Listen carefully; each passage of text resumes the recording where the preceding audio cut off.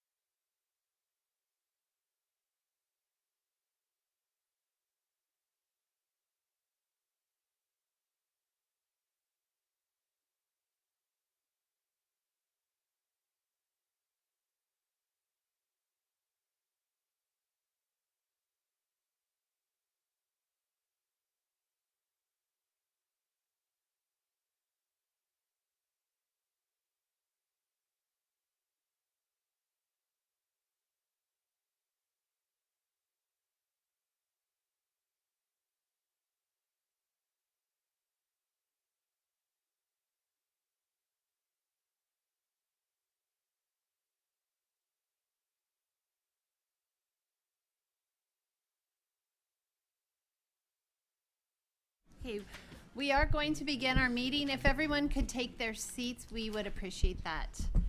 The March 8th, 2024 State Board meeting will now come to order. Good morning and welcome to the March 8th, 2024 State Board of Education meeting. Board members, please engage your microphones before speaking and turn them off when you are finished speaking. Please note that the board members may be using their cell phones and laptop computers to access the agenda and information related to the meeting. Live streaming is available through the State Board of Education website. Would the recording secretary please call the roll? Patsy Kojons. Here. Lisa Fricke. Here. Patty Goobles. Here. Jacqueline Morrison. Here. Kirk Penner. Here.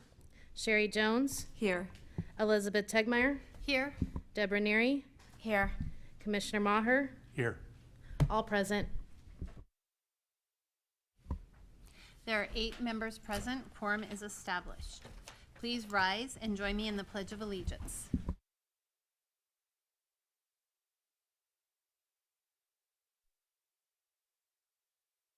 Of the United States of America, and to the republic for which it stands, one nation under God, indivisible, with liberty and justice for all.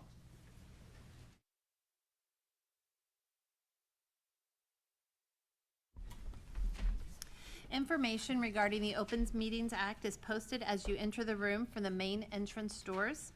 The Open Meetings Act is also posted on the State Board of Education's website. Agenda item 2.1, NDE staff member Derek Ippenson, Major General Craig Strong, State Command Chief Jeff Horn, State Command Sergeant Major Dennis Kreklow, and Mrs. Carol Loken, please join us at the front of the room for a special presentation.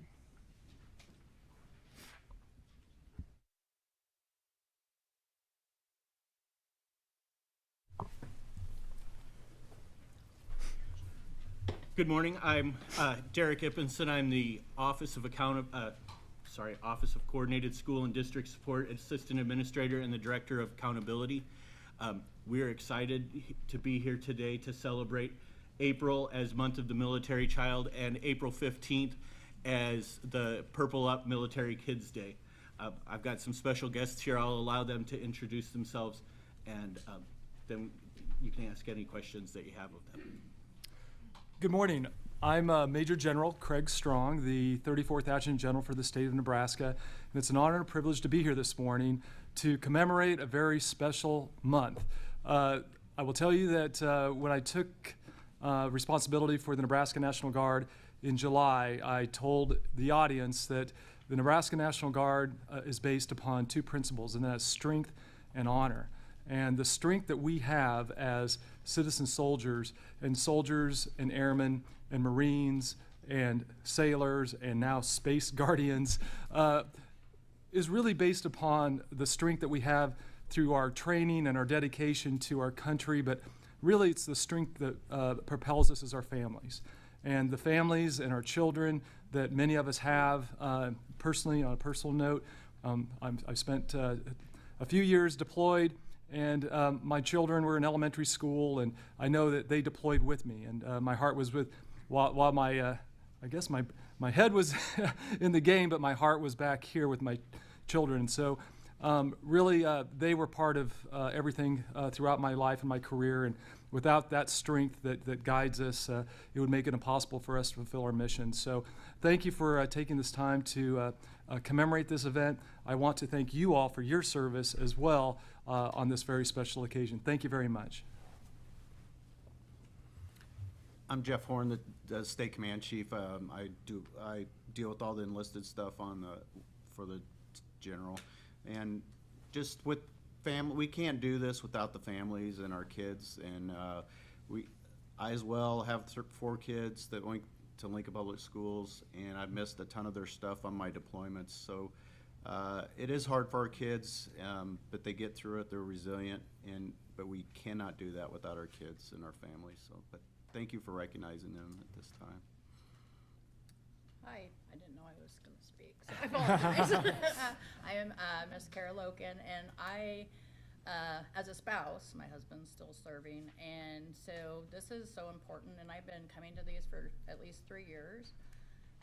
And this is great. You guys recognize the kids, you help the kids, making sure that they're okay while their family is deployed, and that's really hard on the kids, and we appreciate each and every one of you guys to make sure that our kids are taken care of, because it is a struggle. With my kid alone, I have 2, and it was missing stuff and missing sports and missing lots of things that we can't do this without you guys making sure that our kids are really taken care of inside the schools and making sure that they're okay and reaching out when they're not. So thank you all. This is a great thing that you guys do, and we appreciate it every single year that you do this. So thank you all. Thank you all for your service. Board members, do you have any questions or comments?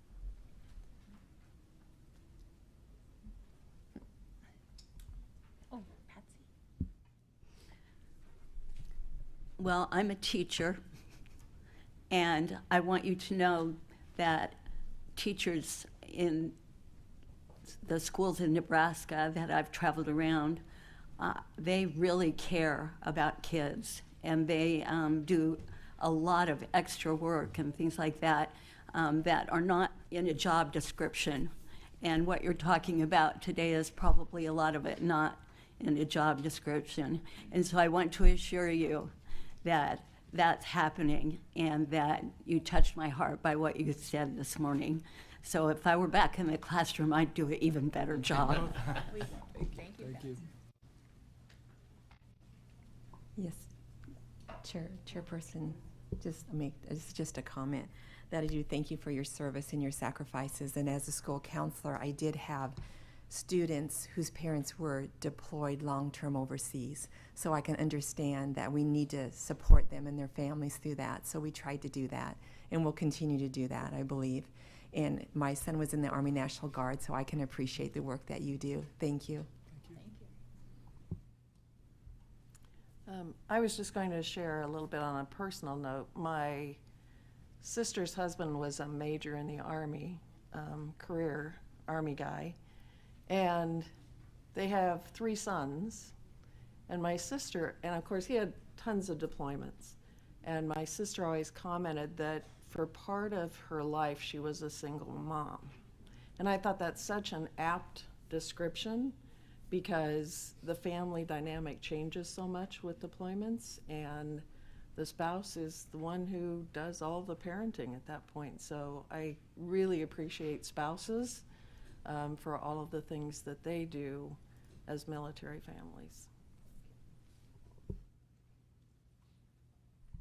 Thank you all for being here. I appreciate it. Coming from a military family, not only my dad, 30 years in the Air Force, but other family members. And we moved at least 10 different times. And I tell you that it's the teachers in my life that took the time with me, because we tend to forget how moving from school to school can be traumatizing for a child, where they have one type of math going on and you move clear cross country and they're in a different book, different situation. So NDE is now, we had this brief discussion yesterday that they should be considered mobile students, so that NDE can remind people that mobility issues that are apparent need to be addressed, and take extra care to include them when you're talking about mobility. So thank you for your service. Thank you for your time here today. And I really appreciate this recognition, because I kind of feel like it's in a way honoring, in my mind, my family as well. And my mom moved about every 2.5 years with 7 members of the family. And if you don't think that was, she was superwoman, but quiet about it. Yeah. Thank you, ma'am. I've commanded a number of troops overseas, but when I get home, my wife is in charge. So, yeah, so. Yep. All right. Kirk, would you please read the resolution? I will. Resolution to proclaim April 2024 2024 as month of the military child and April 20, yes, some different years here. Does it matter? Thank you. As month of the military child and April 15, 2024 as Purple Up for Military Kids Day. Whereas more than 8,000 Nebraskans exhibit profound courage and selflessness in serving America's armed forces, whereas Nebraska schools are serving nearly 4,000 military-connected students, whereas military-connected children have been found to change schools up to 9 times between kindergarten and high school and face other unique challenges related to military parental deployment, whereas the Nebraska Department of Education recognized 35 Purple Star schools which created or strengthened programs and supports for military-connected students. Whereas the Military Interstate Children's Compact Commission, of which Nebraska is a proud member, recognizes April as Month of the Military Child. And whereas the month of the military child provides an opportunity to salute our military-connected children and acknowledge the sacrifices made by military families worldwide, with an emphasis on experiences and the needs of children of military members serving at home and overseas. Now, therefore, be it resolved, the Nebraska State Board of Education extends its profound gratitude for the veterans, active duty, and reserve members of the armed forces and their families for sacrifices they make daily. Resolved that the Nebraska State Board of Education recognizes April 2024 as Month of the Military Child. Resolved, the Nebraska State Board of Education recognizes April 15th, 2024 as Purple Up for Military Kids Day and encourages students, educators, and the public to wear purple in support of military-connected children. And resolved, the State Board of Education directs the Nebraska Department of Education to continue building coalitions to raise awareness for support and advocate for military-connected children and their unique needs. Signed on behalf of the Nebraska State Board of Education this 8th day of March 2024, and it is signed by Elizabeth Techmeyer and Deborah Neary. Sherry, do you have a motion to adopt the resolution? I do.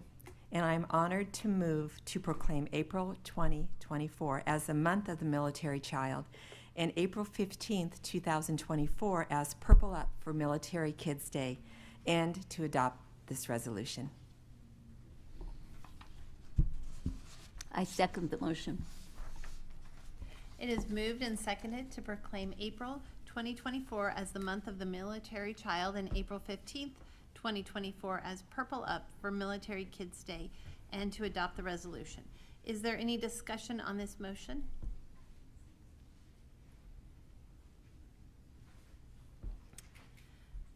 Okay, the motion is to proclaim April 2024 as Month of the Military Child and April 15th, 2024 as Purple Up for Military Kids Day, and adopt the resolution.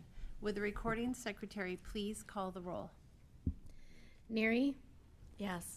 Kojons, Yes. Penner, Yes. Jones, Yes. Fricky, Absolutely.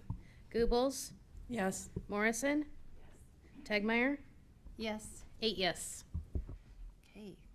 The affirmative has it, and the resolution is adopted. I'm going to go off script because it is the Month of the Military Child, and I just want to take a moment as a board. If you have served in the military, would you just please stand? Members of the audience, please do so. And our special guests.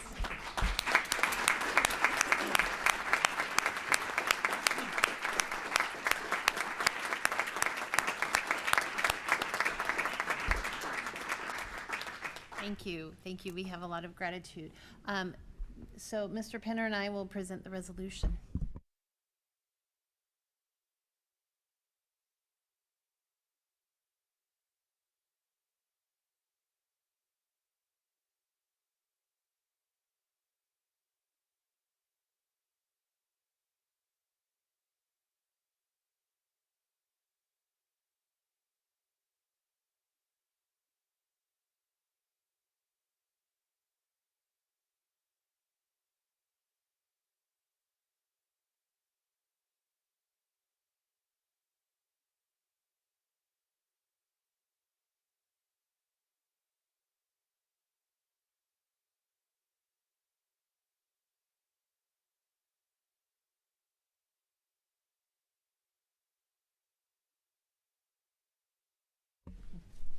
The next item of business is the Commissioner's Report. Commissioner Maher, please provide your report. Thank you. First of all, there are no items that have been identified to be removed from the consent agenda. As a reminder, if board members wish to have additional items or any items removed from the consent agenda, please fill out the form at this time. Any items that are removed will be taken up under additional business. I have 3 items to address in my Commissioner's report today. 1 is the Teacher of the Year protocol. 2 is our exempt school update. And 3 is also an update on summer EBT. On item number 1, first of all, as you know, the Teacher of the Year program is one the department oversees and takes great pride in administering. And we will continue the process of recognizing Nebraska's best and brightest in the coming year. Our lead for this program is David Jesperson, coming in front of us right now, and I've asked David to just give us a quick update on what to expect in the next cycle. David. All right, thank you very much. David Jesperson, Office of Public Information and Communications, and here to talk to you about the Teacher of the Year program. I'm the coordinator for that program. So first off, just got to love the fact that the media turned out for this presentation, so I really appreciate that. Thanks, guys. They do also turn out really well every time we do announce a Teacher of the Year. So last fall, many of you got to see and some attend our Teacher of the Year celebration with Scott Phillips in Aurora, and it was a fantastic time. For those of you who haven't been out to one of those yet, we always surprise the Teacher of the Year in their classroom. They have a feeling, they have a note that within a 2-week period we might come if they're selected. So they have a little bit of a heads up, but we do go in there and surprise them, and it's a fantastic situation. So here to talk to you a little bit about what's going to happen this year, because as soon as we announced Scott Phillips as our 2024, we started planning ahead to who our 2025 may or may not be. So a little background on the Teacher of the Year program in its entirety. So it's a national program. It's run by the Chief Council of State School Officers, which our commissioner is a part of. They choose a national Teacher of the Year every year as well. That process is in the final stages. They have the finalists for this year's National Teacher of the Year. They plan on making that announcement sometime in the next month or 2. Each year, the State Teachers of the Year also get to come together with that group for one-of-a-kind opportunities throughout the year. It's pretty impressive, the different things that they do. They get to visit Google's campus and chat about, this year they visited Google's campus and chatted a lot about how AI will be in the classroom and the challenges, but also the advantages and the opportunities for AI in the classroom as well. They talked a little bit, they always get assistance with a TED Talk. They get to visit a NASA space camp, and they'll be doing that in May. There's always a White House visit that comes up with that as well, and that's coming up this spring. And then they end their year out with the college football championship. They're invited to the national championship game. The things that I wish that we got to see on television is that during halftime, those teachers take the field.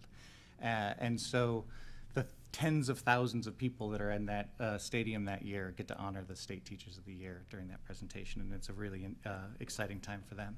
As I mentioned, 2024 is Nebraska Teacher of the Year, Scott Phillips, math teacher from Aurora Middle School. He has been extremely busy so far this year already. He's done several talks, and then we did go to California for the orientation. You can kind of find him in the picture about halfway up. On the left-hand side, these are the 2024 State Teachers of the Year that were at the orientation. Really special group of individuals that they get to come together. One of the things that's great about this event, and all the events they go to, is that they get to collaborate together. These are lifetime friendships and professional groups that they form during this time that help build them out throughout the entire rest of the year. Here they are at Google. I couldn't find him in this picture, but he told me he was in it. I think he's one of those hands that were there at the Google staircase. This one's a little bit easier for me to find from him at the Google campus too, with some of his cohort of teachers. At the orientation event, one of the things they do talk to teachers about is things that are going on in the teaching industry and what they can be prepared for their year as State Teacher of the Year. The topics were almost identical to the way they were last year. Probably is no surprise to any of you. They talked a lot about the teacher shortage and strategies to help out with that. They talked a lot about increased responsibilities that teachers are seeing in the classroom. They talked about outside influence, both good and bad. They talked about sharing good stories, advocating for the profession, and supporting other teachers.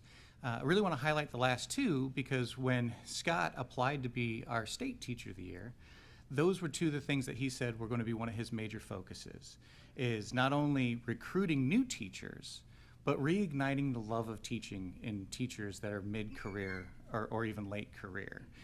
He tells a phenomenal story that not too many years ago, he was at a point in his life where he wasn't sure he wanted to continue being a teacher.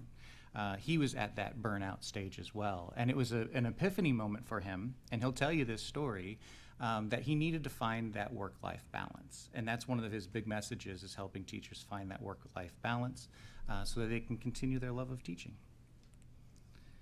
One of the things that we want to do today for sure is, as I mentioned, we want to celebrate, and we want to move forward with the 2025 Teacher of the Year. So nominations are now up and running and ready to be accepted. If you go to education.ne.gov, as you can see, this is a screenshot from that website. So we are now actively accepting nominations for the 2025 Nebraska Teacher of the Year. Really easy to nominate. It's the easiest form you'll ever fill out, I promise. All you have to do is put your name, the name of the teacher, and what school they attend. If you happen to know the principal and superintendent, I ask for that, but that is not necessary. If you don't know who that is, you just know the teacher in the school. That's all I really need. From that point forward, anyone who gets nominated as Nebraska Teacher of the Year for the year, we create a certificate, and I reach out to them personally and encourage them to apply to be Teacher of the Year. Our process, of course, it's open nominations. Anyone can nominate anyone across the state as long as they're an active teacher in the classroom in Nebraska schools. But the teacher gets to choose whether or not they apply, because the process is very extensive and it can be a challenge. Sherry joined us in the application process last year when we talked with the finalists, so she has an idea of the challenging questions and how much goes into applying to be Teacher of the Year. But we would love to see those numbers continue to rise. Last year we had more than 90 nominations from across the state, and I had challenged Nebraska to double that. I would love to be flooded with nominations this year, because it's an exciting time for us. I think it's an exciting time for the educators. One thing that I think is so neat is that I do share the nomination letters with those teachers as well, and most of the time it's coming from a classroom of students, or it's coming from a colleague.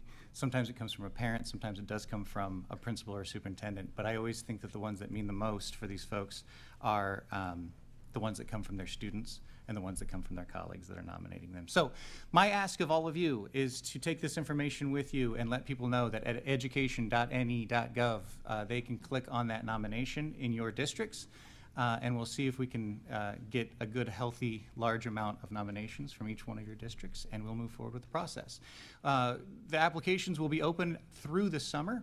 We usually close that right at the end of July, and then we'll start the process of choosing from those applications our finalists, and then eventually the Teacher of the Year sometime in August, September, October of this year. Any questions for me?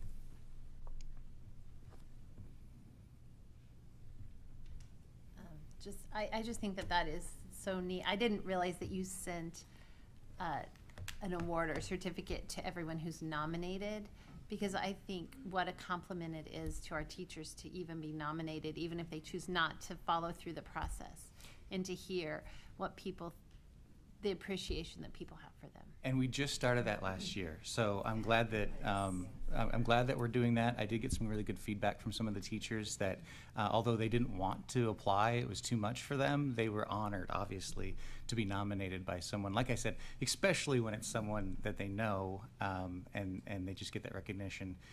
Too often, and if you talk, and they talked about this at the orientation as well, too often you've got these great teachers in your lives that you never tell them that.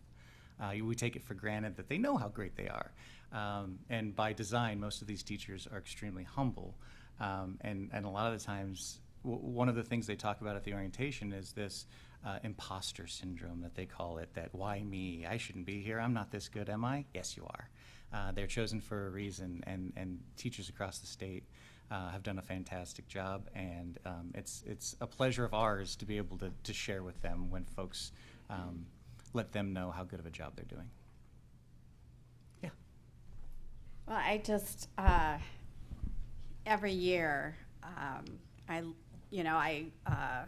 am just blown away by the teachers that are selected. And then I end up following them on social media and learn so much. And I'm tremendously inspired by everything they do throughout the year, and I recommend that for others. And I know you've changed the process a little so that it's a little easier to apply, because our teachers are so busy and they don't have time to, and I just, to my peers on the board, I know that, getting word out when the nomination process begins is so important, and I appreciate that everyone has been involved in that, because just being nominated, I know, is an honor for many teachers, and so I look forward to starting a process again. And I should point out that a teacher doesn't need to be nominated to apply for Teacher of the Year. They can do that on their own as well. But so often these teachers, as I mentioned, need that little nudge, that maybe they do think that they're the correct person for the job, and they just need someone else to say it to. So if we can provide that little nudge to them, that would be fantastic. Thanks. Thank you.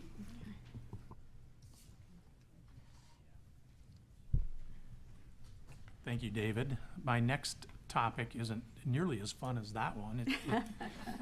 It is on exempt schools, and I want to provide an update on our process to go through the process of providing information on the exempt schools front, particularly as this issue relates to homeschool students, but also their families and the resident districts where they live. We're having an impact on all of those fronts. We're experiencing extraordinary backlogs in processing exempt school notifications. And quite frankly, the problem has existed for all of my time as commissioner, and I suspect well before that.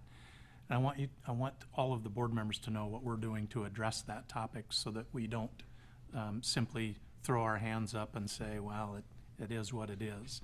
I met with Bryce Wilson, who supervises that particular area, a few weeks ago to get his assessment on three things as they relate to homeschool, to exempt schools in general and homeschools specifically. One, what's our overall performance in this area? Two, what has our implementation of the technology available to us been to this point? And three, what is our staffing issue in this area? Are we performing well? Do we have enough people, et cetera? First, I would tell you that nobody that I've talked to is satisfied with the current status of working through the exempt school paperwork. Mr. Wilson shared with me that it would take 2 months to catch up on the backlog of paperwork.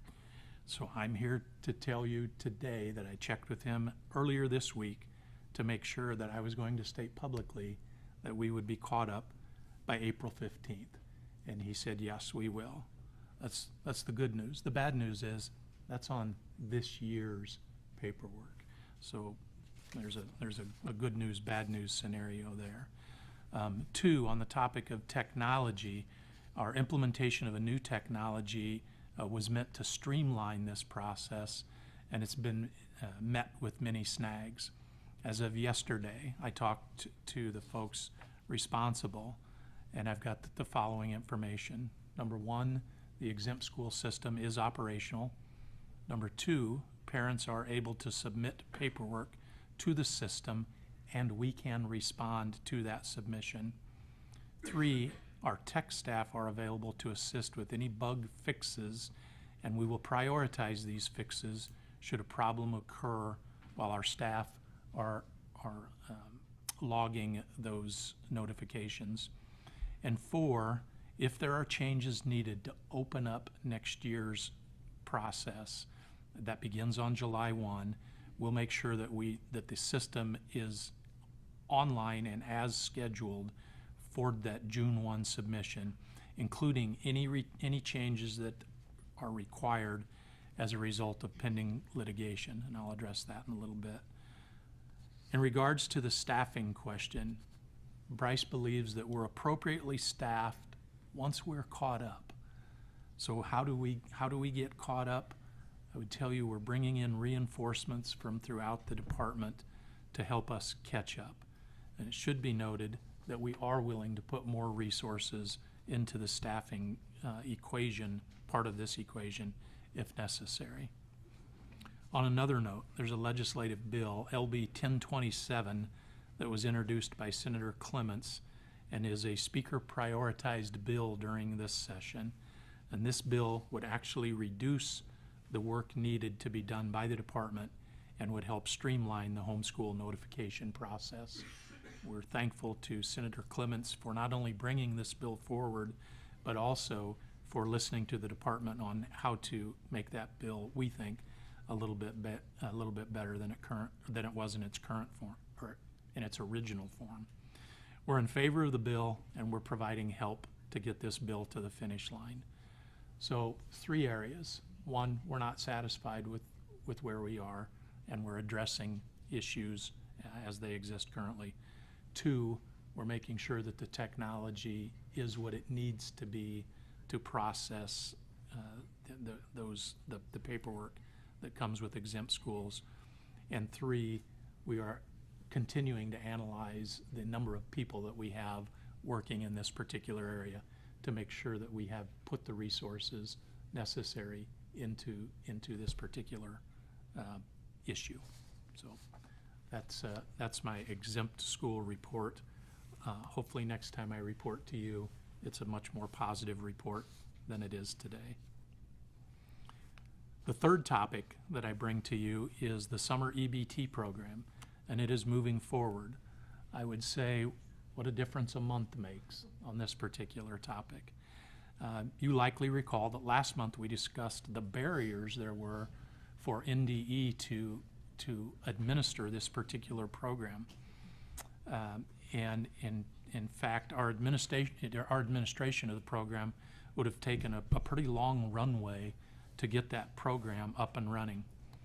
In the meantime, between last meeting and this meeting, I was brought to a meeting at the governor's office, or with the governor's office and DHHS, where I was asked if NDE would be able to participate with DHHS in their administration of the program. That's a significant difference than what we were talking about a month ago. I immediately engaged our expert in that area, Katie Parch, and with those barriers of us being the administrator of the program removed, I asked Katie to work with DHHS to see what we would need to do to assist their administration of the program. And with that, I've asked Katie to bring the board up to speed on what our involvement is in the summer EBT program. And Katie was just right there. She is.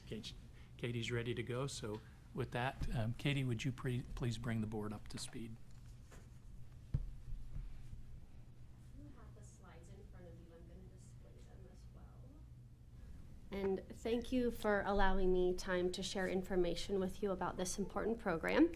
As Commissioner Maher said, my name is Katie Parch, and I serve the agency as the Assistant Administrator of the Office of Coordinated Student Support Services, and I'm also the Director of the Child Nutrition Programs, which I'm sure you've heard a lot about over the years. We support and administer school meals, school nutrition programs, the Summer Food Service Program, and the Child and Adult Care Food Program as our big programs, and along with many other smaller ones. So get started by first sort of just level setting on some background basic information about EBT, electronic benefit transfer, is the way that all states in the U.S. distribute funding on something like a credit or debit card for recipients of the Supplemental Nutrition Assistance Program, also known as SNAP. So none of that information is probably new to you, but the EBT part of summer I think was important to make sure you understand The summer EBT or SEBT will operate in the same way, issuing cards to households of eligible students that they can use money or funds on the card to purchase food for their household. And summer EBT actually was done as a demonstration project back in 2011. And at that time, they issued two different funding levels, a $30 a month level, a $60 a month level. And Congress authorized that, requiring also that there was some investigation and study done on the impact of those funds as far as food insecurity goes in households of recipients. And there are positive outcomes from that. I imagine that informed the willingness of Congress to pass a bill.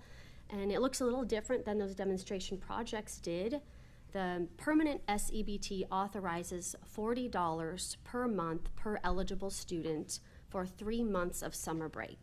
Like approximating that most school students are not in school for about 3 months in the summertime, and wanting to help support their nutrition needs when they don't have access to school breakfast and lunch like they do during the school year.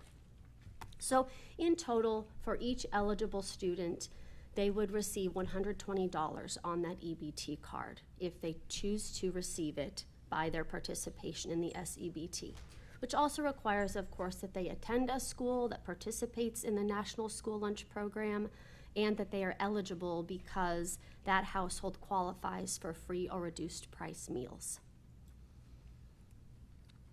And I've given just a brief sort of overview of the summer EBT budget so far as it applies to the resources and staff time needed from the NDE. And as Commissioner Maher noted, DHHS is the lead agency. They already had and have the infrastructure to operate SNAP, and SEBT, being a lot like SNAP, meant it was a natural fit for them to continue, or to be the leader of this program. They have a card vendor and have processes set up for data validation and have staffing needed to support administering the program.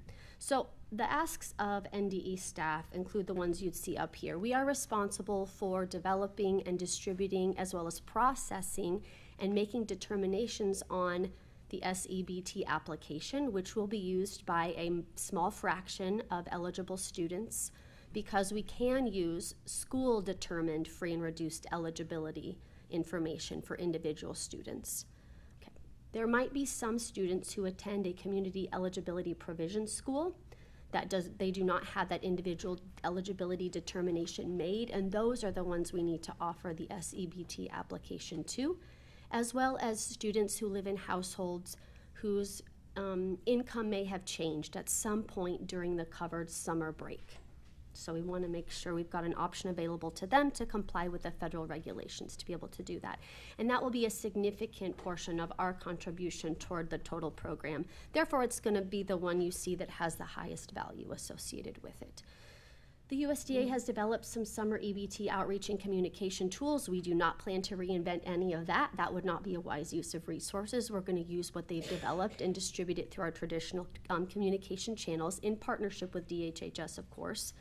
And then there will be some data operational and development investment as well.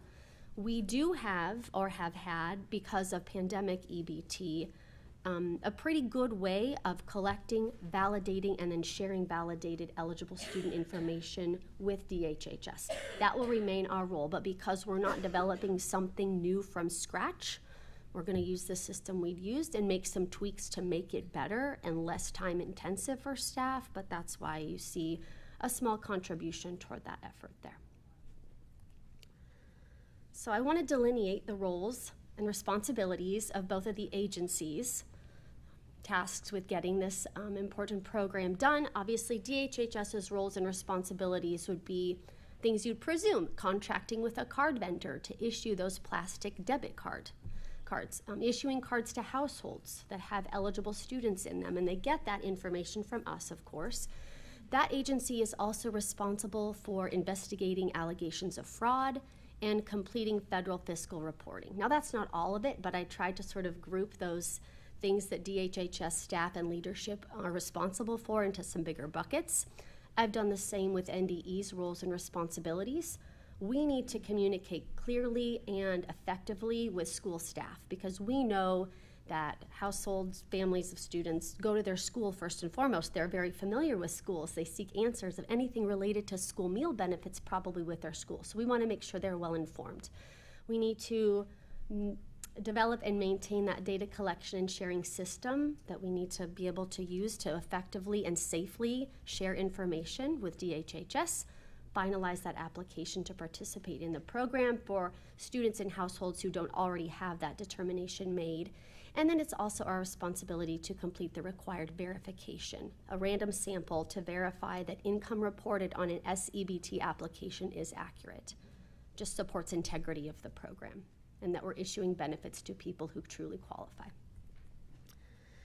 And to sum everything up, I've tried to identify a couple of the things that we have completed in our partnership with DHHS. We've submitted the management plan and budget.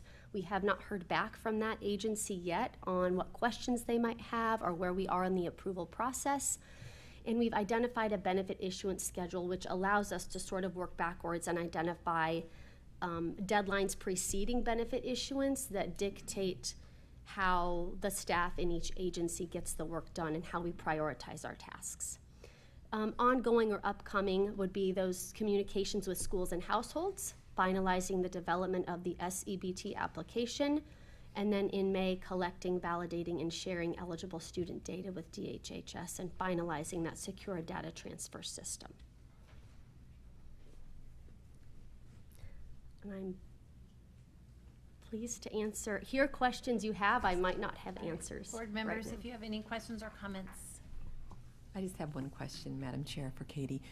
Did you say the number of eligible children in Nebraska? Do you have that number? It's about 150,000 Nebraska students that are eligible for free or reduced price meals.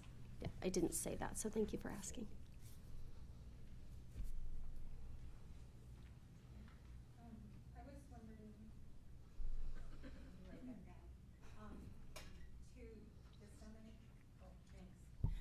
To determine how this is paid for, can you explain what it's going to take to put this into action?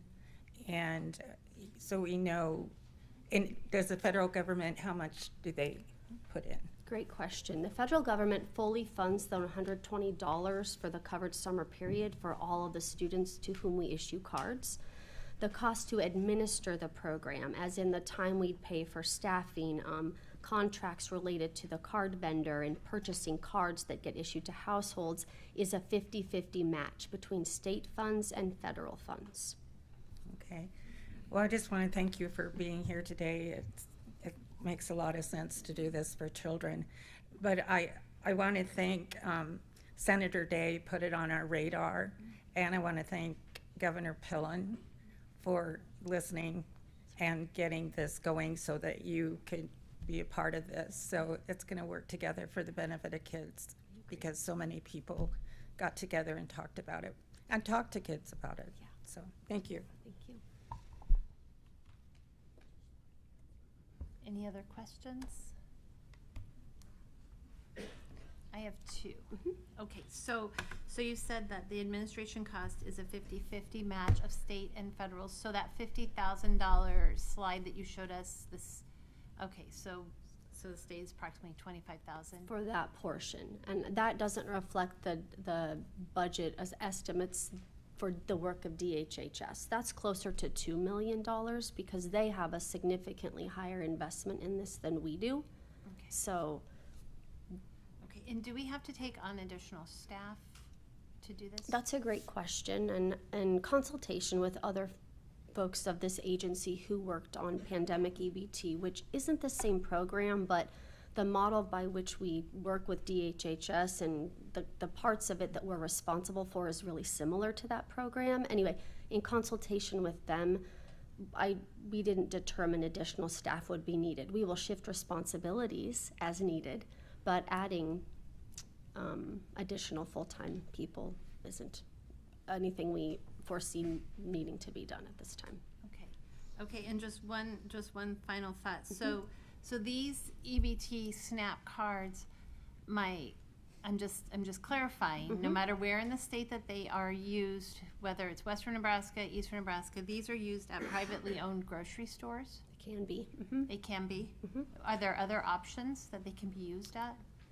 Some farmers markets accept EBT, but Okay. getting a little bit out of my realm of knowledge because I'm not well versed Okay. in rules and regs of SNAP, unfortunately. Okay, no, just clarifying that we are using public funds, public money that goes to privately owned institutions. That would be correct. Okay, thank you. Yeah, Just thank- clarifying, that's been an issue lately. Thank you. Thanks. Any other comments before we move on? If for some reason a student goes outside the state of Nebraska for a portion of time during the summer, and it's a state that also accepts the EBT program, can they use it in another state? Maybe you don't know. I don't know the answer Oh, to that, that's but I okay. can find it. I was can just find it. interested because a lot of our students are mobile. That's a great and, question. you know, take off for summer part of it, so. Yeah. Forgive me for saying this, but that's such a great consideration for something we need to be able to communicate with households too. I hadn't thought of that, so thanks for bringing it up. It'll be added. Thank you. I guess this is more for you. So stay though, just because our discussion's continuing. But I want to backtrack to what you just said because I think there's some confusion in that. I mean, this money isn't going to a private organization. This money is going to needy families, as has been the case forever for SNAP programs. I mean, and so how they spend it, I mean, I didn't understand your comment. Am I understanding it wrong? Or maybe you could help clarify. I was just clarifying that the SNAP benefits are the $40 per month will be used at farmers markets, privately owned grocery stores. That's all I was clarifying, that there's not some sort of like on the military base where they go and they get the groceries from the military base. This is taxpayer money being spent at privately owned grocery stores. That's all I was clarifying. But because now I'm so confused about so when we vote on contracts here and we, the department, contract with individuals to do services, those are privately owned businesses that we're spending taxpayer dollars from NDE's budget that we voted on multiple times, especially last month when we were here, when we authorized millions of dollars in technology purchases to be purchased from private industry, which were federal public dollars for private industry technology purposes. So I'm confused as to why that's being brought up in this context when it wasn't last month. I was just clarifying for myself. Okay. Thank you. Patsy. So are there any limitations as what they can purchase with, so they could purchase candy and pop and? I don't know Okay. the requirements for a SNAP eligible purchase. Okay. So I do believe it's for SCBT the same. The requirements or the allowability aligns with whatever the SNAP requirements are for a traditional Okay. SNAP recipient. Okay. Seeing no further questions or comments, Commissioner Maher? First of all, Katie, thank you very much, and to all the folks who helped me with my report. That concludes my report.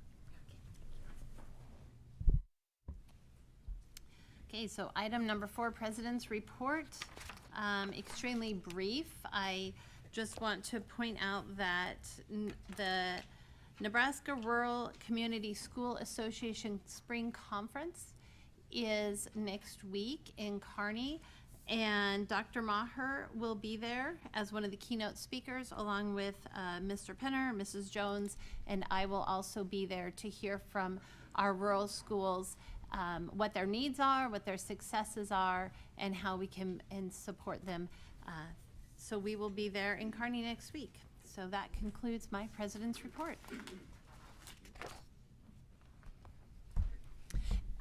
We are moving to item 5.1, public comment period. Just a reminder, if you are not signed in and you wish to speak, please sign in at this time. Those wishing to speak must be signed in at the table outside of the meeting room.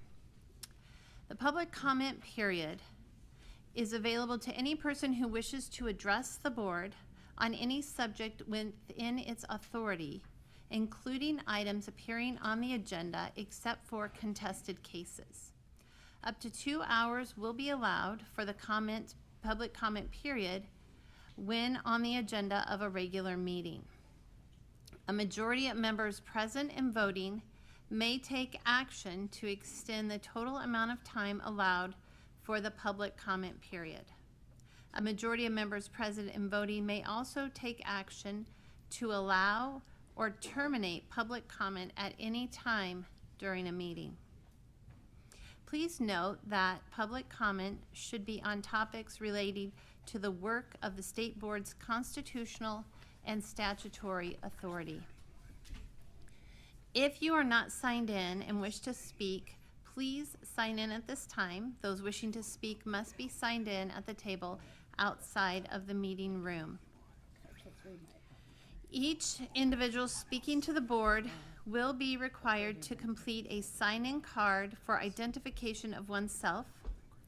Individuals are required to include on the sign-in card their name, address, and name of any organization represented. Individuals may be prohibited to speak in public comment if the sign-in card does not include the required information. Persons speaking to the board during public comment should state their name at the beginning of their allotted time and may submit printed materials for the board, but may not use any other form of media. Anyone refusing to be identified will be prohibited from speaking. Each person may address the board for up to 5 minutes. A majority of members present and voting may take action to reduce or extend the amount of time allotted to speakers. If at any time persons appearing before the board exceed the time limitations set forth in this policy or on the agenda, or become abusive or threatening in language or behavior, it shall be the responsibility of the president to refuse permission to continue to address the board. Do you want a break or do you want to go right to it? No, I'm okay. Okay. All right, so Madam Vice President, how many public comment cards do we have?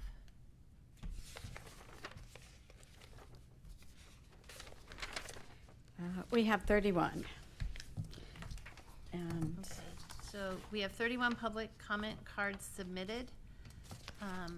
So, may I make a motion? Okay.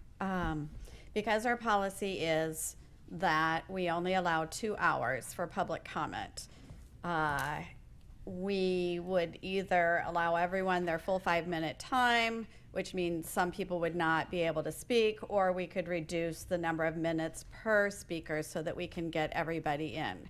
The only way to get everybody in that's here right now without going over 2 hours is to reduce everybody's time to 3 minutes.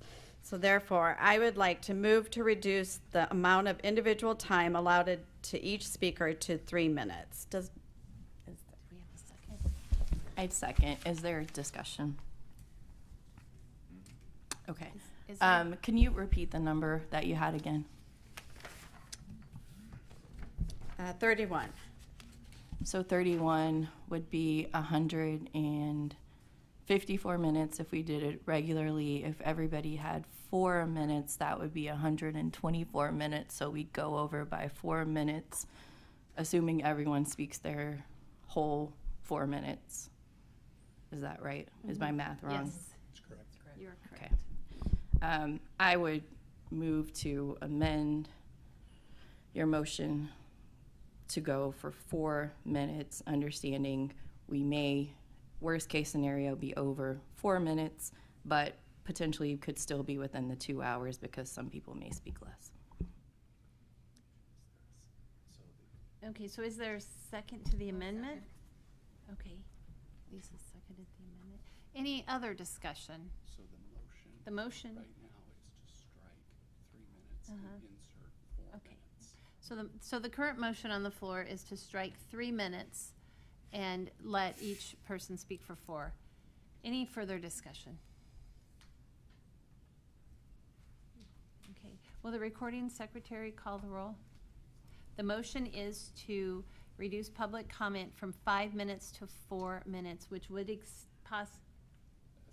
the motion right now is to amend by striking 4 minutes and inserting 3 minutes. No, it's not. Other way around. Other way. The motion is to amend by striking 3 minutes and inserting 4. So would the recording secretary please call the roll? Morrison? Yes. Tegmeyer? Yes. Kojons? Yes. Neary? Yes. Fricky? Yes. Jones? Yes. Penner? Yes. Goebbels? Yes. 8 yes. So the amended motion has full support. Ms. Morrison? I have discussion now on the motion. Okay. So the question now is on reducing time for Okay. each person to 4 minutes. Okay. All right. So the question now is reducing the time to 4 minutes. Jacqueline? I should have asked this before I moved to amend the motion, so my apologies. I'm assuming that the list is now closed, and that was what my motion was based on. So is that a correct assumption? Okay, thank you. Correct. Once we begin public comment and we've made the announcement, we do not take any more sign-ins for public comment. So the motion on the floor is... Can I just make a comment? And once again, Jacqueline has proved at one of our meetings that she's way better at math than I am. So the motion on the floor is to reduce public comment time to 4 minutes. Any further discussion? Would the recording secretary please call the roll on reducing public comment time to 4 minutes?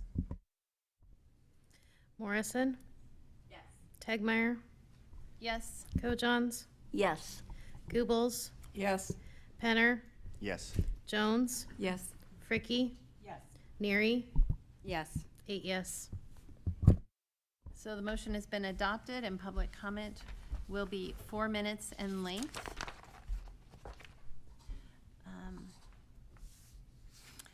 Vice President Neary will announce the names of the speakers who will sit in the designated chairs at the front of the room. We'll be pulling them up in groups of, I believe, 11.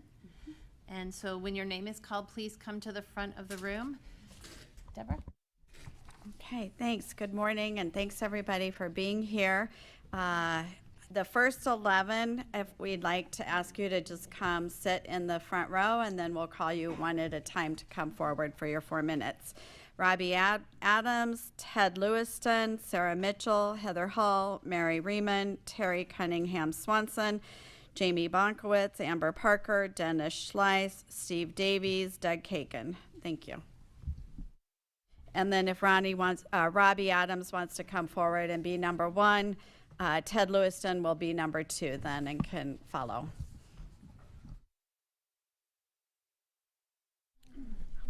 Good morning. My name is Robbie Adams. I support the proposed changes to Rule 10. I have been a voracious reader all of my life of both fiction and nonfiction. I have an English BA degree, have taught conversational English as a second language for 8 years, and taught children in private school for 13 years in addition to my 30 years in public relations. Last spring, a friend shared his extensive research into sexually explicit material he found in the Papillion La Vista community schools, both middle schools and high schools. After researching myself and being appalled by finding over 1,200 individual sexually explicit books in Papillion South High School alone, I decided to act. I formed a committee of other committed mothers from Team Sarpy and joined with Moms for Liberty Douglas County to plan a forum and workshop on this subject to both inform citizens in the metro and teach them how to submit complaint forms for some of the most egregious sexually explicit books found in the school districts. We had a PhD clinical psychologist speak on what effect these objectionable books have on children, a Gretna mom who has researched all the materials found in all the school districts in the metro, a speaker from Heritage Action in Washington, D.C., and a current school board member fighting to remove sexually explicit books and materials from her district. We had 96 people attend our event this past July who were from 15 different school districts. We mailed out packets of complaints to different school districts. I'm sad to say that the principal of Papillion South High School called me to say that the book I complained about was not full of sexually explicit material, but that I was mistaken and the book was actually just a book of poetry. It was not. She did not know that I had seen a copy and knew exactly what was in it. I am happy that this rule change would require public schools to have an online card catalog to their school library.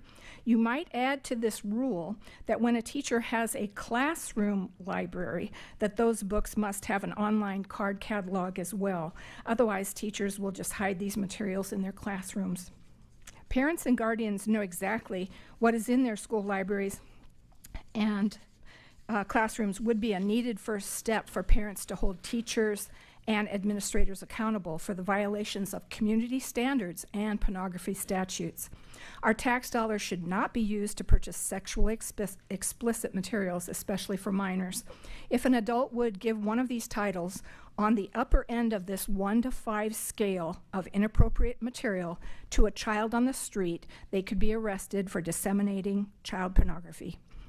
That is how graphic and damaging many of these books are. I ask, how in the world are these books getting into our schools? Who is suggesting these books be put into our schools' libraries? What is their agenda?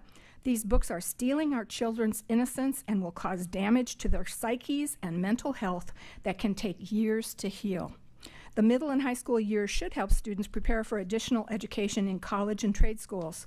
These sexually explicit books and materials steal time from the truly wonderful literature that expands minds and imaginations.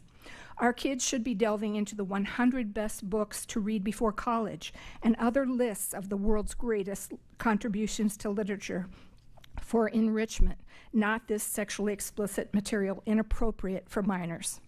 Please help our Nebraska kids find truly inspiring books and increase transparency in our schools by approving the changes to Rule 10. Thank you.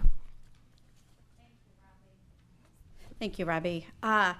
Ted, if you want to come forward, and I just want to mention to everybody that this isn't a requirement, but one of the things we really like is if you'll also mention what community you're here, that you've come from, and it just kind of helps state board members know if we're listening to somebody from our particular district or not. It doesn't matter. We listen to everybody and value everybody's input, but we do like to hear what community you're from if you're willing to share that. Thank you.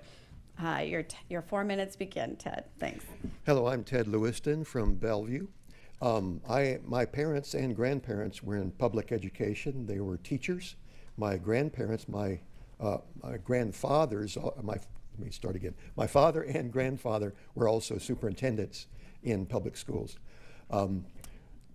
As indicated, I fully support these changes in Rule 10. When we look at what's available to students, what is the mission or the purpose of schools and school libraries and media resources? These changes that have been proposed clarify what that purpose is, that the education system works alongside partners with parents in character development and preparing students and young people to be successful, contributing members of society.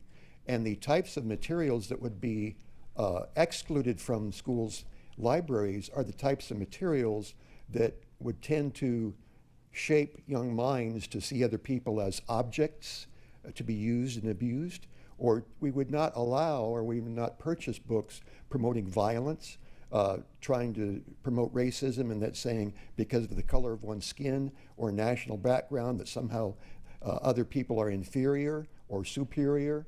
those types of materials would not be appropriate to stock in the libraries because that provides an endorsement from the public school saying this is how society works and this is the way to behave. And those types of materials, they're available outside the schools. We really don't need to be spending tax dollars or time with materials that are not conducive to positive character development or to undermine or sidetrack what parents are doing in raising their children to be contributing members of society. So I fully support these changes and appreciate them being brought before the board for consideration. And I thank you very much. Thank you, Ted. Sarah, if you'd come forward, and then Heather, you'll follow Sarah. Thank you.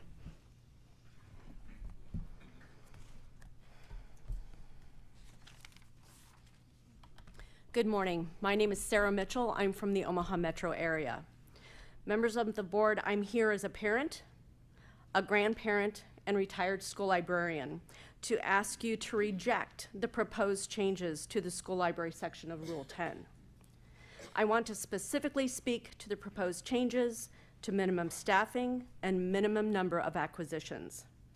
Certified librarians are vital, knowledgeable, and credible in supporting literacy.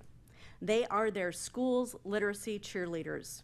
They are trained specifically to curate their unique collections to specifically meet their district's curricular needs and the interests of their students. While working as an elementary librarian in a Title I school, the literature I curated allowed students to gain vital prior knowledge for state assessments. My collection allowed a new student who wore a hijab to see herself reflected in some selected titles, and for other students to have a better understanding of her culture. Librarians are often the tech leaders in their schools and provide essential lessons in information literacy. My 3 children were the benefactors of those sorts of lessons. They knew how to select credible resources, use a variety of academic databases, and correctly cite their sources. They were well prepared for college. After retiring from teaching, I worked as a sales consultant for a company that provided library materials. In that role, I covered all of Nebraska and all of Kansas. I was able to see amazing school librarians and libraries across Nebraska. They worked tirelessly to support the unique needs of their districts, all with good selection policies that were approved by their school boards. Kansas, however, made me cry. With no mandate on staffing or materials, I came across countless districts that hadn't added a new book in years. Their students were left to just Google or use Wikipedia. Sadly, those impacted the most were students in poverty. Not only were their homes book deserts, so were their schools. I know if these changes are approved, there are schools in Nebraska that will not have certified librarians or any library budget. I'm pleading with you not to let this happen to Nebraska students. Maintain Nebraska's minimum staffing and materials requirements and reject the proposed changes to school library section of Rule 10. Don't be like Kansas. Thank you, Sarah. Heather, if you'd like to come forward, and Marcy will be next. Good morning. My name is Heather Hall. I'm the mother of 3. I'm from Roken, Nebraska, and I'm here to express my support of the proposed changes to Rule 10. I'm not a proponent of banning books, but that's not what this rule changes. This is about curating material that is age appropriate for our kids. And I'd like to share my personal experience with you concerning this matter and why this rule change is needed. Last year, I emailed my son's English teacher to ask for the required reading list for that year. Required reading. Upon her response, I immediately recognized books that I knew contained sexually explicit content, including sexual assault of minors, gang rape of a child, a grandmother molesting her grandson, masturbation, vulgar language, and other extremely inappropriate content not suitable for students to read. This was for 15 and 16-year-old students in the class. Had I not been proactive, my son would have read these books without my consent that as a mother and taxpayer I do not approve of. One of the books has language so foul and inappropriate, I still cannot see the literary value in having students read it because it's just plain filth. And I had a discussion with the teacher on why she picked these books. She said because of the themes of forgiveness, redemption, perseverance, overcoming trials. But I argued that there are many other books that contain the same themes without sexually explicit content and vulgar language. Thankfully, we were able to work together to come up with alternate books for my son to read, and I stated he was not allowed to be in the room during discussion with the books containing this material. And I just want you to know, one day, a student came up to him, a classmate, saying he was lucky he didn't have to read the books because that student said that they were so disturbing. The problem with these books is that you have no idea as a parent what they contain until you read them, and you cannot unread that scene. It's already embedded into your brain. Parents have no idea what their kids are reading, and the teachers don't offer the information unless you're proactive in asking for it. There are detrimental effects to the brains of adolescents exposed to this sexually explicit material. I emailed you all the research paper, and it's full of great information, and I highly encourage you to read it. One statement, the prefrontal cortex is innately less developed in teens compared to an adult. This dynamic results in more sensitivity to sexually explicit material due to a decreased ability to retain cognitive control in response to stimulating material. The adolescent will be more easily distracted and will have a harder time switching from potent stimulation to quiet cognitive mode. This could have a negative impact on school performance, self-control, and emotional self-regulation, all of which could affect the normal development of interpersonal relationships. I do realize that there are wonderful books that have literary value, as well as sensitive topics such as rape, cest, incest. The Bible contains all of that stuff, but it's written in such a way that it's not, it's non-descriptive, but you understand what's going on. I'm not against these types of books in our schools. They have a lot of literary value, but again, they're not descriptive. And some of these books are so descriptive and violent, and I don't know why they are in the school and why they're being allowed in the schools. And it's these extremely sexually descriptive books where nothing is left to the imagination because it's written so descriptively that you can actually picture in your mind what is going on. And when our kids read, we teach them to use your imagination to picture these things. Do we want them picturing these images in their brains? I don't. So I'm asking you to please support the proposed changes for Rule 10 to remove these books containing sexually explicit material from our schools. Thank you. Thank you, Heather. Mary, if you want to come forward. Terry, you'll be next. Good morning. My name is Mary Ryman, and I am a retired Nebraska school librarian. And during my years in Wakefield and then here in Lincoln, I used Rule 10 as a guideline always.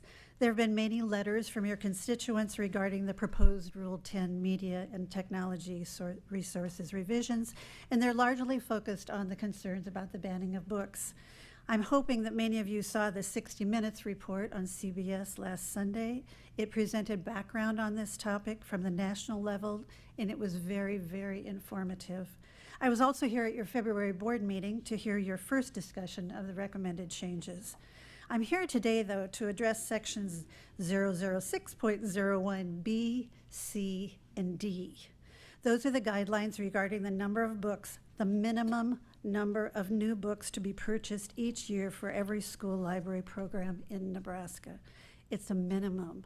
Funding for new books each year to keep a school library collection up to date. No matter how many or how few students there are in a school district, that does not seem like too much to ask. It's sad to me that we need to have such a statement in state guidelines, but we do. We're all well aware of funding concerns, and taking away the minimum means that could be for years. There would be years when there would be no library budget at all.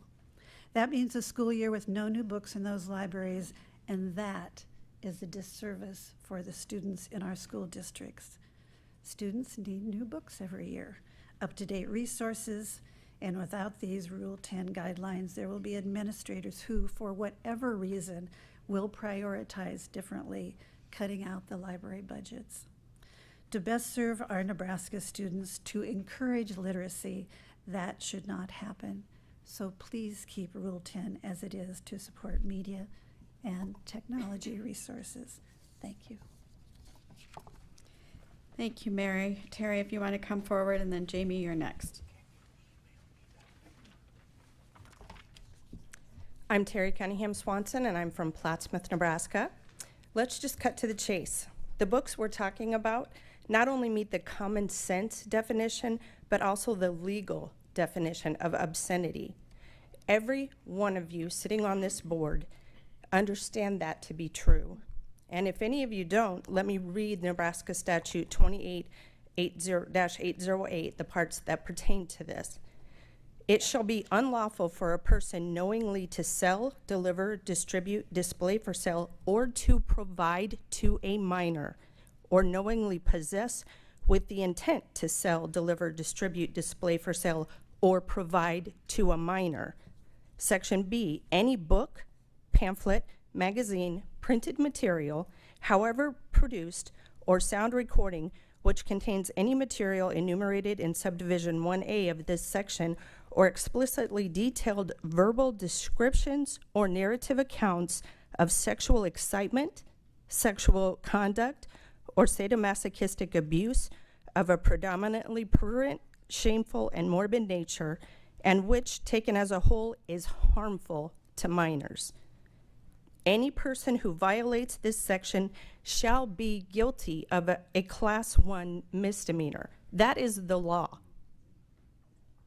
I am speaking for parents and grandparents across the entire state of Nebraska when I stand here and I look you in the eye and I say, how the crap are we even here? How the crap is this even a question? I'm sorry, but the time for niceties is over, and the time has come to maybe start flipping some tables and maybe flipping some board seats. Of course, our library should not contain obscene content. It should not contain graphic descriptions of naked body parts, depictions of violent rape, and as the law that I just read stated, detailed verbal descriptions or narrative accounts of sexual excitement, sexual content, or sadomasochistic abuse. Parents, if you doubt that our state board's current standards would allow this content in your school, do what I did and check your library. The middle school in my small town of Plattsmouth is grades 5, 6, 7, and 8. Students as young as 10 years old are in the middle school. It's in that library that I found the book Neanderthal Opens the Door to the Universe by Preston Norton. That book includes illegal use of drugs and alcohol, violence, suicide, hate, and as well as extremely offensive sexual content that the book itself describes as, quote, Puritan-style dominatrix BDSM pseudo-porno, end quote. Again, this book is available to 10-year-olds. God help us. Exposing children to sexualized content is damaging. We know this. It is proven and well documented. I don't care what CBS News says. This is a proven fact. Yet our education system clings to the lies of perverted men like Alfred Kinsey and John Money, whose research included the rape and sexual assault of children, even babies, to justify their inaccurate and frankly disgusting theories of human sexuality to the detriment of every child. Study after study shows that the harm of exposing minors to sexualized content, and it includes physical harm, intellectual, emotional, social, and spiritual harm. Please pass these changes for the sake of our children. Thank you, Terry. Jamie, if you want to come forward. Amber, you're after that. Hi, my name is Jamie Bonkowitz. I'm from Omaha, Nebraska. I'm the parent of 2 children, one in public school and one in private school. I'm here to oppose Kirk's attempt to change the library, media, and technology section on Rule 10. Kirk's proposed Rule 10 changes are evidence that he is too radical to be on the State Board of Education. Political ideology should not be an issue for board membership, but he has repeatedly shown that his views are extreme and unsafe for Nebraska's children. His primary change to the Rule 10 document is removing the regulations that ensure that libraries have books, certified librarians, and access to educational databases. These things are necessary for children to learn how to find facts, verify research, and safely navigate the internet. In place, Kirk has offered no suggestions for how libraries should stay resourced and instead makes a redundant porn ban. There is no porn in school libraries, but there are well-educated, trained, and caring adults whose job it is to supervise students and teach literacy skills. Kirk is offering revisions based on the idea that kids are accessing porn in school libraries rather than where they actually are, which is while unsupervised on the internet at home or on their tiny computers that they carry in their pockets every day. Kirk's sexualization of children's books and denial of the internet's risks are disturbing. If this weren't evidence enough that Penner is too radical to be allowed to make any decisions for my children and other people's children, his support and promotion of the propaganda movie The Mind Polluters is. This movie claims that teachers in government schools are grooming children for sex. This is outrage politics at its finest. Yet Kirk had no problem with spreading this propaganda all over Nebraska, mainly showing it in churches. I would like the people listening to really think about what Kirk's intentions are with changes to Rule 10. Kirk, the hypocrisy of you running your campaign on the parental rights and local control are not lost with me. Yet you are trying to take those same rights that you campaigned on from us parents. I can tell you that a lot of parents like myself are tired of having extremist groups like Moms for Liberty, Nebraskans for Founders Values, and Protect Nebraska Children on and running their school boards. An example of this is in January of just this past year, parents and residents of Plattsmouth schools recalled Terry Cunningham Swanson because of her extremist beliefs. We are also tired of you retweeting dangerous propaganda by libs of TikTok on your social media platforms, and you meeting with Oklahoma Superintendent Ryan Walters in August to discuss policy. You believe that you're some sort of patriot simply by using your constitutional right to free speech, yet you are an adult man with a considerable political backing sitting at one of the highest seats of power in education. And you have chosen your free speech to hurt teachers and minor students who you should be protecting. And you also target LGBTQ plus students who also happen to be the most vulnerable in our society. This is setting a dangerous precedent for our State Board of Education. Once again, your beliefs are your beliefs. Your religion is your religion. Preach that to your own kids and your grandkids. My kids are not yours. I trust the teachers and administrators in my children's schools first, and I absolutely have no trust in you. Thank you, Jamie. Amber, if you'd like to come forward, and Dennis, you'll be next. I come before you today. I believe it's been over a year now since coming forward, and I see that things have not changed, but I want to say thank you to board members of Elizabeth Tatmeyer, Sherry Jones, and Kirk Penner, who are the only ones that have fought to protect the innocence in areas of our children. Many of you, there's a new face here as the election commissioner. Law, you're all accountable to law just as we are, and I have to tell you, it's different in legislation when you're proposing amendments versus proposing state statute. What I'm going to read, Terry Swanson had already read 28808, and I want to be very clear because we do have a judicial branch, and when there are signs of abuse and any areas of pedophilia, the judges do have CPS services can come in and remove those children from the homes. We do need to tighten up our parental rights legislation here, but what I'm here to talk about today pertaining to 28808 is this. You cannot cut out existing law from another law. Who decides that? That goes to court or courts. Which brings accountability, because the reality of this and what we are facing is truly a preying upon our children through the education system and through our tax dollars. I would argue strongly that 2808 gives direction to how laws are to be upheld. Also, those on the state board, with the exception of Penner, Jones, and Tetmeyer, because they didn't violate the wording or provide to a minor. Parents could look at this, that state board members who connected with groups, people going against 2808 could face charges. What does this mean? It means they have opened themselves to a Class 1 misdemeanor, which one could face maximum, not more than 1 year imprisonment, $1,000 fine, or both. Minimum, none. But let's go deeper. Those bringing these unlawful, obscene literature materials, they too could face penalty for aiding to give to minors. Now, with reports across the state of such materials, questions become, are the professional staff in all of this exercising lawless activities, meaning those who are participating? Now, within some cases across the state, multiple copies of such materials have been found. The question remains, has this now become a part of curriculums in Nebraska schools?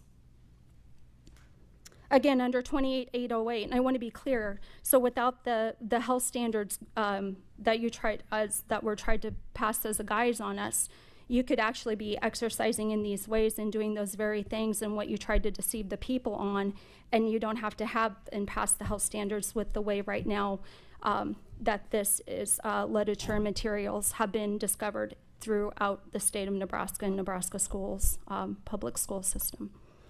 Under 2808, how many Nebraska education professionals could face a Class 1 misdemeanor? And some may rebuttal, but I will say, as well as others, there's a reason we have a judicial branch. But before you today will be a solution to include parents and restore local control for each school district by changing a rule that Member Penner will present before you today. The choice is yours.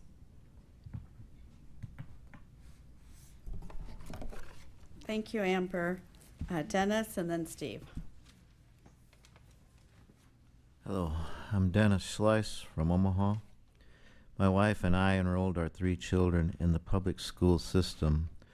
One of the most important things that we wanted our kids to excel at was reading, because reading skills are necessary to not only learn things, but also to be successful in later career life.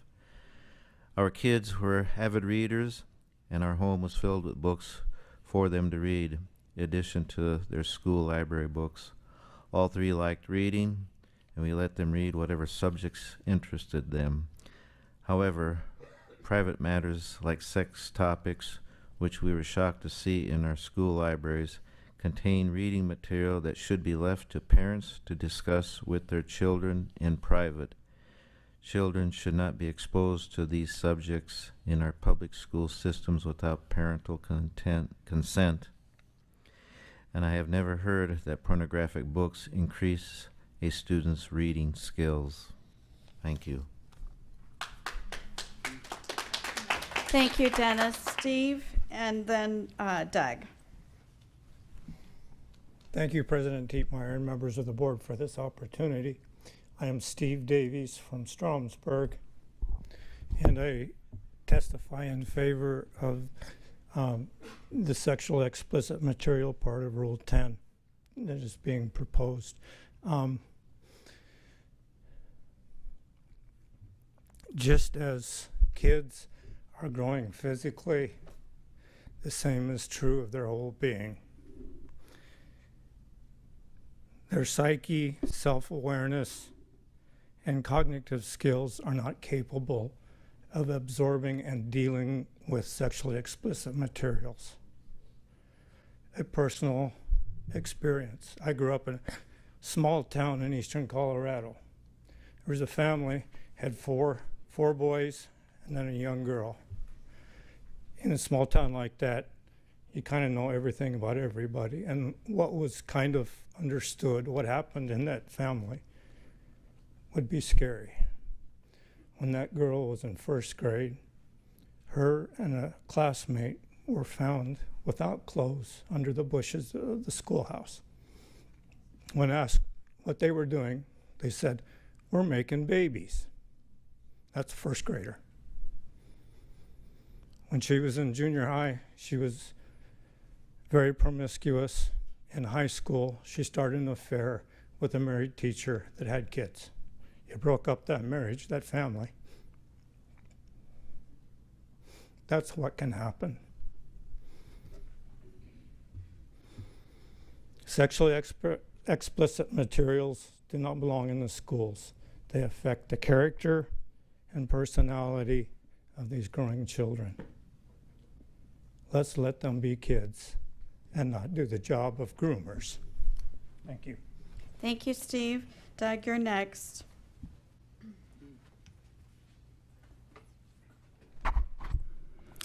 Good morning, Doug Kagan, Omaha, representing Nebraska Taxpayers for Freedom. In 2022, a National Science Foundation Science and Engineering report raised an alarm. This report showed that the U.S. is falling behind in science, technology, engineering, and math, the STEM fields. According to the foundation, public school graduates no longer produce the most science and engineering research publications. Communist China does. Our graduates no longer produce the most patents. Communist China does. We no longer graduate the most natural science PhDs. Communist China does. These unfortunate trends will not change anytime soon. Our problem is not that the U.S. lacks higher education institutions to train future scientists or an economy capable of encouraging outstanding innovation. The problem originates much earlier in the education supply chain. It starts in our public elementary and secondary schools and their libraries. In 2019, the National Assessment of Educational Progress, the American Report Card, clearly showed that American students are inept in the sciences. Over 25% of fourth graders earned a score below basic. By 12th grade, that proportion grows to 40%. A similar pattern in math scores. 2022 NAEP test scores for math show declining scores and increasing percentages of students below basic. Nebraska taxpayers pay between 55 and 60% of our total property taxes to public schools. With this abundant revenue, school district libraries can avail themselves of an array of reading choices. School districts should invite tax-paying parents and other taxpayers to actively involve themselves in library material choices.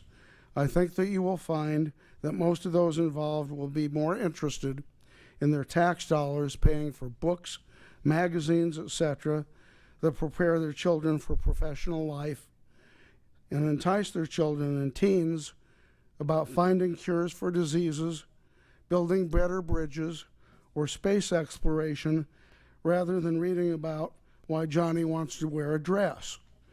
It is simply a matter of priorities that schools, libraries can choose. We respectfully ask you to support Mr. Penner's revision of Rule 10. Thank you.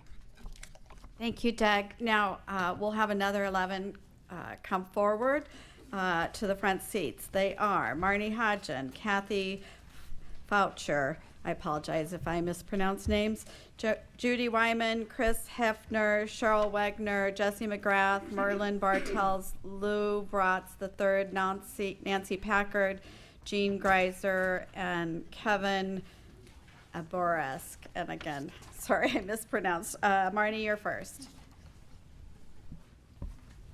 And just a request to please state your name when you come up.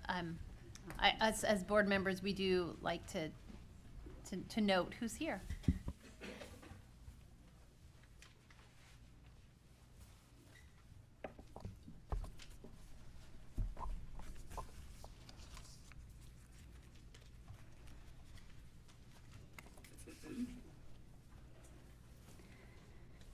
Good morning. My name is Marnie Hodgen, and I'm from Omaha. Parents trust librarians, teachers, and administrators to review and screen books for appropriate content. Yet students are bringing home or being asked to read books filled with profanity, crude references to reproductive anatomy, inflammatory racial and religious commentary, and sexually explicit materials. Parents have even taken this topic to the legislature in support of LB 441, reading book excerpts to the Judiciary Committee. We were asked, why haven't you gone to the school boards? We answered, we have. The time for allowing children free-range access to sexually explicit material based on ALA recommendations while utilizing taxpayer money to purchase such materials needs to stop now. Parents can't trust what is being selected, nor does a working parent have the time to screen the books themselves. We know from studies and common sense that viewing sexually explicit images have harmful effects, promote objectification and degrading attitudes towards the opposite sex, leading to high-risk behaviors, desensitization to sexual violence, and intimacy issues. So when an author creates a story weaving words describing sexual acts, in which some books include violent and unwelcomed advances toward a character, it is not a stretch to infer that the imagery conjured up in the reader's mind will have similar effect as if they were viewing explicit photographs or movies in reality. Children learn by imitation, and because their brains are underdeveloped, the impact of this imagery is far greater on a child than an adult. Eleanor and Park was required reading at Papillion La Vista South. One student claimed it encourages calling people sluts and whores, and that by reading a book like this, she says the district is saying students can say whatever quotes from the book they want, such as, "Do I make you wet?" Another student admitted even the teacher was uncomfortable to read parts out loud, adding he is not any more prepared for life after reading this book. What kind of learning environment are we creating in schools with books like this? Certainly not an environment where everyone feels safe, welcome, and included. Even the teacher was uncomfortable. What is the educational value of these books? What kind of culture are we cultivating? Will these adolescents grow into adults who will take sexual harassment in the workplace seriously if calling peers derogatory names is okay right now in schools? I was speaking with a friend who is a survivor of sexual abuse, and we got on the topic of these books, so I asked, would reading something like this have helped you when you were experiencing abuse? She said no. As a grown woman who's been working on healing her whole life, reading sexually graphic books depicting rape and molestation takes her back to some of her darkest moments. She said kids are inadvertently being asked to relive trauma with these storylines.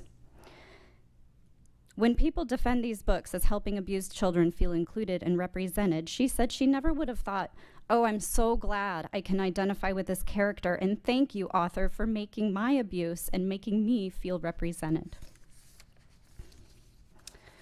It is our job as parents, grandparents, state board members, teachers to protect our children. Tough topics can be taught through literary works without bringing sexually explicit imagery into our children's psyches. I would like to think one thing our state board members could find common ground on is keeping our kids protected from sexually explicit materials while in school. Today is a good day to redeem some of your lackluster voting records. I ask again, what kind of learning environment and culture will you be responsible for cultivating with your vote today? Thank you. Thank you, Marnie. Kathy, if you want to come forward. Good morning. My name is Kathy Fauché, and I am in Deb Neary's district. I am speaking today in support of the proposed Rule 10 amendments. When I brought up the book, All Boys Aren't Blue, in early 2023 to my school district, they stated to me as follows, quote, "The work as a whole define themselves. There is value in offering different literary works for different students," end quote. A few months later, our superintendent retired. I brought up this book again along with other books available in the high school library that graphically depict acts of rape and sexual assault. The new superintendent directed a review committee to form, and shortly thereafter, the books were removed by the district. One of the reasons for removal was that the books are widely available outside of the school through other libraries and media sources. Parents do not have local control with regard to media selection. If the superintendent supports such books, this will set the direction for the school and generally be supported by the majority of the school board. Have schools ever thought to consult studies on the effects of sexual content on teens and preteens when reading these books? My guess is no. When I found online reviews of these books, something occurred to me. Here's one review from an individual who supports making All Boys Aren't Blue available in schools. Quote, "I wish I had a book like All Boys Aren't Blue and a chapter like Boys Will Be Boys when I was 11 and full of questions no one was willing to answer, full of emotions, regret, disgust, shame that weren't on me to process alone. I could have had the language to know what happened to me. I could have understood that my depression, PTSD, and substance abuse issues were common ramifications for survivors of childhood sexual assault. Here's a review from the book, Blood and Ash, given by a woman. Quote, "Appears to me that it was written from the perspective of someone who enjoys a forced consent kink. As someone who's experienced enough, I felt nauseous after reading it. I cried. Fully put me in the headspace of sexual assault in the aftermath." Here's my point. These readers are not telling us they walked away from the book having gained learning or an esteemed sense of self. It either informed a self-counseling session involving serious problems or invoked trauma. What is the purpose of a public school? To empower students to learn and think critically, to prepare them for their future, or is it to explore trauma and practice mental health? These books are just the tip of the iceberg of education's efforts to become mental health facilities. And that is not what Nebraska parents either expect of public education or want to fund with their hard-earned dollars. Thank you. Thank you, Kathy. Judy, you're next. And then Chris after that. Good morning. I'm not going to say my name again because I'm scared of Kirk Penner and the people that follow him on Twitter coming at me. If it's okay with all the humans in this room, I'd like to pause for a moment in silence and honor Oklahoma student Nex Benedict.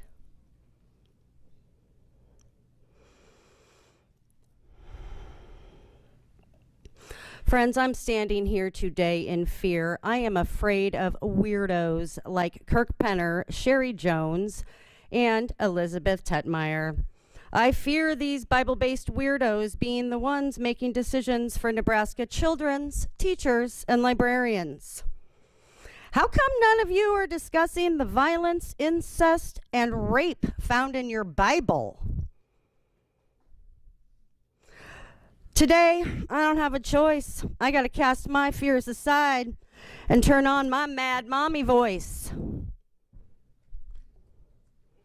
I am mad as HE double hockey sticks. Kirk Penner works to hurt kids and teachers. The harassment of last year's Teacher of the Year, Renee Jones. His rogue letters and testimony against social emotional learning. His tweets to libs of TikTok. And his conversations with Oklahoma Superintendent Ryan Walters. All of this is meant to incite anger and fear. His swearing of his concealed guns to his board meetings, his bold-faced lies, and now his weird obsession with pornography and children. His allegiance to hate groups like Moms for Liberty, NFFV, and Protect Nebraska Children. Kirk, I don't feel safe near you. I don't feel safe near you, Kirk Penner. Do you understand that? You make this state less safe. I'm disappointed that not one of Kirk's fellow board members has had the chutzpah to stand up against this really weird behavior and this rules change. You guys decided on Rule 10 last year. Why now, Kirk? You know it's not going to pass today. You're very well aware of that. So what's going to happen is that you think you're going to flip the board and bring it back a year from now. Let me tell you something, folks. I got 55 seconds left, and here's what I have to say. If you live in Sarpy County, do not vote for Linda Vermooten. If you live in Fremont, Bennington, Elkhorn, do not vote for Lisa Schoenhoff. If you live in East Douglas County, do not vote for Stacy Matula. And if you live in this wonderful city of Lincoln, do not vote for Liz Davids. Parents, we have the control. Not Kirk Penner, not Tetmeyer, and not Jones. And by the way, Kirk, your tweets about your bestie, Ryan Walters, that's not the flex you think it is, bruh. Thank you, Judy. Just want to remind all speakers that anyone refusing to be identified will be prohibited from speaking. Chris? Chris? Okay, and Thank- Charles next then. Thank you. My Ryan, name is I'm Dr. sorry. Chris. Oh, I'm so sorry. I'm sorry. What are our identification rules? Because can that be stated? Can you go over that again? I know there were some issues previously about what's written. I'm sorry, I'm speaking. What's written on a card versus what is said verbally. Can the board parliamentarian go over that? And just to add to that, on the sign-in list, there's quite a few. There's an N by their address. Will you explain that too, what that means? Thanks. Certainly.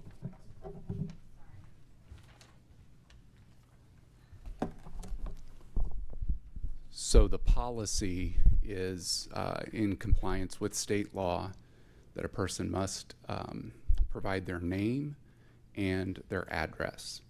This board has instituted a practice in compliance with its policy and in compliance with state law that on the card one can elect to not indicate their address for their own reason. And so that is all done on the card when someone signs in. In the president's remarks preceding public comment, then, the president has asked speakers to state their name, and if persons refuse to state their name, they may be refused permission to speak. Does that answer the question? Just so that I'm understanding correctly, the law says you have to provide your name, and does it indicate how you have to do that? I don't believe so. Thank you, Ryan.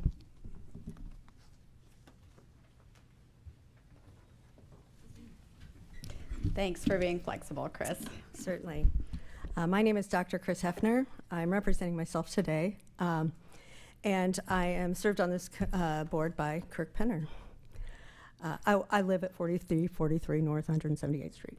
So, our school libraries in Nebraska serve every child who comes to them. We serve kids from every country and every imaginable background. We serve kids with conservative parents and liberal parents. We serve kids who are tucked into bed safely at night and kids who experience unimaginable horrors. We serve kids who have traveled the world and kids who have never left their city limits. We serve kids who sit down to dinner and have conversations with their parents every night. And we serve kids who try on and learn their values through television, social media, and books. We serve kids who are exploring their sexuality. We serve kids who are learning about boundaries and deciding who they want to be in this world. We serve kids who've been sexually abused and who are looking for their voices. We serve Christian students, Muslim students, agnostic students. We serve kids whose parents take them to the public library every weekend and who have bookshelves full of books. And we have served kids who have never once stepped in a public library and don't have a book to their name. We serve them all. Let's remember why it's so important for students to have well-funded libraries full of books that are new, engaging, and that represent the lives and ideas that are complex and challenging. As one of my favorite authors, Richard Peck, writes, "We read because one life isn't enough, and in the page of a book, we can be anybody. We read because the words that build the story become our own to build our lives. We read not for happy endings or for new beginnings, but because we're just beginning ourselves and we could use a map. We read because every journey begins at the library. We read because one of these days we're going to go everywhere and meet everybody, and we need to be ready. That's why it's so important for Rule 10 to keep the provision that requires school libraries to purchase new materials for their students every year. If our students are looking for a map to help build their lives, our libraries need to be able to provide the current, complex, and meaningful books to help them do that. This is also why it's our local school boards who should decide for their districts what is or is not appropriate for the students they are serving in their local school libraries. Any parent or caregiver can already walk into their school library and require that their child not have access to whatever books or content they disagree with. Every parent already has that right. It's not questioned. Every district has a process for parents to report concerning titles and to ask their districts to have them removed according to board policies. That already exists. Additionally, every child also has the right to find their lives and their learning needs represented in their school library. So if they are looking for the stories to build their map of their world, they can do that. History has taught us that if we don't require district investment in school libraries, some libraries will quickly become unfunded, irrelevant, and unused. Rule 10, as it stands, prevents that. History has also shown that local school boards do a darn good job listening to their communities and provide library selection guidelines and reconsideration policies that represent their families. Thank you very much. Thank you. Cheryl is next, and Jesse after that.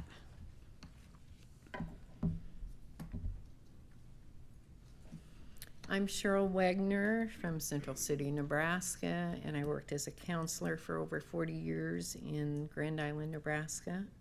I'm a mother, a grandmother, a Christian, and a survivor of sexual abuse as a child. I thank you, board, for hearing us today, and I am a proponent. I'm supporting Rule 10. I pray for your support to prohibit and remove I pray for your support to remove and prohibit sexually explicit books and material from our school libraries and classrooms that can harm our children from having healthy boundaries and values. I feel God directs all of us to be responsible as overseers of children who are created in God's image to protect children from immorality and harm.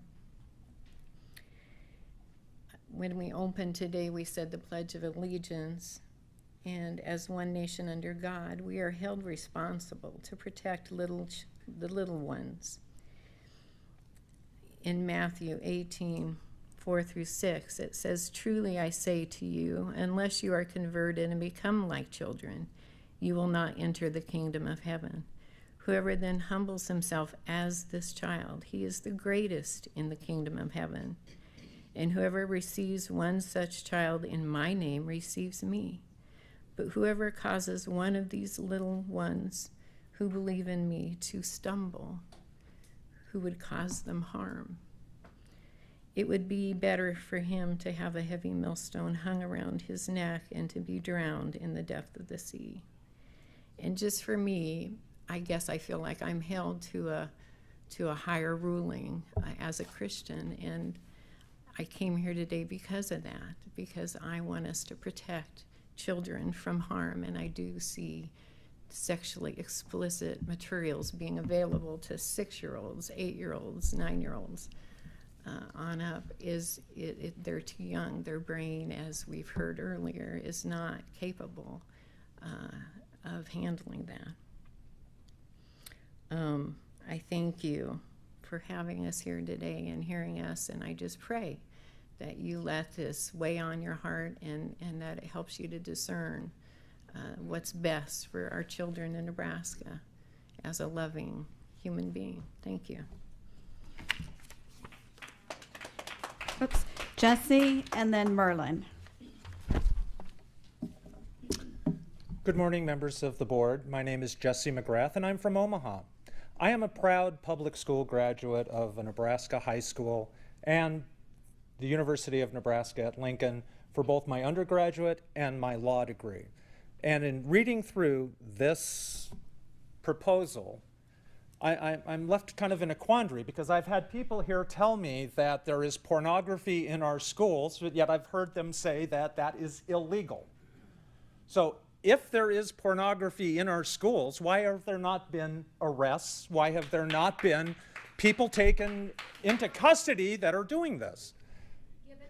That is the fact that there is not pornography in our schools. Of course, it should be illegal. Pornography is illegal, as under the statutes. What you have attempted to do here is do a modified Miller test, not about pornography, but something that you are calling excessive sexual material. What is that? What exactly is that, and how is that defined?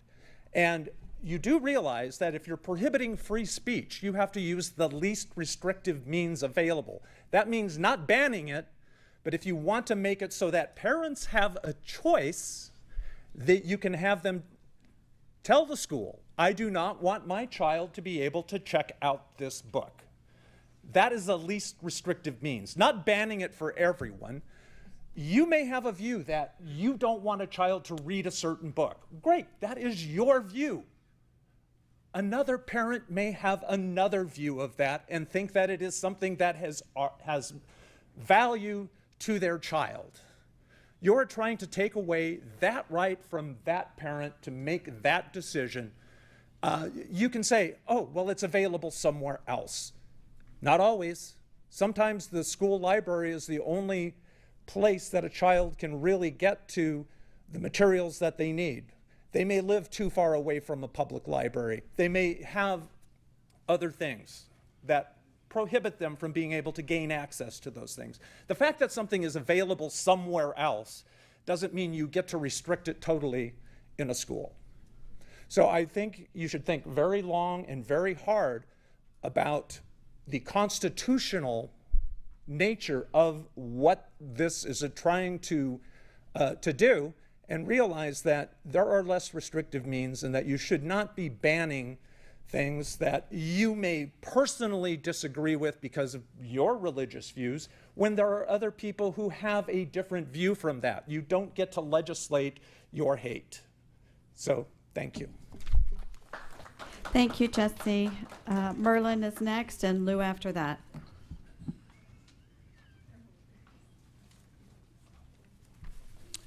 Good morning.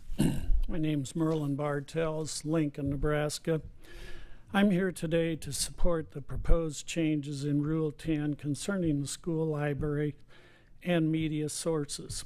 Why does the entertainment industry have a system of ratings that tells people if the movie or show that has violence or sexual content or language may not be appropriate for different age groups? They realized way back when they set these different ratings that it can be harmful to younger people. So why don't we have a better guideline in our libraries and schools that sets a standard for what is acceptable for the different age groups, and not letting all material be available to everyone? Or let's screen to make sure that it's available to the appropriate age groups, or just leave it out completely. There are studies that show when younger children are exposed to sexually explicit material that it can cause relationship issues later in their life. So why do we allow these materials to be readily available or taught in some of our classes? On another subject, I wonder why schools are asked to spend money on new books every year. I know they need to keep up, and the local schools should be able to see if they need to be updated or not. And our kids are not learning to read because of the curriculum choices that have been made in the past, not the worn out books. So let's leave that to the local schools. Taxpayers want relief from the spending, so why does a school need to buy a new book every year if they feel they don't need it? And as I've listened through the last year or so of meetings, I'm asking that this board just not rubber stamp everything that comes across them. I sat through several meetings with 5 of the present members on the board and a different commissioner that was asked to spend money, COVID money, that never reached the financial committee, according to Jacqueline Morrison, because she was the only one that objected to spending that money that day. I thank you for raising an objection. I ask that this board be diligent, and I see that this board is more diligent, and our commissioner is more diligent too, and I appreciate that fact. So continue to be diligent to represent the people that you were elected to represent. Thank you for your time.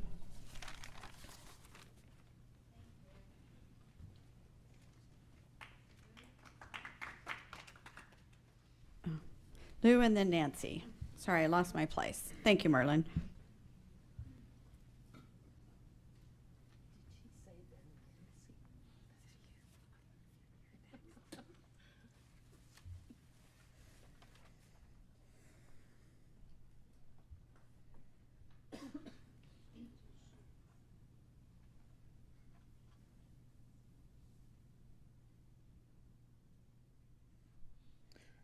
Good morning, ladies and gentlemen. My name is Louis Frank Bratz III. I'm a born product of the Omaha public school system. My children, 3 of them, are soon to be, well, at least one of them is graduating this year, products of the Lincoln Public School System. I'm a lifelong Nebraskan, along with my wife. I didn't plan on being here this morning. I didn't plan on coming here and talking to y'all because, frankly, I don't like being in places like this. I was asked to by another parent.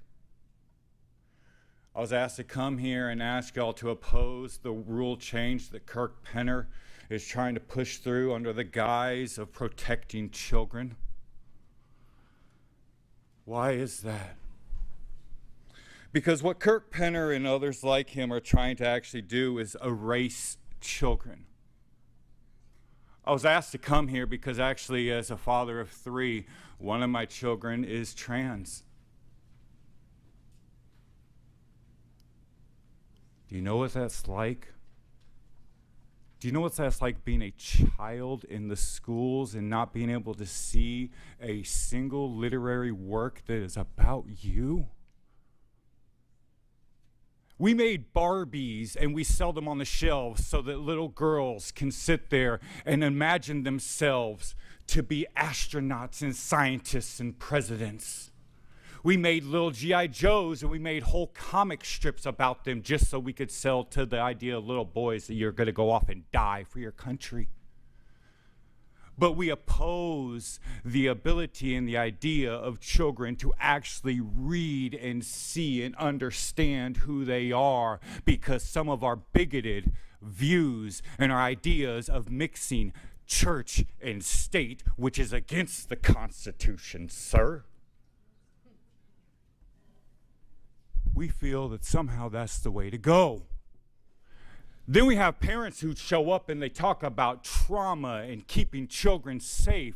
I am not going to waste all 4 minutes of my time or yours getting into their thoughts and opinions, but I do have to question how many of them are worried about keeping children safe as I sit here and have to send my children to school every day, going through the processes of making sure they're okay if there is a school shooting at our school. See, that's a problem that has not been solved since I was in high school and Columbine happened, and you could go ahead and film. I have no worry or concern about you or any of you that are filming right now. I've already been outed on the internet. I've already had death threats at my home. Why?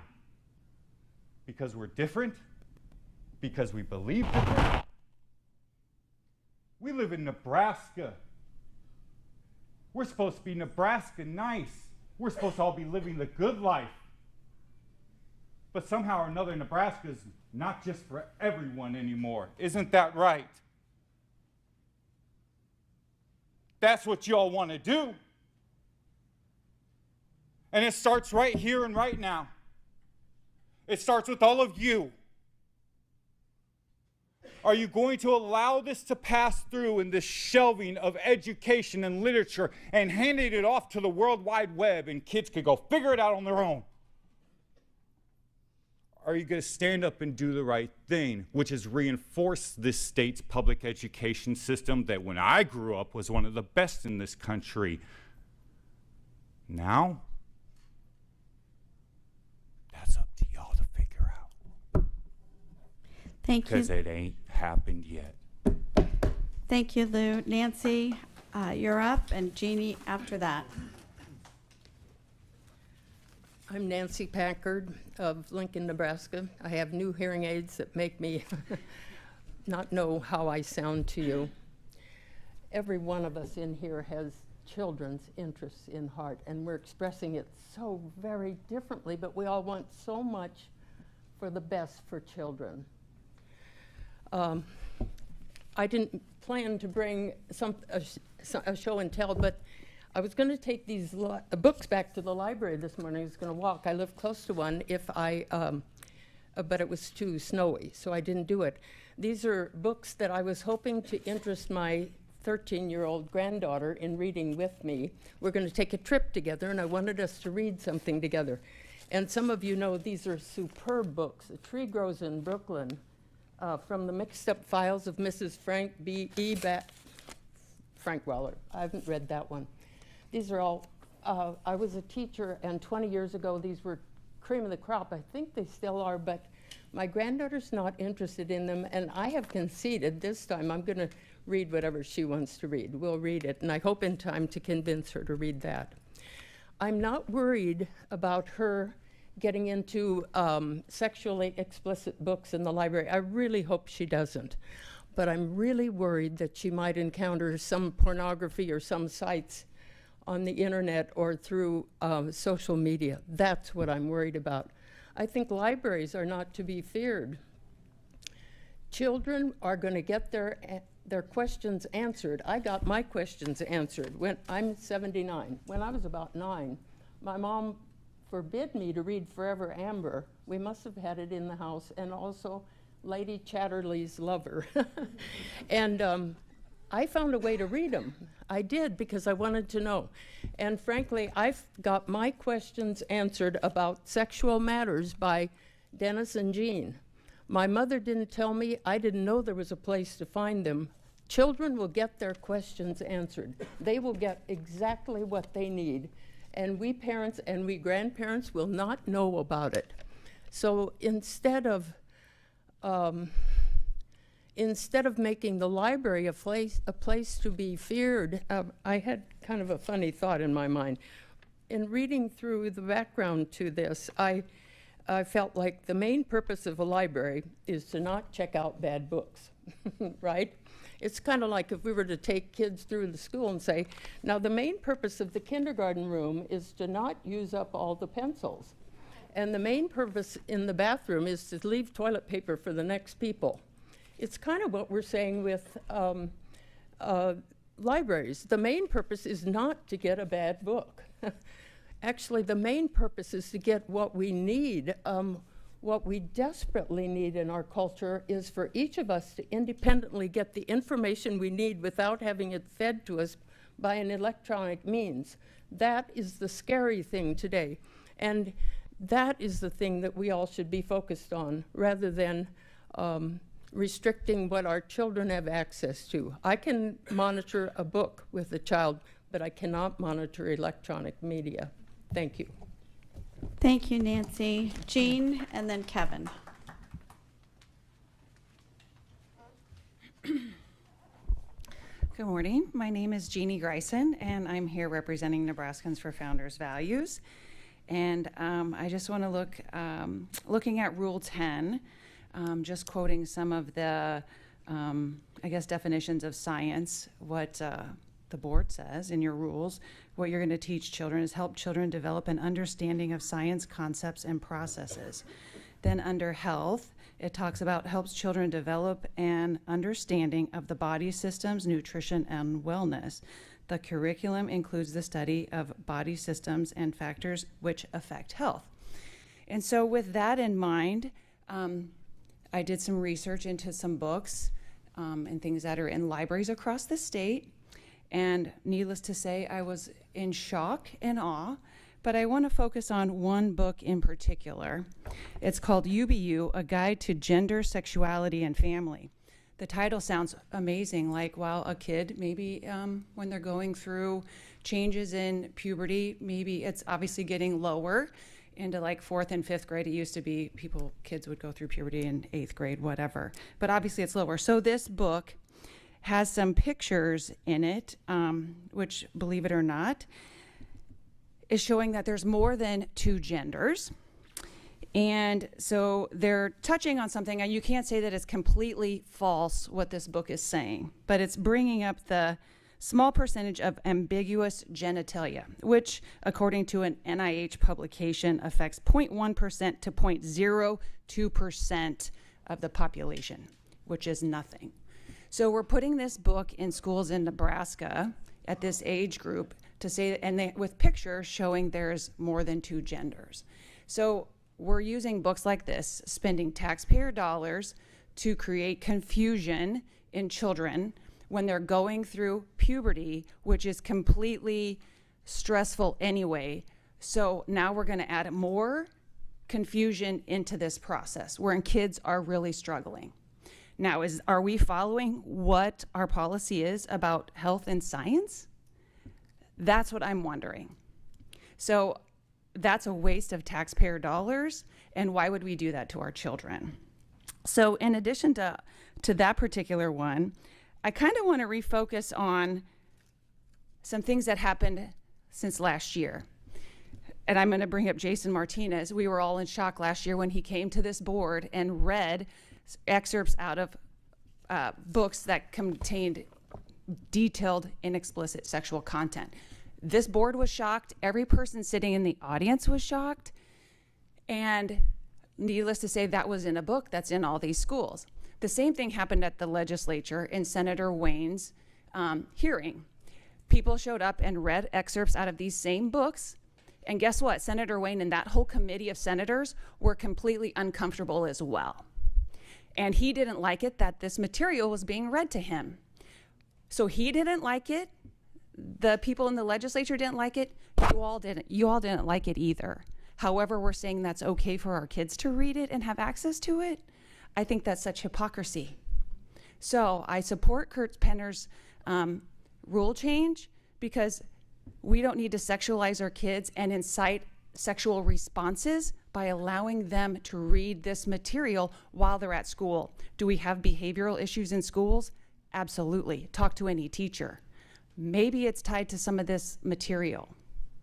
So I really want you to consider voting for that, and we need to get this explicit content out of the schools. Thank you. Thank you. Kevin, you're next, and then Tony.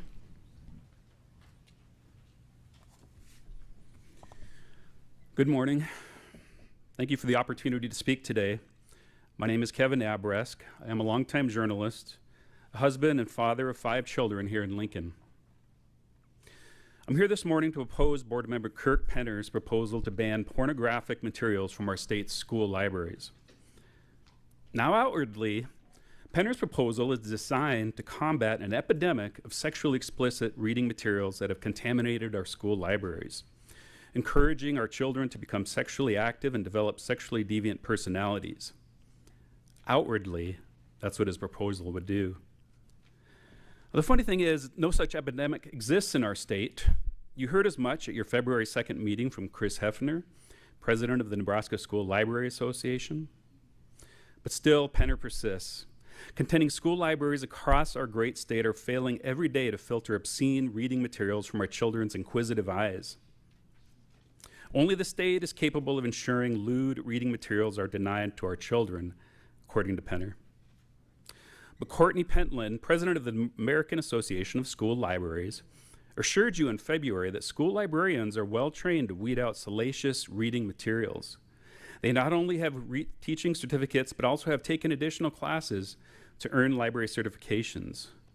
So what is the true purpose of Penner's proposal? To fix something that isn't broken? For those of us who watched this happen elsewhere, it's become clear what Penner wants, because we've seen this play before.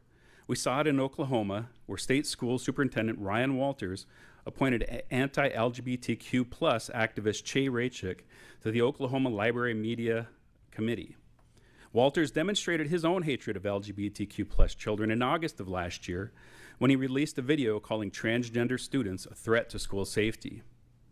Now, Kirk Penner's admiration of libs of TikTok has been well documented, and I can't help but wonder whether Penner plans to include its founder, Che Rachik, or some other member of her hate group in future decisions regarding what constitutes pornography in our schools. Regardless, the purpose of Penner's proposal has come into focus. The proposal, if approved, would do nothing to stop pornography from entering our school libraries, a problem that simply doesn't exist. What it would do is create greater oversight of our school libraries by people who have demonstrated their hatred of our LGBTQ plus children. It would seek to erase from our libraries any mention of LGBTQ plus people. It would seek to erase their histories, their challenges, and their contributions from the literary havens where our children's minds are molded each day. Our children then, deprived of any knowledge about their LGBTQ plus peers, would undoubtedly become less understanding, less tolerant of those peers, seeing them as strange and abnormal. Bullying of our LGBTQ plus children would inevitably follow. As a Native American, I understand all too well the impact of historical erasure. It is something we fight every day to reverse, but that continues to affect the hearts and minds of my children, who must walk into classrooms each day in which their people's histories are entirely absent. It is clear to me, and many in this room, that Kirk Penner wants to erase LGBTQ plus history and contemporary presence as well.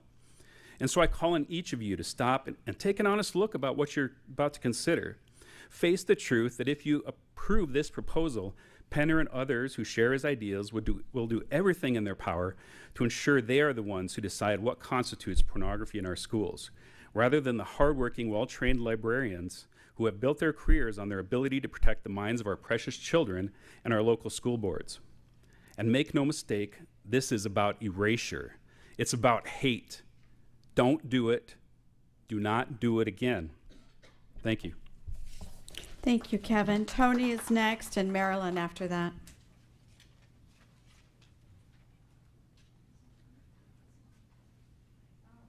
Oh, it's a new group. Sorry about that. The next 11, Tony Tangwell, Marilyn Asher, Brooke Ritter, Darcy Zvoda, Katie McClemens, Sue Greenwald, Jenna Durr, Judy Durr, Scott Thomas. The last ones. And then, Tony, you're up first.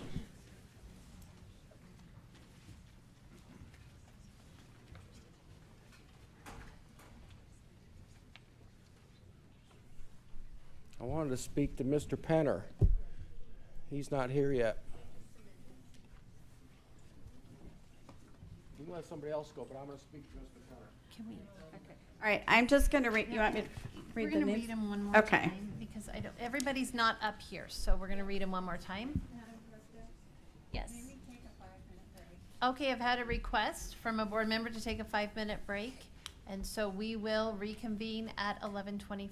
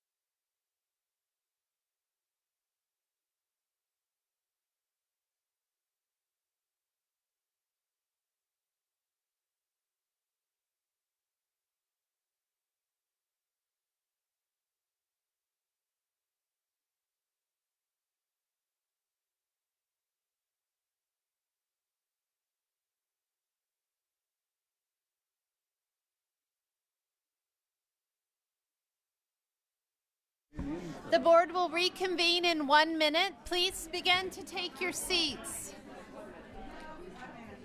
The board will reconvene in 1 minute. Please find your seats.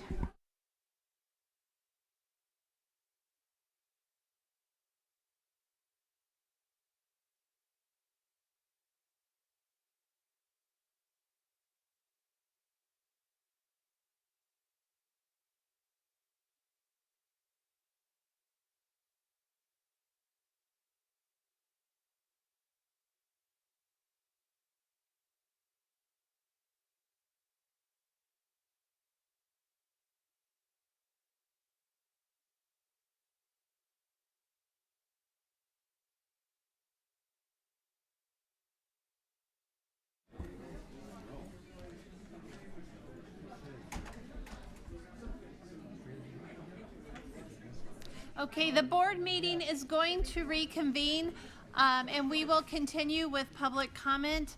As we take this item back up, I just want to remind the members of the public to please address your comments to the board. That is the purpose of public comment. And also please state your name for the board. Thank you so much. 450 miles west of here. So I wanted to make sure Mr. Penner was here this morning. When I walked in, the lady asked me if I wanted to sign a comment sheet. And I went ahead and filled it out, but I wasn't going to say anything. And so I thought that, as Ms. Tegmeyer has just pointed out, that we were here to address the board, but it's become very obvious that many people want to address Kurt Penner. So I want to address Kurt Penner today. Kirk, as your detractors call you, and I want to just tell you, I can see you're a pretty big fellow and got pretty broad shoulders, but you don't have to carry this burden alone, brother. I'm proud to call you a friend, and I'll ride with you any day, anywhere. So that being said, let me remind some people, we've all gotten up here and we've waxed very eloquent about things. And I've heard people speak about the Bible and how things are in the Bible, so I'd like to address that subject first of all. Someone was talking about, well, Song of Solomon. I would remind you this morning that the same person that wrote the book of the Song of Solomon also said this, that the fear of the Lord is the beginning of wisdom. And our nation needs to remember that. We've talked about the Constitution and our founding fathers. I'd like to remind this board and everyone in this room that our founding fathers believed this, that you were entitled, this was what you were entitled to. You were entitled to the things that the laws of nature and of nature's God entitled you. And many of these things that are in these books that we're talking about are not natural. I'd like to remind you as well that we've had people come up here and talk about how they were raised in a public school system 30 years ago. And it was a great thing. Probably was. Because the books that they're proposing to put into our public school systems now weren't there 30 years ago. I'd like to remind this board that there are some of you on this board that are doing a good job, and there's some of you that are so out of touch with the people that live in western Nebraska that when your names are brought up, their heads just shake.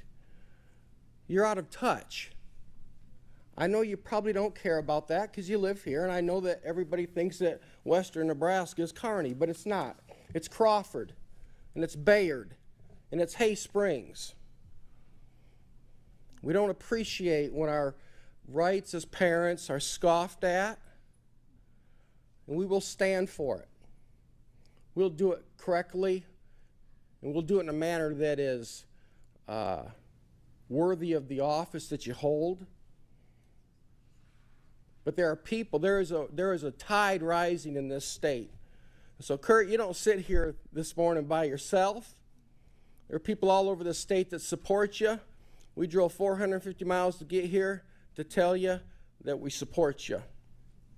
The very notion that we would say that because nobody's being arrested, there must not be a crime is paramount to telling me that it's not snowing outside because the snowplow hasn't gone past your house.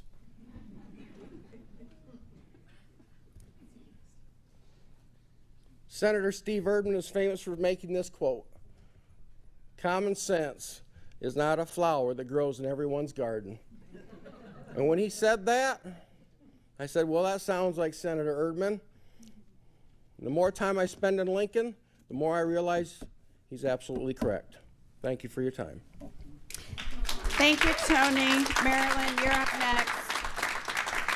Is Marilyn Asher here? You're up next, and then Brooke. My name is Marilyn Asher. I'm from Omaha, Nebraska, and I'm the president of Nebraskans for Founders Values and a member of Protect Child Health Coalition. I retired from the Department of Correctional Services, where I worked with severely troubled youth at the Nebraska Correctional Youth Facility from 2002 to 2017. It was there that I saw the effects of negative influences in those kids' lives, which started when they were young children. Because of my concern for children, I have done research for Senator Joni Albright and other public officials since 2020. I have researched what is accessible to children in our Nebraska public and school libraries through library databases, which I refer to as digital encyclopedias. In my research, I have documented screenshots of sexually explicit and age-inappropriate materials found in databases that are purchased by Nebraska Access, as well as an ed tech program called Symbaloo in Nebraska elementary libraries. Not only can a child access such materials by typing the word sex into a search bar, and what kindergartner or first grader cannot spell that word, but an innocent search of such topics as boys' food or girls' dolls in some Symbaloo search bars come up with astounding X-rated videos of sexual intercourse. These sites lead vulnerable children into a world for which they are not prepared. Children are naturally curious about sex, which is a normal phenomenon, but Nebraska is allowing their views of sex to be distorted by disregarding their childhood innocence and by allowing them to view materials that are obtained from vendors and are curated into school and public library databases. Adults in Nebraska are not allowed to legally expose themselves or show such photos of such to children as they walk down the street in any of our Nebraska's school libraries. For the last 3 years, I have testified for anti-obscenity bills to legislative committees that have turned a deaf ear and have not advanced those bills to general file. But in 2023, I presented my research to the administrators of the Omaha Public School District. I showed them the path that a child could take to access sexually explicit materials within 30 seconds in the elementary online libraries. And I was pleasantly surprised when the administrators of OPS took my research seriously and eliminated access to the source to which I directed them, which was the Symbaloo EdTech program. I then checked out 207 other school districts in Nebraska and found that 8 of them, scattered throughout the state, still contain the Symbaloo program. I recently have written to all 8 of those districts' administrators and have asked them to remove that program, and I'm happy to report that one of them is doing so right now. In my opinion, any program that produces age-inappropriate material impedes the academic and intellectual progress that any student can achieve by going online to do research on any given topic. I have likened it to ordering a set of World Book encyclopedias, which we did for our children, and then having sexually explicit material pop up on any given page when one of our kids could be doing research on a bona fide subject. The effect on one's mind is shocking and is impossible to erase, especially from an innocent mind. Any child that would come across such material, either intentionally or unintentionally, could be severely distracted from learning about any other subject, not to mention the mental and emotional trauma that such material would cause. If you approve of the changes that Mr. Penner has suggested, I trust that you will vote for them because our entire state will be better off if you do, and it will restore trust in the Board of Education. Thank you. Thank you, Marilyn. Brooke, you're next, and then Darcy after that. Is Brooke here? No? Okay, Darcy, is she just right outside the door? Okay, then we're moving on. All right, Darcy Svoboda, you're up. Hi, Darcy Swoboda, Kearney, Nebraska. I'm with Protect Nebraska Children. So Deb Nuri was quoted in the Nebraska Examiner for an article written August 20th, 2022. I am quite certain that there is no school administrator, no policymaker, no librarian, no educator, no Democrat, or no parent in Nebraska that is intentionally promoting the use of inappropriate materials in our schools. That statement is ludicrous. Library contest, staff favorite picks, banned book weeks, class library time, where the librarians tell the class about new or popular reads. These are just a few examples of school staff recommending inappropriate content. I love the proposed revisions to the library media technology resources policy.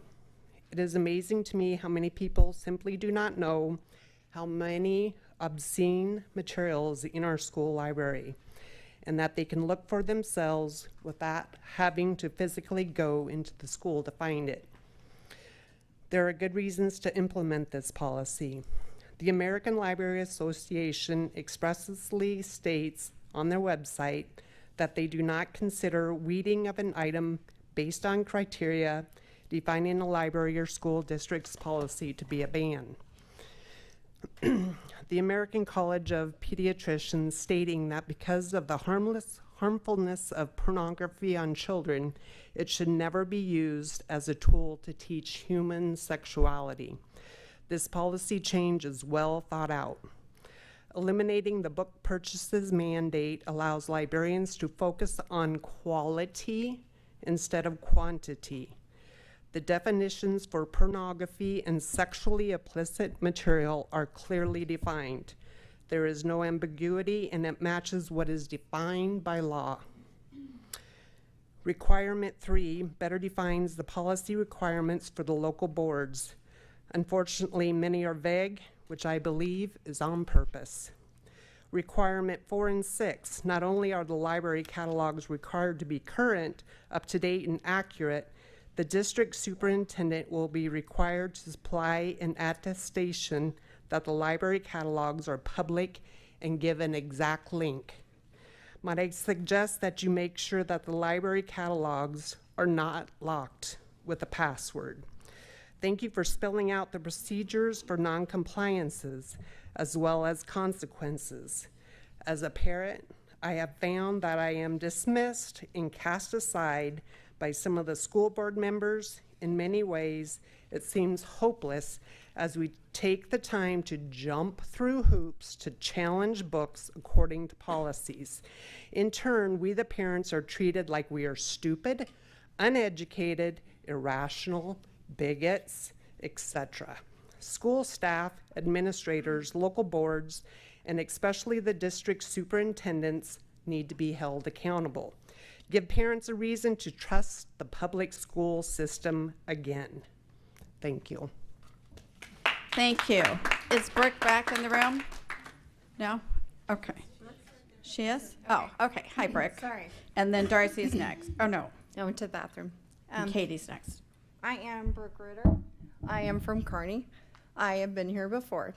I would like to talk to you guys about not stimulating the genitals of our children. You may stimulate the mind, but if it stimulates the genitals at the same time, you're doing wrong. I am quite clear in this. I don't know how to be more blunt. I am so tired of hearing that my superintendent won't do anything because you guys won't tell them to stop giving our children pornography, erotica. I don't care what you call it. I'm calling it stimulating the genitals. If it is promoting the prurient interest in our children, you're doing wrong. I don't stimulate my child's genitals, and I don't want you to either. I'm quite clear with this, right? Am I? You nod sometimes, and you shouldn't be. You are the legal counsel. Anyways, I am completely wishing, if you are going to vote for this, that you give me a well-defined, a well-scripted answer in which why you need to stimulate the children and their genitals. Because when you give them these materials, you are giving it to them explicitly to generate sexual desire. That is the problem, okay? That is the problem. You don't get to do that. And I'm sorry that you're not running again. The rest of you guys good luck. But seriously, at what point do you guys think that you can give children material that the parents don't wish necessary? And it's lower income areas that are going to be affected. You should think about that. What is this going to do to children when they're exposed to things that they shouldn't be? Because you can't unread the mind. You cannot unsee, you cannot unknow, and you cannot unread. But what are the safeguards? What safeguards do we have in place that say, we're sure we aren't giving children things that they shouldn't be having? You don't have them. That's unacceptable. You are acting as if you are the parent. I don't wish to stimulate any sexual desire in my child. I wish for you guys not to either. Would you please act as me? Like, I think you guys are doing what I would want. If you aren't, and if you're worried about my kid knowing how to give a blowjob, what kind of job are we worried about making our children? Are we looking for sex workers? Are you educating a sex worker? Is that like the job field that we're giving our children? I completely don't understand, and I don't script my answers or my speech. So, but seriously, when our books are giving our children a detailed description on how to give a good blowjob, what field of interest do you think they're going into? You should not be thinking about our children's, any child, not just my child, any child. You don't get to give this to children. You don't have that right. That is the right of the parent. The parent has that right. If the parent wants to give this to their children, they have that right. The school does not have that right. Please respect the parents. Thank you. Thank you, Brooke. Katie, you're up next, and then Sue. Good morning, Board. My name is Katie McClemens. Today I represent Protect Nebraska Children Coalition, and today I am here in support of the proposed rule changes to Rule 10.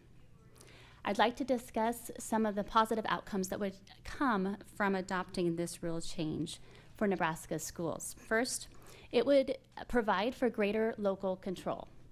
This proposal lifts the burdensome and expensive mandate of 150 new books in our media centers every year. By lifting this mandate, local librarians could decide if such a turnover of catalog material is actually necessary. Some years that might make sense to do that, other years it may not. There is a finite space within our media centers. New books mean disposing of other books. This kind of decision should not be coerced by a state mandate, but should be made instead at the discretion of that local librarian, based on that school's needs and the community standards. One of Nebraska's guiding principles of education is local control, and this proposal is a step in the right direction. But the greatest benefit of this proposal is that it helps to make our schools safer for the students within their walls. It is a tragedy that students and children are often exposed to sexually explicit material in our culture. But we can all agree that such exposure damages the children we want to protect. The space within the walls of our schools should be safe, regardless of the influences outside of those walls. This is an issue on which we can come together. We can show united support and set a positive tone for our schools. The political factions that wish to divide might sling hyperboles. They might talk about banned books, but this is not banning. This is curating for content and value, exactly what every good teacher and parent does already. As a geography teacher, I taught my kids North Korea. North Korea has banned books. The United States does not have banned books. If a student or a parent wants to get their hands on a book, it can be obtained. The school's job is to curate books and to provide that which is helpful, not harmful. You will hear some say that these sexually explicit books aren't even in our schools. And if that is the case, then this proposed change would simply act as a preventative to keep harmful material from reaching our students in the future.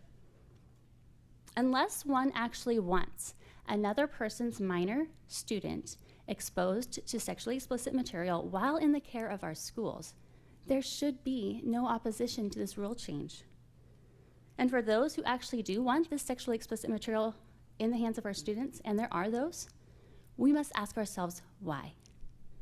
What is the purpose?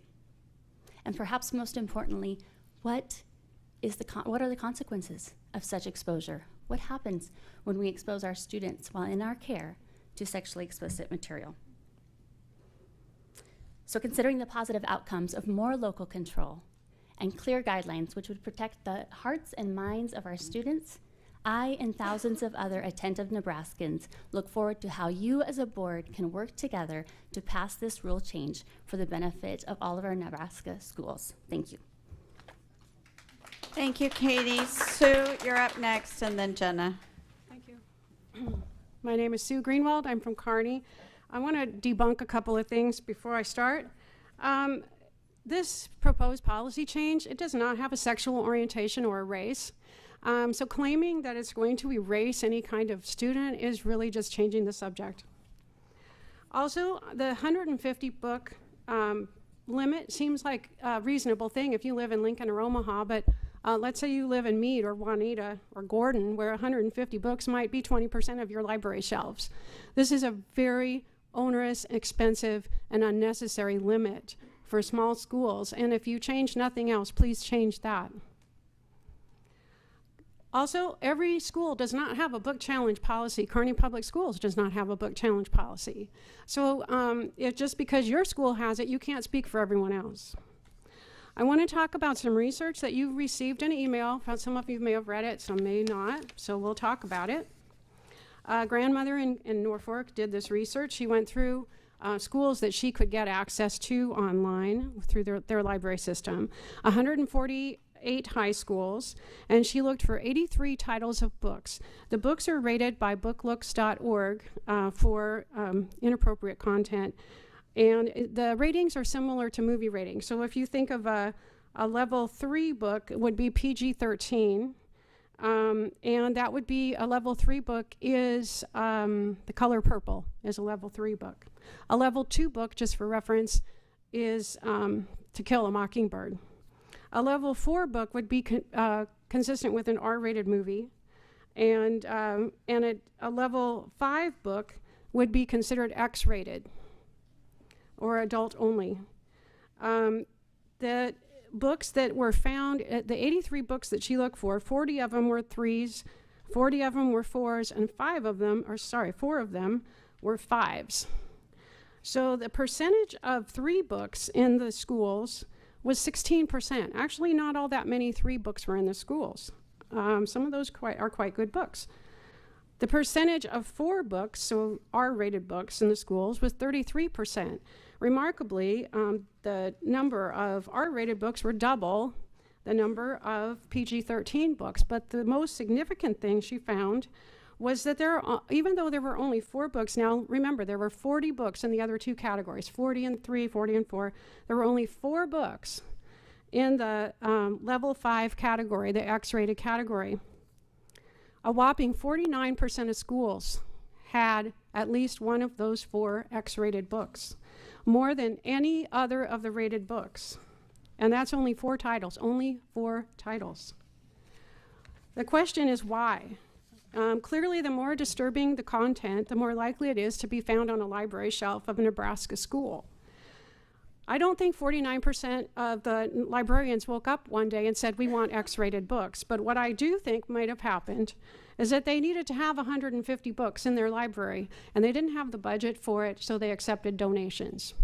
And it's quite possible that these X-rated books are coming through donations. I don't know, I'm just speculating, but that's what makes sense. If that's the case, it would be nice to know who donated those books, or even if the school paid for them, who picked them, how were they dispersed, and what is the agenda of the people who dispersed them.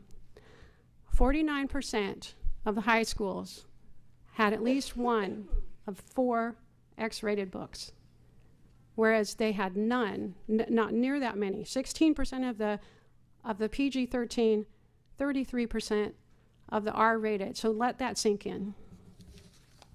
Thank you, Sue. Jenna, you're up next, and then Judy after that. Thank you. My name is Jenna Durr from Kearney. Today I speak on behalf of myself as a concerned mom. When I first started hearing about issues with books in our schools, I'll be honest, I thought, I don't want to get involved with that. It's probably not that bad. I don't know why everyone's making such a big deal about this. But I kept hearing about it, and so I chose to listen, and I educated myself. And quite frankly, I was shocked. I had no idea that sexually explicit material was so readily available to children across our state in our school libraries.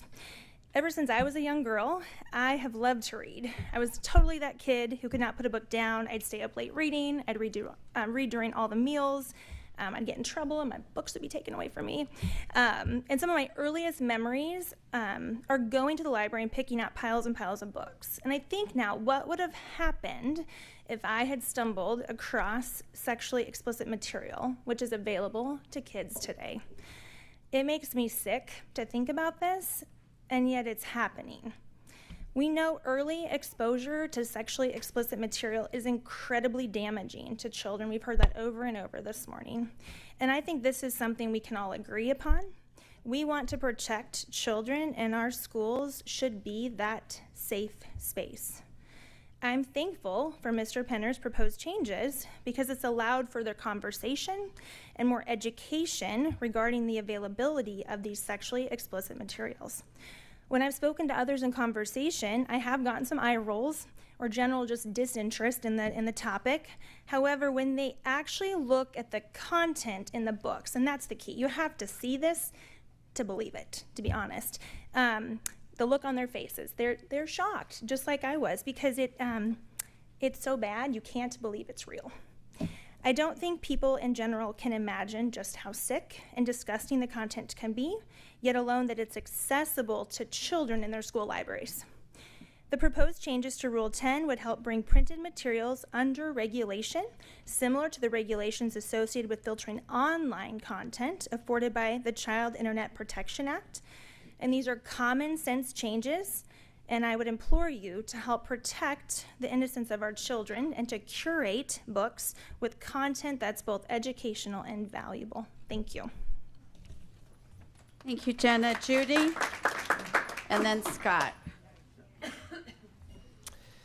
Good morning, Judy Durr, Sherry Jones District. Thank you for serving on our State Board of Education, each one of you. As an educator with a master's in clinical mental health, but most importantly, a mama and a Mimi, I'm representing many family members and professionals in supporting the proposed changes to Rule 10. Thank you, Mr. Penner. My dear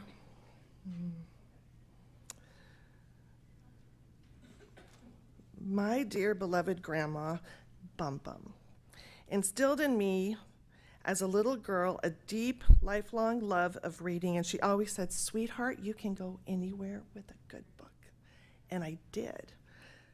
Our own daughters all love reading, and now our grands are falling in love with stories and books as well. I am the last one who wants to ban or burn a book. I do want developmentally appropriate content that is carefully and thoughtfully curated in our classrooms. Please help me understand the educational value of sexually explicit, sexually violent, unspeakable acts and content that is easily available, sometimes required in our taxpayer-funded schools. The educators in my family continue to be horrified at the real possibilities of children who have experienced sexual trauma re-experiencing that trauma through a book found in their school library or even in their classroom. Or children who have not been exposed to sexual trauma become traumatized for the first time. How do I teach, explain, rationalize a sickening, violent rape scene between a father and his little girl. To our little 8-year-old who can't get enough books in her hands right now. So I implore each of you, we can all agree. We can unite on this. We can. For the safety, the well-being, and the mental health of our kids, our classrooms must be safe spaces for every student with equal consideration and equal protection. Please vote yes to the proposed changes. And please remember the words of my bum bum, who said, "You can go anywhere with a good book." But right now, I ask you, where are we asking our kids to go? Thank you. Thank you, Judy. Scott, you're next.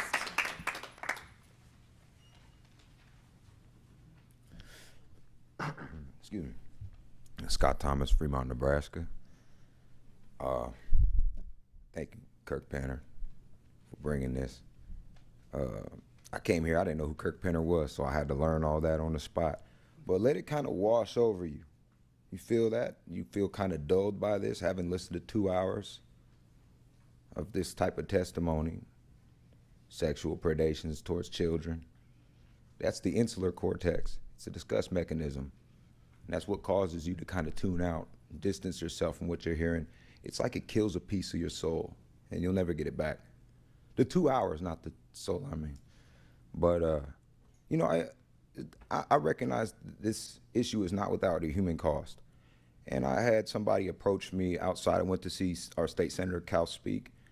And I had somebody approach me outside of the meeting, or outside of the speech, and say, you know, why are these people against us? And I said, nobody's against you.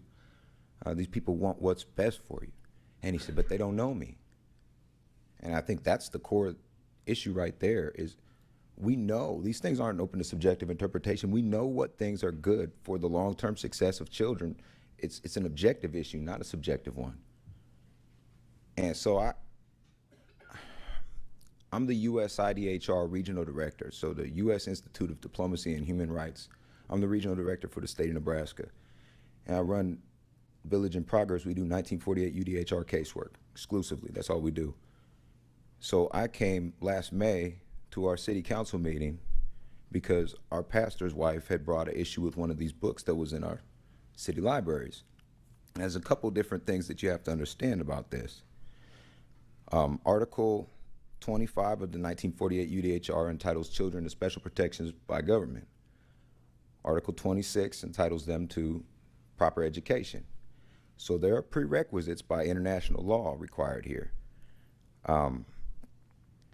And I went and I spoke and I said, what I see here in our society that's occurring is there was a book that preceded this by 30 years called Do I Have a Daddy? And on the back of the book it says, you know, Johnny falls down at school and Lisa teases him and says, you don't have a daddy, you don't have a daddy. And he goes home and he asks his mother, do I have a daddy? And she says, you, like all other little boys, have a daddy. But being a daddy is a hard job, and a lot of daddies give up and they run away, and it's okay for you to not have a daddy because your mommy loves you and cover the spread. I think that is a precursor to this book that we're seeing now in our society, or these books that are preying on children. It's something required for those predations is that you remove the protective factors from the child's life. And that would be the biological parents. We know that. So across the street, not across the street, across the city, we got 49 senators, right? In our Nebraska legislature, in our unicameral, they're not all experts in these particular areas. So they take legislative committee testimony from different experts in different areas. That's part of the 1948 UDHR 2, that's Article 28. And entitles you to a functional form of government. And so we don't have that right now. Somebody called into question, why aren't there arrests being made? I called for that last May at our school, at our city council meeting. And I could name the 3 cops that were in the room. Nobody was being arrested. So we don't have a competent, functional form of government if that's the case. And we all agree that these books aren't appropriate for children, and that you wouldn't give them to your children. So I filed last Thursday for my candidacy for the Nebraska Legislative District 15. so that we can restore responsibility to our government. Thank you for your time. Mr. Thomas, Mr. Thomas, I have one question for you. Yes, ma'am. You mentioned a title, and I didn't write down Yes, ma'am. fast enough who you were The for. United States Institute of Diplomacy and Human Rights. I'm the regional director for the state of Nebraska. I'm also the founder and director of Village in Progress. And my mother, the other principal director here, she's in the audience. 30 years in public education? 50. Thank I'm you. going to hear about that later. But I was told that. Thank you for having me. Is that all? Okay. Thank you to everyone who came and testified today. We do have submitted written public comments. There are 175 of those. They are attached in the electronic meeting agenda for the board, and the public is able to review those as well. Agenda item 6. Do we have any items pulled? Okay. Is there a motion to adopt the consent agenda?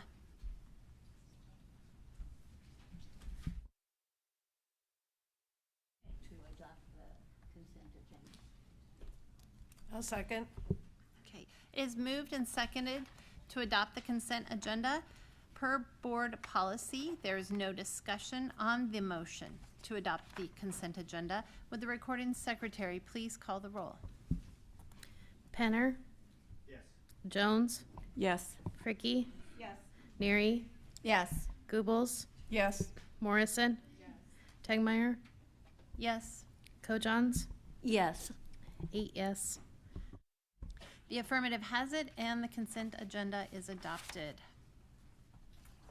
At this time, the board will break for a lunch, and we will reconvene. I have had requests from board members to take a 30-minute break. Is there any objection from other board members to reduce lunch to 30 minutes?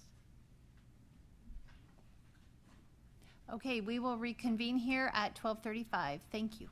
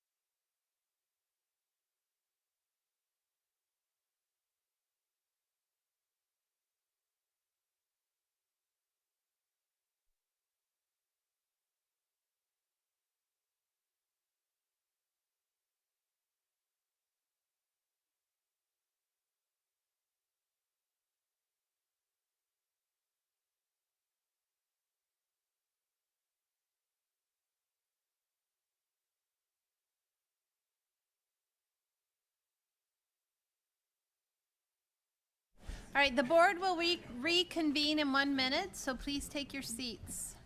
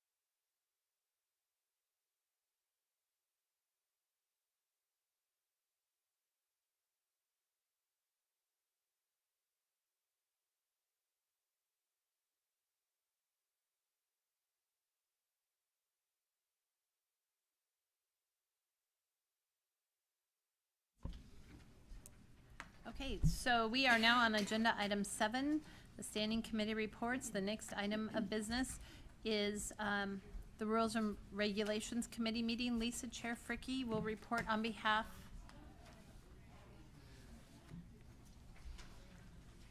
Chair Lisa Fricke will report on behalf of the Rules and Regulations Committee meeting.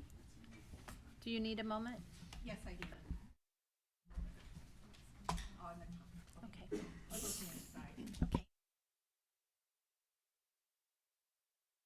Okay, sorry about that. The Rules and Regulation Committee met yesterday morning, and members that were present were Elizabeth Techmeyer, Kirk Penner, and Lisa Fricke, me. Committee members reviewed the rules report. NDE staff discussed the revisions to Rule 4, regulations for textbook loans to children enrolled in private schools in Nebraska, and have initiated the process of revision 4 in response to LB 705, which was the Christmas bill that had everything in it from last year. And NDE staff presented potential educator certification changes. Committee members discussed and presented issues and potential solutions. We'll continue discussions in the future. We're looking for alternative paths to get people in the classroom without taking away the quality of teaching. So NDE staff discussed revisions to Rule 17, regulations governing the approval of alternative school classes or programs for expelled students, and have initiated the process of revising Rule 17 in response again to LB 705 in 2023. NDE staff discussed the repeal of Rule 22, regulations governing the Master Teacher Program. NDE staff plans to prepare Rule 22 for repeal in response to, again, legislation. Committee members discussed the proposed future revisions of Rule 10 related to Section 6, library media technology, that Committee Kirk Penner presented in February. The committee recommends moving this item forward to the full board for action today. And thank you. Are there any questions on the Rules and Regulations Committee report?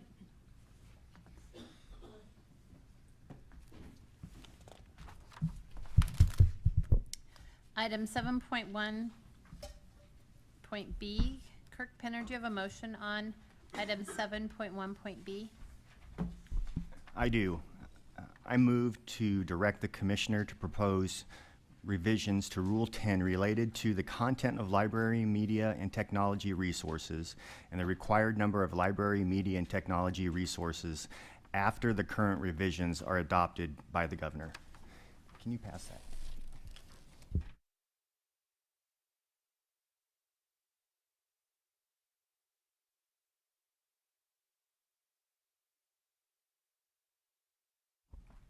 Is there a second on this motion? I second. It is, excuse me, it is moved and seconded to direct the commissioner to propose revisions to Rule 10 related to the content of library, media, and technology resources, and the required number of library, media, and technology resources after the current revisions are adopted by the governor. Is there any discussion on this motion? I'd like to start, if that's okay, since I brought it up. Go ahead. I've got a little PowerPoint here just so you can see on the screen what I'm talking about. Yep, there you go. Okay, very good. So, thank you, Dr. Four. My motion today is to simply move forward. Rule 10 is sitting on the governor's desk, and what I'd like to do is move this framework of what I presented in February. It's not set in stone. Take that back as a baseline and work on it to try and talk about the minimums that we're purchasing for our schools. And we talked about that yesterday with Lisa in the committee, and we've got 25 periodicals being purchased every year. Where did the 25 come up with? You know, do we need 20, or does that just need, it may not mean to be 0. Right now I have it totally taken out, but is there somewhere where we could meet to make the rule or the mandate more 2024 ready? So this PowerPoint, I'm going to talk a little bit more about the second part of it, but really what we're trying to do is what I am trying to do is get this back into the Rules and Regulations Committee to discuss the minimums and to discuss the sexually explicit material in our schools today. So again, I'm going to read off a little paragraphs here that I did. My motion today is simply to move forward and work through the rules process to remove obscene, indecent, and sexually explicit content in our schools. This content is already defined in Supreme Court case Miller versus California and Nebraska state statute, but is also regulated by the Federal Communications Commission and the Children's Internet Protection Act, SIPA. Adults showing sexually explicit content to be available to minor children should be concerning to all of us. We have the authority. The State Board of Education has the authority, and this is just a slide talking about state statute and giving us the ability and the authority to regulate library facilities and its materials. And the Nebraska state statute dictates rules, standards, and procedures of accreditation for libraries, facilities, and materials. Accredited Nebraska schools are required to meet quality and performance-based approval or accreditation standards as prescribed by the State Board of Education. The State Board of Education already dictates specific numbers of instructional units, content, and graduation requirements through Rule 10.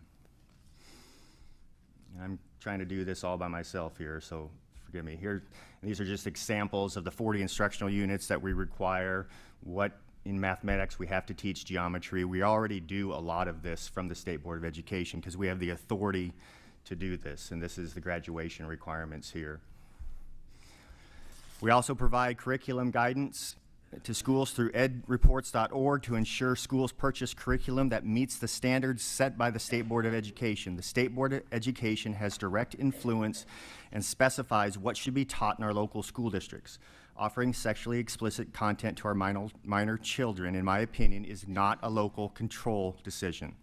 In fact, as was mentioned a little bit earlier, it is unlawful to provide minor children obscene material in Nebraska, and this is the reference to 28.813, and also revised statute 28.808, where it talks about providing to a minor, harmful to minors.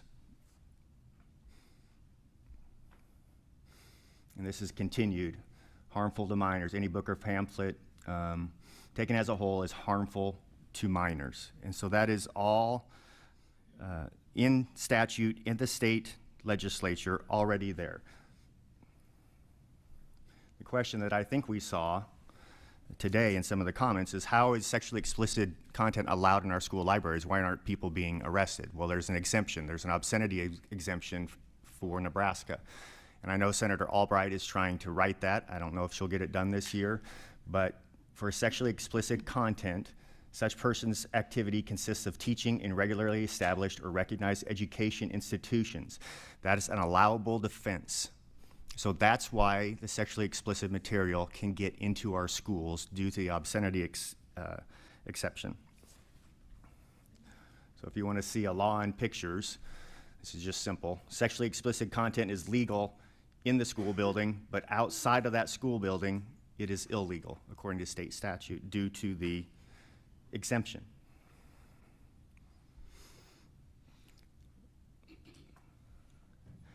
Obscene content has been defined in Miller versus California court case. In order for the content to be considered obscene, all three of these bullet points have to be met.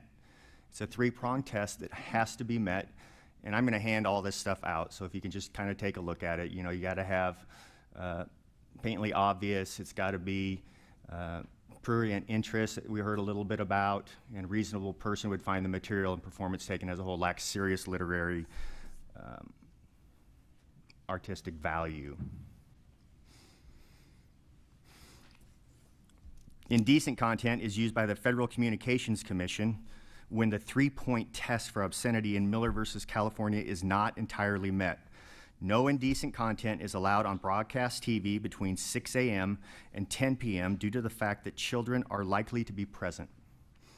I am waiting for the FCC, which prohibits indecent content on the TV between 6 a.m. and 10 p.m. because children are likely to be present, to approve any show that has just one scene of a guy kneading his fist against the opening of a girl's vagina, inserting his fingers 3 or 4 at a time. Heck, it's just one scene. The rest of the show is fine. Yet local school districts allow the book Lucky, which I just quoted, to be available to the same minor children the FCC is trying to protect. Schools need to protect our children from this content, just like the FCC.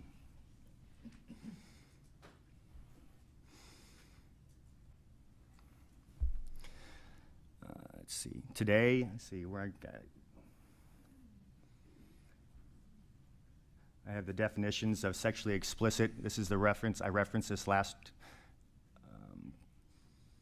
board meeting, State Statute 28-1463.02, and that's continued, and it tells you exactly what Nebraska state statute defines as sexually explicit.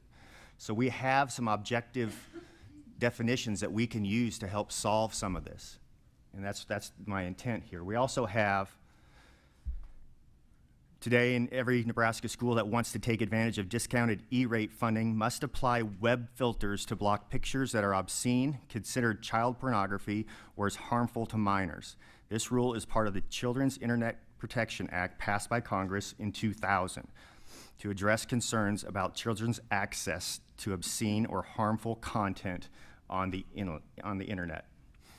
So we already have this in place in local school districts on web-based software. But it stays there. And so you have to block it there. But if it's in a book or any other type of form of material or marketing or whatever it is, it's allowed. And I just have a couple examples. I'm going to spare you a little bit of it. The following are examples of sexually explicit content found in Nebraska schools.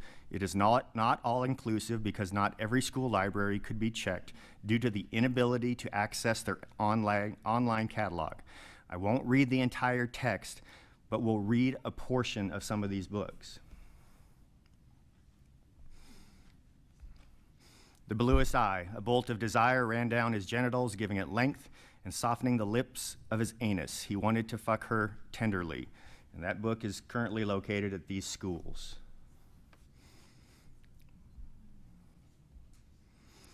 Lucky, I mentioned this, he began to knead his fist against the opening of my vagina, inserted his fingers into it 3 or 4 at a time.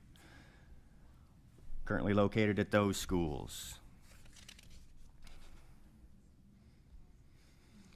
All boys aren't blue. He asked me to turn over while he slipped on a condom on himself, but this was my ass, and I was struggling to imagine someone inside me, and he was large. Currently located at these schools. Now, I need to give you an idea here. These were all checked February 20th, and these are the online catalogs of these schools. So if it's not currently in the school, they need to update their online catalog. So I will give them that out there a little bit. And tilt. I move my middle finger slowly along the slick strip, discovering the nub hidden beneath my pubic bone. The source of the building throb, unhidden, my finger starts to move faster, currently located in these schools. And then one last one. And this is A Court of Mist and Fury and A Court of Thorns and Roses, and it evidently is a series. Wholly naked, I watched him unbutton his pants, and the considerable length of his sprung free. My mouth went dry at the sight of it. I wanted him, wanted every glorious inch of him in me. And don't just think this is exclusive to large school districts. This is all over the state, and I'll show you that. What I have discovered and what I have discussed in this text, but this continues to be allowed, and what is happening is graphic picture books are finding their ways into schools. Some experts believe sexually explicit content does not exist in our schools, while others justify its existence. I think we heard both of that today in public comment.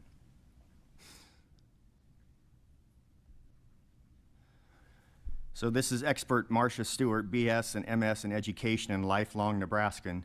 Yes, there is a reason for children to have this type of material available. They are not being exposed to this content in a school library, but rather it is available if it's needed. It's called educational material. And that's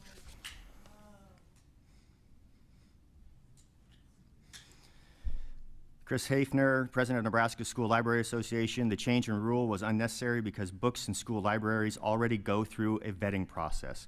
No, we don't have pornography in our school libraries. And from the executive committee of the Nebraska State Librarians Association, as a reminder, certified school librarians have been trained explicitly in collection development, which includes selection and deselection of resources. They already use their professional expertise and establish best practices to choose items that support curricular needs as well as student interests to help support student achievement and build lifelong learners.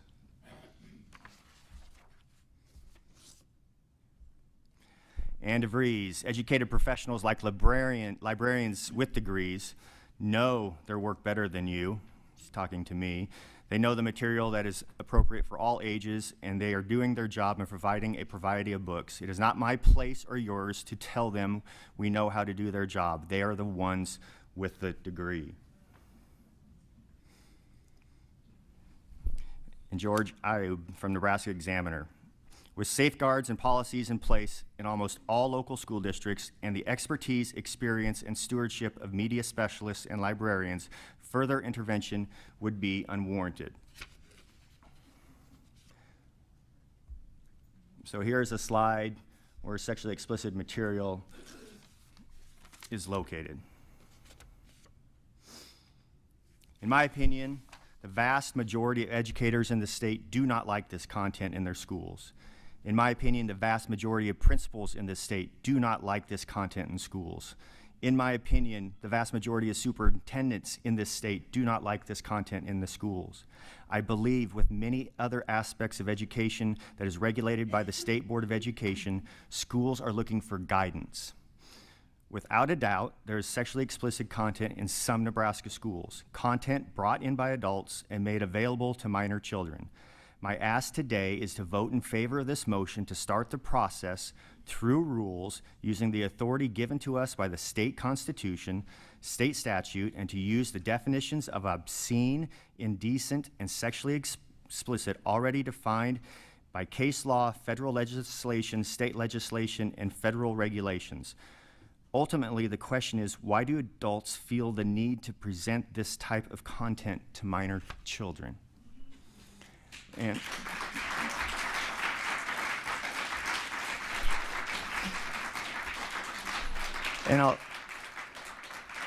I'll end on this.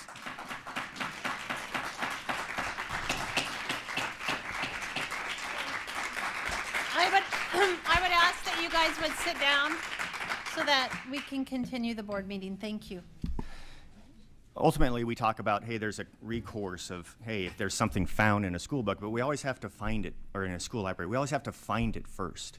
And if we have to find it first, it's kind of backwards. You need to stop it from coming in because it's harder to get out because you have to find it first, or a child has to bring it home, or you have to hear about it before you can find a way to go through the board. So the question is, how do we keep it from getting into the school libraries? And I really think there's an objective way that we can all agree on to find a way to stop this and to do it through the rules and accreditation to see if we can do this and make it happen.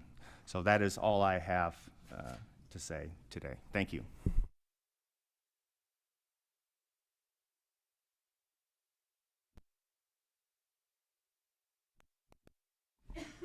Any further discussion?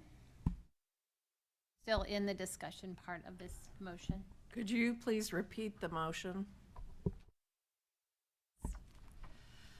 The motion that we are discussing is, I move to direct the commissioner to propose revisions to Rule 10 related to the content of library, media, and technology resources and the required number of library, media, and technology resources after the current revisions are adopted by the governor.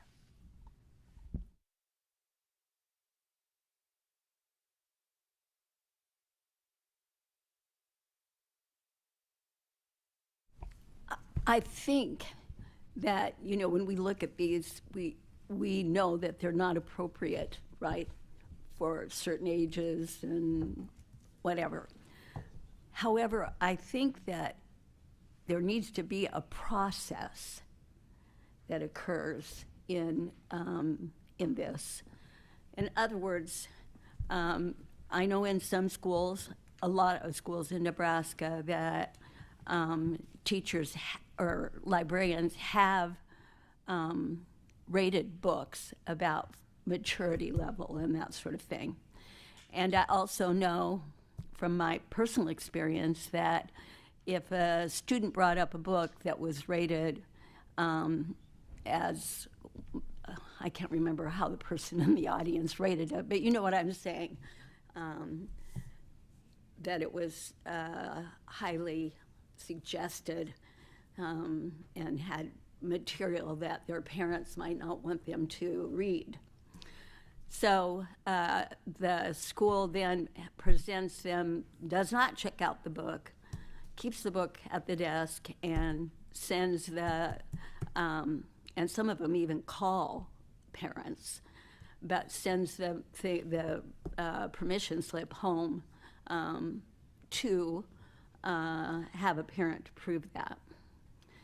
I know that teachers in classrooms are required when they teach, many of them, I can't say all of them, Kirk, okay, are required to send home permission slip to parents if they're reading a book that they're worried about or watching a movie that they're worried about, some content in it might be offensive to their family. And so what happens is the parent has to sign off. And I had to have, as a teacher, if I was going to teach something or watch a movie that maybe had something in it that a parent would find objective, not to the degree of some of the things we're hearing here. Okay, but I think we could create processes rather than telling them they can't buy $150 worth of books. I mean, librarians need new materials every year, and I remember, Kirk, that they were always struggling to have enough, and I worked in a small school, okay, in western Nebraska.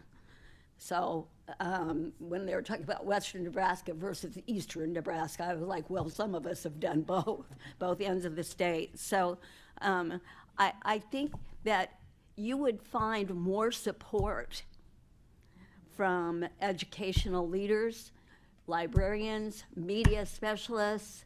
I don't think they're going out and finding books that are offensive and saying, okay, this, this doesn't have any literary merit, won't help them grow up. None of that. That's not happening. What's happening is there's one portion in a book, one little place in a book, and the other rest of the book teaches some pretty special, wonderful things. Okay?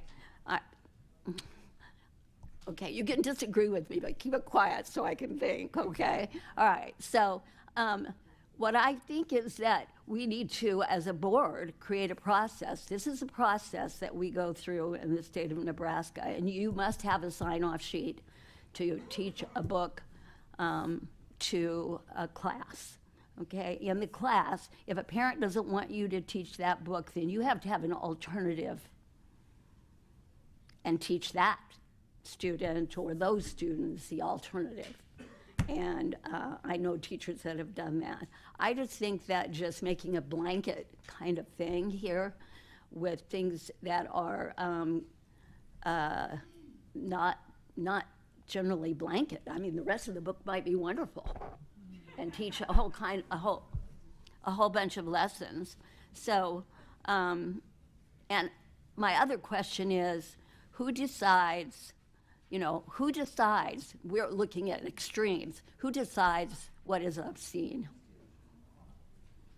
Okay, just questions, just ideas.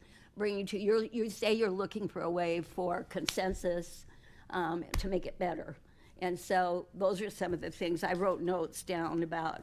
Some of the things I said we should be creating safeguards as a state board for this happening, not just blanket. You can't do this, you can't do that. And of course I said the thing about saving money, that I don't think that's, and the definition of accessible means that all kids can get their hands on it, right? They can get their hands on it, or they can go find it without really looking for it. And I thought the lady who spoke about Lady Chatterley's Lover, I remember that going through our whole class, in 9th grade. If you do this book, that kind of thing spreading around it. And I don't think many of us went to look at it or read it. It was way beyond what we were going to go read anyway. But accessible is a word that we have to be careful with too. Who curates, and what's the difference between curating and banning? Just ideas that popped into my head. I'm trying to be very civil about it and make sure that kids aren't being harmed by information. But most of the time, I think I also agreed with the woman who spoke, who said, I'm worried about social media and what they're getting from that. And we're unable to regulate any of that. But we could do some regulation that were reasonable with this. Lisa? I just have a question. Part of your paragraph that had an exemption about allowable parts of the body or whatever, I would imagine that would be with the sciences, like sex ed. And if not, I don't know if legal counsel can help me understand, is that what that exception's for? But I'd really like to know. Talking about the statute or what I have in my rule? It was up on there, so I took it was. That's a state statute. Right, so it's open to, what I read was open to interpretation. And I want to know, is that meaning sex education in class, or is that with books, or is it a combo? I need somebody to tell me that knows. Can you engage your mic? I'm sorry. It's an allowable defense if you're a public school if you want to use that. And that's the obscenity exemption that Senator Albright is trying to get rid of. Would it be helpful to have Deputy Commissioner Halstead come up? Deputy Commissioner Halstead? Oh, and we also have another legal mind, yes? Can I respond to that? Because one thing I don't like is misinformation. That's not fair to anybody. A defense to a crime is not an exception to a crime, okay?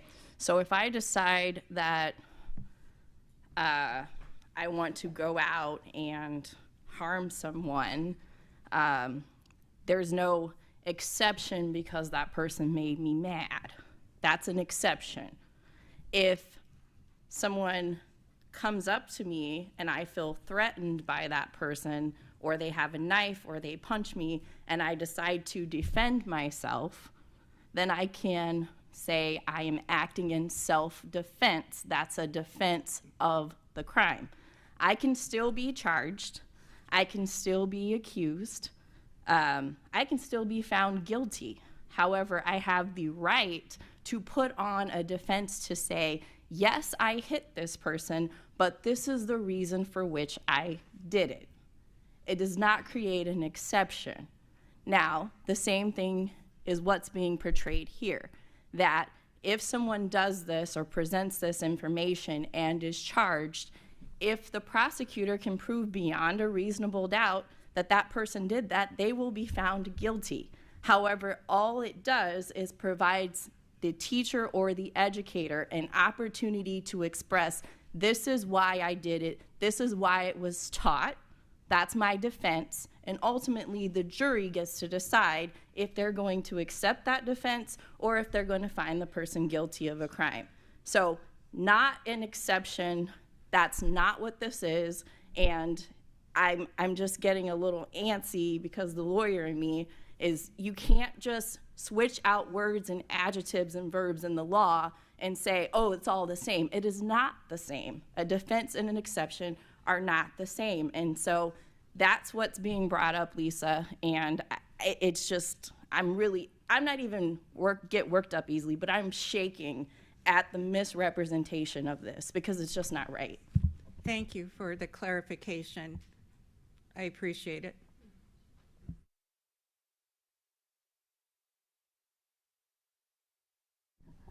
I forgot a couple things, Kirk. I looked at my notes here. We talked about local control a lot today. We heard a lot about local control. And so running through my mind was giving parents and teachers and the school systems the power to go through and rate the books as they purchase them, and decide what's going to be in their library. And that seems more logical to me if you're talking local control, because what it sounds like to me is that we're talking about giving the control to people above us and not in our school system. And my example was To Kill a Mockingbird, one of the finest books that has ever been written. And you could ban that book according to what we're seeing here. And No. you couldn't? No. The definitions are already there. I mean, we can define it however we want. And ultimately, the lawyer that's going to decide this is Attorney General Mike Hilgers. So it needs to go back to the committee, go through all this, just like every other rule, going to do it the right process, take it to the Attorney General's office. He will make the decision on that, and then bring it back to the governor. Okay. But I still think we're taking away local control. I'm trying to find out why we're having sexually explicit books for minor children brought in by adults. I've yet to get one. I don't have it. Well, in the end, parents have the control too, if it's there. Sherry Jones, please. Yes, I guess I just want to highlight that by taking this policy to the Rules and Regulations Committee for discussion, we can iron out the legalities and the specifics of the numbers of books and whatnot. So I think what we'd be voting for today is just, do we want to take this back to Rules and Regs, go through the process that I think so many appreciate and want, such as public comment, written comments, like some of the changes take place, work through the rules and the legalities, fine tune it, and then go from there. So it's just to bring it forth to the Rules and Regs committee. That's what we'd be voting for. Lisa?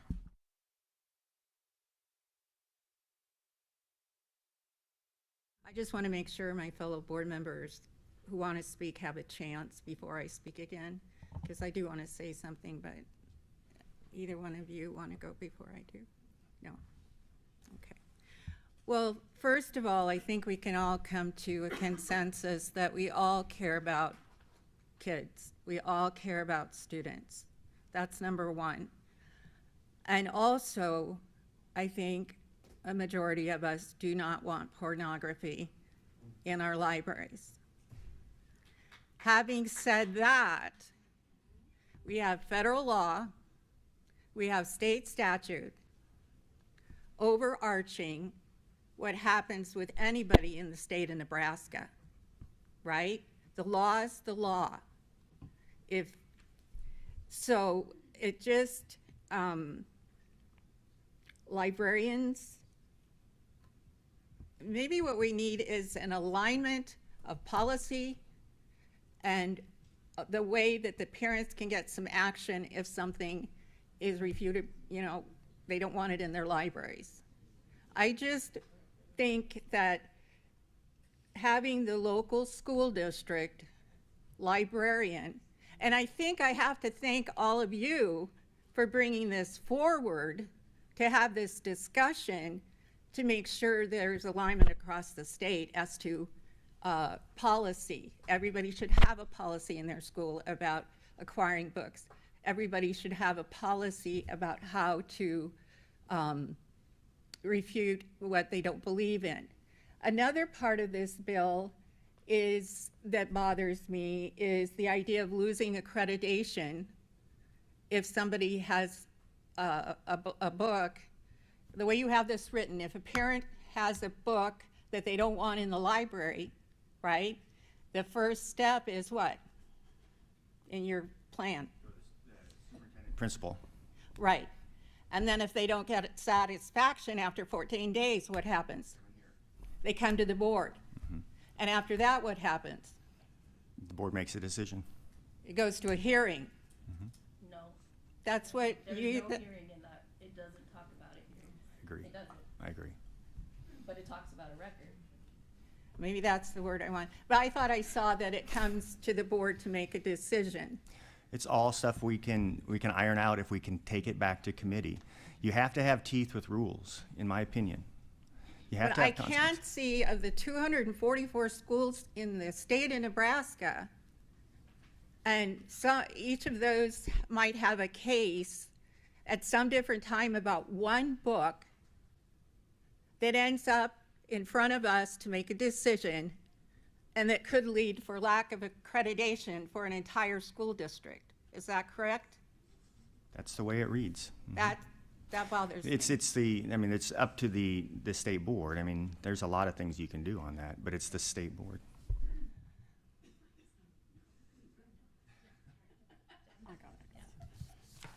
Are you ready to talk?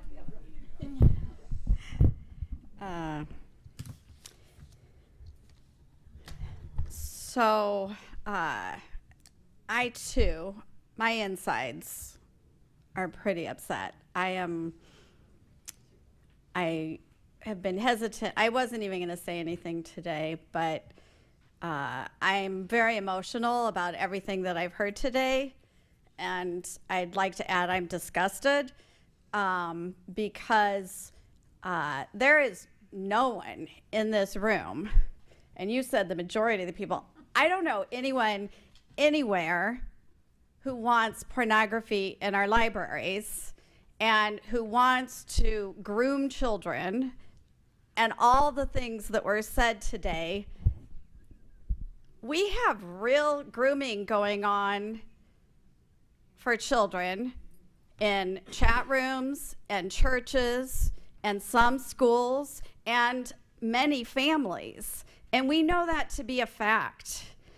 And I had a teacher who'd taught for 40 years and told me that the book Lucky, when she read it, she was being raped by her relative and didn't even realize. Like that book was what, and I haven't read the book, so I don't know enough about it, but that book was what gave her an awareness that this isn't right, that there's something wrong. And she went to her counselor, and it was helpful to her. Now, what were, as I said, there's real grooming happening, and there's real pornography being presented, and those are the kind of conversations I wish we could be having about kids' access to TikTok and the internet and chat rooms and all the things where there is real concern. But one of the speakers today, the words that really sent me to be emotional like I am right now is, and I felt like this was probably the most honest speaker here today, but he said, the books on those lists are not natural.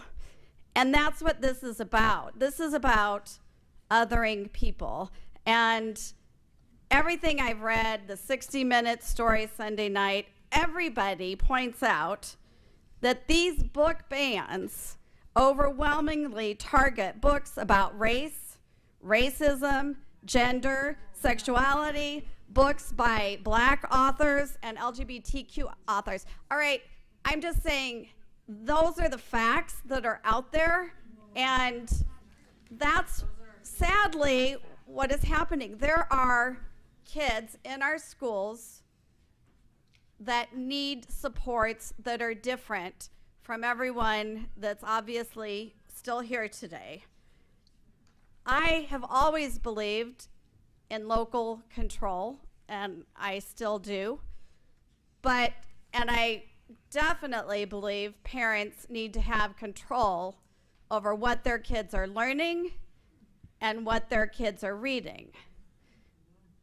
But there is never a time where I believe that a small group of parents, of very loud vocal parents, should be deciding what all kids read. Which is what's happening. There is local control in this state for a reason. Parents have every opportunity and right to decide what their kids are reading.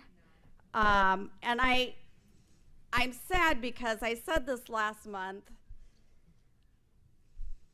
You know, we went through a whole year of listening to parents, leaders, experts, teachers across the state to determine our Rule 10 changes.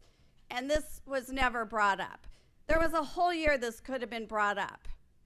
And I feel like this is an extreme waste of our taxpayer dollars, because we had a chance to make these changes a year ago, but instead now we're saying, and I don't know what the motive is, and I like Kirk, so I'm not going to think any ill motives for sure, but I don't know why this wasn't brought up a year ago and why we're talking about it today. And it wasn't brought up because, I mean, our schools across the state didn't feel like this was a change that needed to happen. Many of the school boards are recalling those board members that are bringing this up because they realize, those school officials realize that this is targeting certain audiences in the school. There are some kids that need access to these books.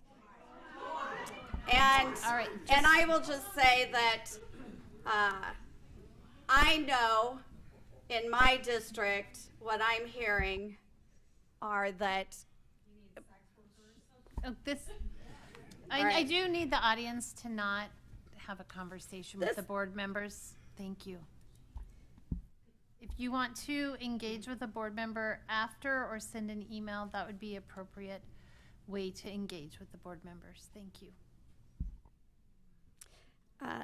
That's all. Thank you. Over there. Jacqueline? Yeah. I like Deborah. I wasn't going to say anything, but Pat Betsy, you're so brave to go first. You inspired me.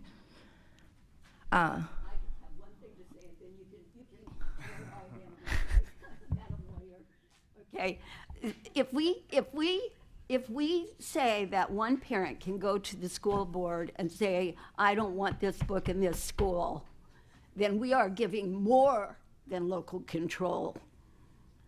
I mean, it can't be that. If it happens to that, one parent decides what all the kids get to learn and do, no, we have to respect the fact that educators together have experience and knowledge and education. Now I'm done. Go. All right, get comfortable. So I'm speaking to the board members here. First, let's talk about procedurally. We're voting on a request for the Rules Committee to review a rule. We do that all the time. Anytime we have a Rules Committee meeting, we talk about rules. We have a process of when a rule comes up for review. We have timelines for when we know it's coming. And we also have a process where if a board member wants to pull a rule to review it in that committee, we can do that. It is not the process, or never been the process, that we have to get a full board's vote to be able to discuss a rule change. Not true. Everything that's being discussed here, well, let me go back. So that then gets me to the question, are we really voting today to say, yes, let's go back to committee and talk about a rule, which we do all the time, or is this a bait and switch of, I know what happened last time at the last board meeting when I proposed these changes and the board member said they were not in agreement or I don't have the votes for those changes. Thus, I'm going to create a broad rule, because who could vote against something that we already do? But really with the underpinnings of I really want to discuss all of these things that I brought last time. That's what I feel is happening today, and it's not genuine. And one thing I don't like is people who aren't genuine. If that's what you want to vote on and that's what we want to discuss, put that up for a vote today and let's vote on it. But don't come up with a new rule that was just, I checked my computer and my agenda. I didn't see that motion here in my agenda items. I also didn't see that nice PowerPoint in my agenda items either. So when we talk about procedures and we want local governments, we want local school districts to follow rules and procedures that we have, maybe we should start by following our own. Okay, so give your board members the material ahead of time so I can have an opportunity to prepare an accurate response to what I just saw, because I didn't. Now, in high school, I never read The Bluest Eye. So one thing I was doing on my computer was looking up what was The Bluest Eye about. It was about a child being raped by her father. Incest. So let me tell you about my experience as a public defender, because that's my background. I worked as a public defender. You can Google it or look up on Justice, I've represented people charged with first-degree sexual assault on a minor. I have. And I will tell you 9 out of the 10 cases that we saw at the public defender's office were parents or relatives raping their children. It was not a kid who saw a book and read a book and then went out and committed a crime. That's not how it happens. The grooming starts at home most of the time. And so all of those cases were not things that happened at school or started at school. They were things that started at home, and those children then become predators for other kids. So while I can respect this, it's very hard for me to hear people say, let's take books out of our library that deal with incest. Let's not teach kids about incest and why that's wrong and how that harms kids and why that's not natural. So that a kid that is happening at home now does not even have a resource or an understanding of why that could be bad. No, I'm not going to stop. I'm going to keep going. And I was respectful to everybody up here who spoke, and I didn't speak while you were speaking. Now, that's like 4 issues, but I'm going to keep going. if we're talking about the actual issues that were outlined in that book, or outlined in the proposal that we talked about last time, librarians, all the librarians I have heard from have said, we don't want you to get rid of the limits on the 150 books. I don't even know why those two are together today. If we're talking about pornography and we're talking about book limits, we can talk about them separately. If 150 is arbitrary and 100 is the number, bring in the librarians, bring in the superintendents. Let them have a conversation about what that number should be. But I didn't see any of them here today saying, here's the right number. I didn't see any superintendents or local school board members saying that's too much of a financial burden. I haven't seen anybody over at the legislature asking for more money because they can't afford books. If that's a genuine issue, I'm here to talk about it, and I'll talk about it any day of the week. But to combine books and number of books purchases with pornography, not right. You have to separate those two, and let's talk about it. Then if we want to get to the meat of what is actually in the proposal, Lisa asked a question that I had. Is there going to be a hearing? What are the due processes that are involved? That, sure, the Attorney General can make the decision, but I can tell you right now, it doesn't even make sense because it refers to a record, and to have a record, you have to have a hearing, and nowhere in the procedure does there even list a hearing, okay? So if we want to talk about getting something right and actually, again, giving people due process, a procedure, we could do all of that in a committee. We don't have to do that in a public setting. We could, but if we're going to do it, bring it back. Let's talk about it. Let's talk about that right now and why that's wrong. But to put this in front of the board because what we want to do today, let's be honest, we want to take a vote so people can vote publicly and then say they voted no because they wanted pornography in schools. No, I'm voting no because 1, it's not our procedures and how we do things. 2, we weren't given these materials ahead of time to actually be able to respond to whatever was just outlined. The way it's written is bad. It's a bait and switch between what came out last week and what came out this week, last month and this month. And so for all those reasons, we can say that's the reason we voted no. It has nothing to do with anyone wanting pornography in schools. So for all those reasons, I'm voting no on this, and I would encourage everyone else who actually, if you do care about a procedure, if you do care about local control, if you do care about all of those things, then vote no on this, and when we have a Rules Committee meeting next month, the Rules Committee can take up any piece of this that we want to. Madam President. So I will go to Patsy first, not Patsy, Patty, because we haven't heard from you, and then we'll pick up Lisa and Patsy. Okay. I've been thinking the same kind of thing that Jacqueline, part of what Jacqueline you just talked about in terms of, number one, I agree that none of us want to have materials in schools that have no value, right? And that are just sexually explicit and really don't benefit anyone, right? I don't think any of us would disagree with that. But I'm also wondering if the place for this, because we're acknowledging that there are, at least in some people's opinions, there are materials in school libraries, maybe in classrooms, that are not appropriate, right? That's kind of what the question is, right? So I think I don't want us to ignore this. I guess that's what I'm getting at. But I also agree that I won't vote yes on this for a number of reasons.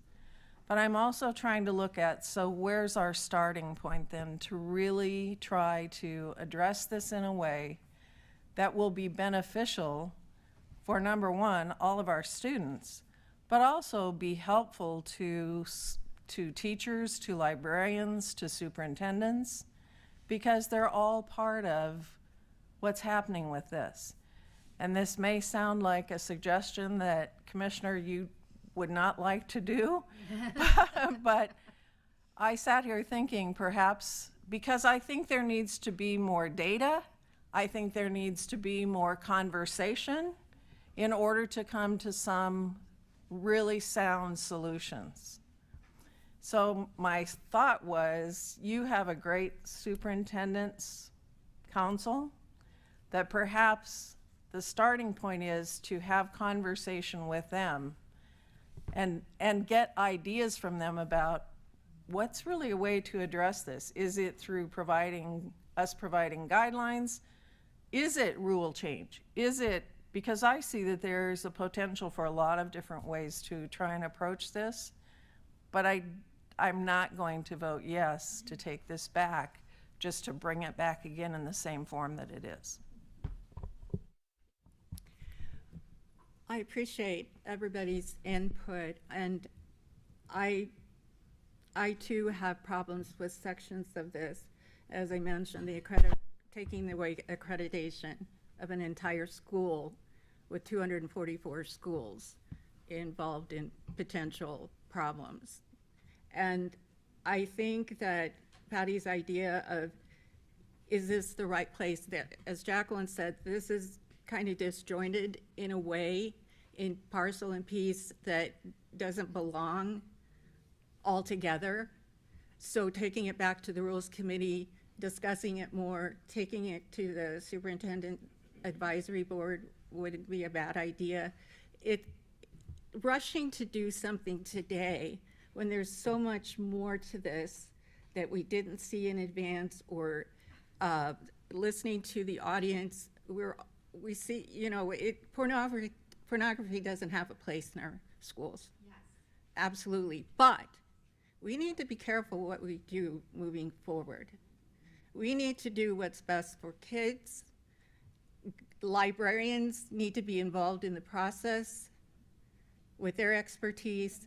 It's going to take a team effort to get where we all want to be, and that's taking care of the best resource we have for the future, our children.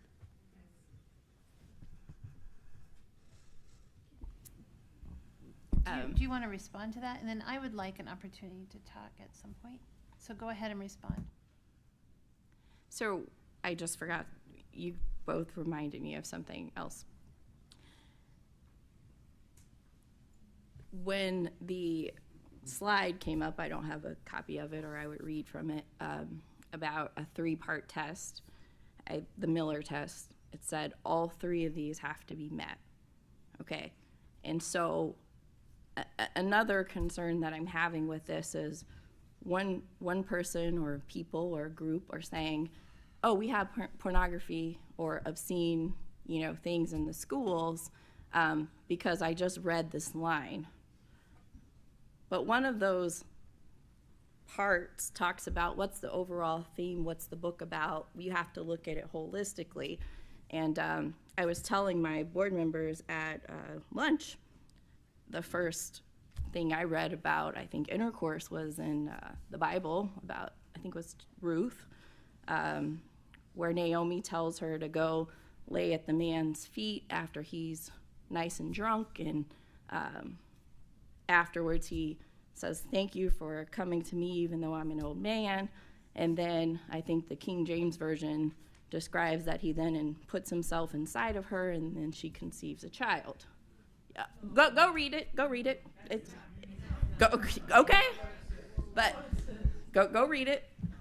I actually grew up in the church, so I know the Bible. But my point is, if one were to say because there was a sex scene in the Bible, we should keep the whole book out of schools, I think a lot of people would go crazy, because that's not the whole point of the Bible. That's an excerpt from the Bible. And so my point is that even in these books that were read today, and I don't know anything about any of them, I've never read them, but it bothers me that people can start categorically saying something is one thing without really but acknowledging the 3-part test, but not really applying the 3-part test. So you can't kind of have it both ways. And so again, that's another reason why I think legally this is not sound. We have some problems with it, and I think that it needs more work. And I'm happy for us to look at, is there a solution? But what we have right now is based on opinion. It's not based on a legal analysis of the Miller case. Sure. So I guess I just want to say I don't understand why, why there is the suggestion that I know that anyone can bring it back to the Rules Committee, but I don't understand why we would, and why we're telling our commissioner to go talk to superintendents about. I don't have a problem, if he does, but we've already taken those steps. We've already talked to our superintendents about the Rule 10 changes that went through a very lengthy process. Everyone in this state had an opportunity to weigh in. Our Rules and Regs Committee spent a great deal of time on it. And so I'm just like, we have a lot of important issues to be working on. And all across the state, I'm reading articles about school boards that have gone through the list and they have stood up for what's in their library. So we already know how the majority of superintendents in the state are going to respond. But we can go through the motions again, and we can ask the commissioner to do work that's already been done, and we can ask the staff to do work that's already been done, and we can waste taxpayer dollars redoing work that's already been done. But I don't understand why we would. That's all. We're talking here. Thank you. Okay, okay, so I haven't shared my thoughts with my fellow board members yet, and I'd like just an opportunity to do that. I called Kirk because I had gotten an email before this was even, before it even came to our February meeting. I had gotten an email and there were concerns. And so I called Kirk and I said, okay, here's these concerns. Help me understand. Because he and Sherry and I and Patty were all at the NERCSA meeting last spring, the one that we're going to next week, where there were superintendents there who said, quit requiring us to buy, so like quit giving us this number. And so I know where that strikeout came from. And so I went to Kirk and I said, what, like I emailed that superintendent because he's in my district. And I said, okay, here's the discussion. Please watch the board meeting and let me know what you think. And he went to his media specialist and had a conversation and came back and said, well, I actually don't get rid of all the book purchase, but maybe reduce it a little bit. Let us have that freedom to choose, because some years we might want more books, there might be fewer books, but maybe reduce the number down from 150. And so it's only up to 150, a minimum of 25. So giving them some of that freedom. And so I went to Kirk and I said, okay, what do you think about that? Can we work with this? That was one issue. The periodicals. Some schools, you know, they're available. What I found, and I'm not expressing this very eloquently, was the concerns. Initially, it had been struck that the library would not be open all day, and these were concerns that when I went to Kirk, he was like, you know, I'm just trying to start the conversation. Let's start the conversation. I'm willing to work on this, and so I really appreciated that, and I think that that's part of what I hope all of our board members feel comfortable doing is coming to each other. Last night, I thought, what am I going to say? Am I going to say anything? So I typed this up, and I'm going to read it because I'm not. I just want to read what I got. So after I received over 150 emails from Nebraskans since the introduction of these proposed changes, I've done a lot of thinking, and I've considered opinions, and I've tried to gather some factual information. In our certification process, library and media specialists have to demonstrate extensive knowledge concerning our library system. They are catalysts for this for a smooth, well-run library where our students go to gain and learn valuable skills. And the role that they serve in the districts is undeniable. Media specialists, however, have limitations. They are not counselors, doctors, or licensed mental health practitioners. Their expertise doesn't extend to commenting on the effects of a subject matter contained within library resources on students' mental and emotional health. For that, we need a different set of experts. There's a large body of scientific, evidence-based research on the effects of sexually explicit materials on the developing minds and emotions of students. We've heard some of these from people today, some who are experts and some who, like me, maybe did a quick Google search. I did that. I Google a lot of things. And I found that there were even studies on the National Institute for Health's website. So my thought is, if we truly care about the mental health crisis, and I know we do, I know each one of us do, and it's affecting youth, I feel like it's imperative that we follow the professional knowledge and expertise of the mental health specialists, and that to regard their expertise will result in an exacerbation of the mental health crisis, and that will be at our hands to exacerbate it. So my thought is, I believe that this board needs to move forward with continued discussions on revising Rule 10 in order to play our part in addressing the mental health crisis that continues to grow within our schools. Any other board members want to comment now? Yeah, Patty. I guess it's a little concerning to me when you said you heard from one superintendent about what he wanted to have happen, and that initiated a rule change that has had no public input from anyone else. That again goes against what we have established as procedure. That's concerning to me. So I guess I would just make that point. I think if you talk about addressing the mental health crisis in schools, you're talking about a very complex situation that includes many different causes and symptoms and solutions. That's not all tied into the kinds of materials that kids are being exposed to, and that seemed to be what you were suggesting. I'm sorry if that seemed to be what I was suggesting. I was saying that these type of materials can exacerbate the situation. Patsy? Short and sweet. $150 today would buy, let's say each book is $10, 25 books.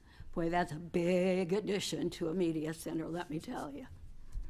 I don't even know small schools if that would be a big addition, especially if you had books that were damaged and thrown out. So that seems like just a little tiny problem alongside a huge problem. Maybe I misspoke. It's not $150, it's up to 150 books.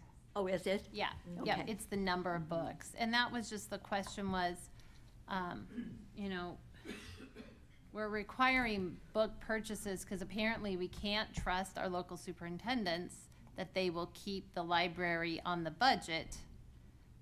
But on the other hand, we can trust our local superintendents concerning content. So which is it? Do we trust our local superintendents to purchase books?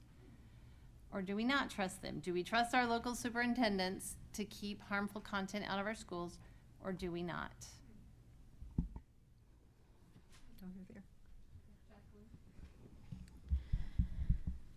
I agree wholeheartedly with Patsy.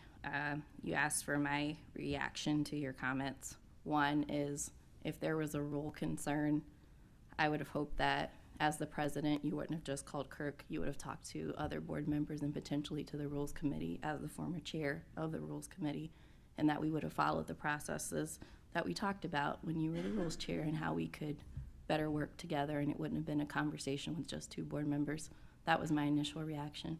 My second reaction was a lot of the books that we're talking about, To Kill a Mockingbird, The Bluest Eye, those have been in school since I was a kid, probably before I was a kid, maybe when my parents were a kid.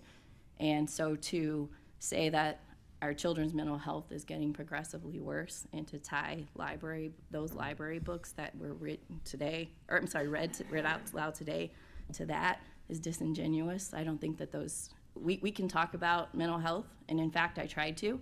I was the one person who said I shouldn't say one person. Back when we were talking about health standards, I continuously said it was important to continue the conversation about health standards because embedded in those health standards were mental health. And we needed to talk about and address mental health. So if we want to talk about mental health, I encourage us to dust off what was good about our health standards and the mental health components that we were trying to add, and not necessarily talk about library books, but let's talk about our kids and their mental health and really bring that back to the forefront if that's the issue that we want to talk about. But it seems really convenient to start conflating things when that's what we want. And the other thing about purchasing the books, to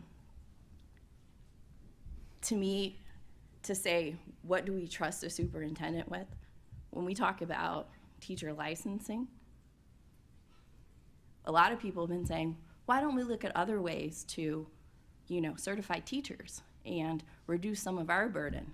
Because ultimately it's up to the school district that hires the teacher. We trust them, don't we?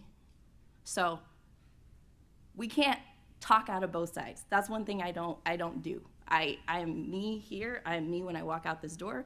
I'm the same. I'm the same in the committee. But it seems like we want to change arguments when they're convenient, and I don't think that's right. Yes, if we say we trust our superintendents to hire who our teachers are, then we trust them to hire the teachers who are going to buy the right materials for the classroom, and we trust them to manage their budget, and that's why we don't oversee it or ask for a copy of it. So yes, I do think that. Kirk. So you can speak all you want. 2 years ago, I brought this as a policy, as a policy matter, and got it shot down 7-1. 2 years later, I brought it as rules. I'm trying, but everybody on this board, except for Elizabeth and Sherry, were here, and I brought it as a policy. And so I can bring it as policy and have it shot down. I can bring it as a rule change and have it and do what we're doing here today. I can bring objective ideas, FCC ideas here. We can get these added. And the stuff we still have TV here. One TV guy here. He can't show some of that stuff on TV tonight, but we can see it in our libraries. So it's just simple stuff. And so the process, I'm trying to find out a process to get sexually explicit material out of our schools. There might not be one. And to me, that's concerning. And so that was what I was trying. So I appreciate the conversation today. But there are concrete ideas in that PowerPoint, which I'll be handing out after this to everybody so they have it, including I have audience copies as well. So you can see exactly what I said, exactly what I referenced. So there's no misquoting or misinformation or anything of that nature. But ultimately, my goal is to get it back to the Rules Committee, do the rule process, and ultimately the Attorney General's office will tell us whether it's legal or not, and then the governor will or will not sign it. But we need to get 10 off his desk right away. Thank you. I guess I have to disagree with you, Kirk, that there isn't a process for getting books out of our libraries that our parents are not happy with, because every single school district has a school board. Those school board members can be voted out if they aren't responding in the way that the parents want them to. But what we're finding in Nebraska is that those school board members are defending the books that are in the library because they understand what the student populations are, and they don't want to discriminate against any students. They want to respect the needs of every single student. In Nebraska, we are finding that those candidates that are running on book bans are not getting elected, and they are getting recalled. And I just think that it's a disservice to Nebraska that we keep talking about this when there are clear processes in place. If people don't like the books in their local library for their school, they have very clear steps that they can take. And it isn't up to us to make those specific decisions. We've always said, I mean, each school district is different. They have different needs, they have different population. Each local school district should be making those decisions themselves, in my opinion. Okay, so I'm just going to read the motion again. I move to direct the commissioner to propose revisions to Rule 10 related to the content of library media and technology resources and the required number of library media and technology resources after the current revisions are adopted by the governor. Is there any more discussion on this motion?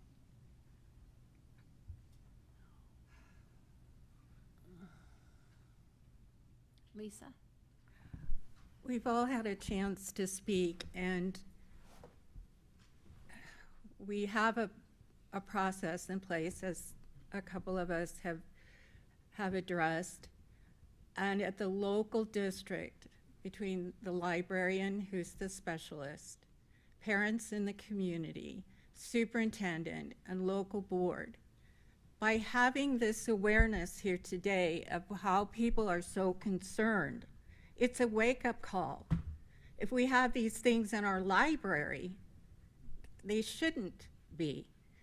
And I hear all the time from constituents, we believe in local control. We believe in local control. Well, let's make sure the policy in the local district is updated so that they can take care of situations, listen to parents, listen to the librarian, listen to make a decision if a book should be taken out or not. That's all I have to say. There's a process, like what Deborah said, that's in place. Tigmar, may I make? I'll make just a few comments. They're so scattered. But to start off with, a vote yes, to me, it's just we're going to go through the proper channels now. So if we'll go through the proper channels. Process has been an issue, so a vote yes to me is that we go through the proper channels. So I can appreciate that. There's some comments that I just need to respond to, because it's been said a couple times. No child needs access to sexually explicit materials. No child needs access. And I appreciate data, but I don't need data to tell me that sexually explicit material should not be in our schools. So I do appreciate data. I think, unfortunately, porn doesn't disappear if you read the whole book. I wish it did, but it doesn't disappear if you read the whole book. And I think superintendents are waiting for some guidance from the State Board of Education.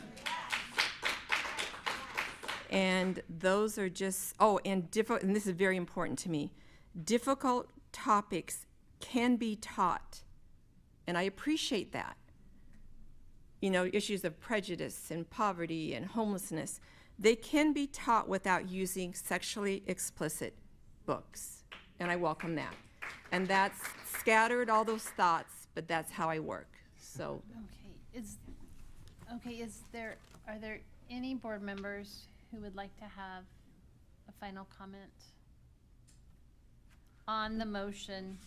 I move to direct the commissioner to propose revisions to Rule 10 related to the content of library media and technology resources and the required number of library media and technology resources after the current revisions are adopted by the governor. That's the motion. Are there any more comments on this motion?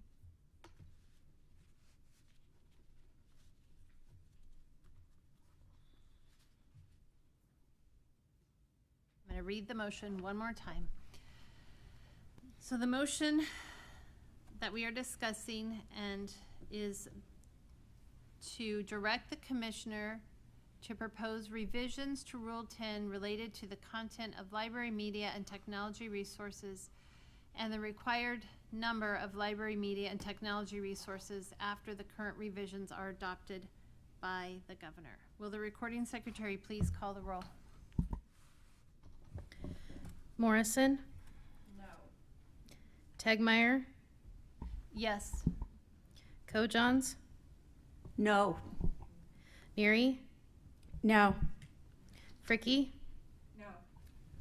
Jones? Yes. Penner? Yes. Goebbels? No. 3 yes, 5 no's.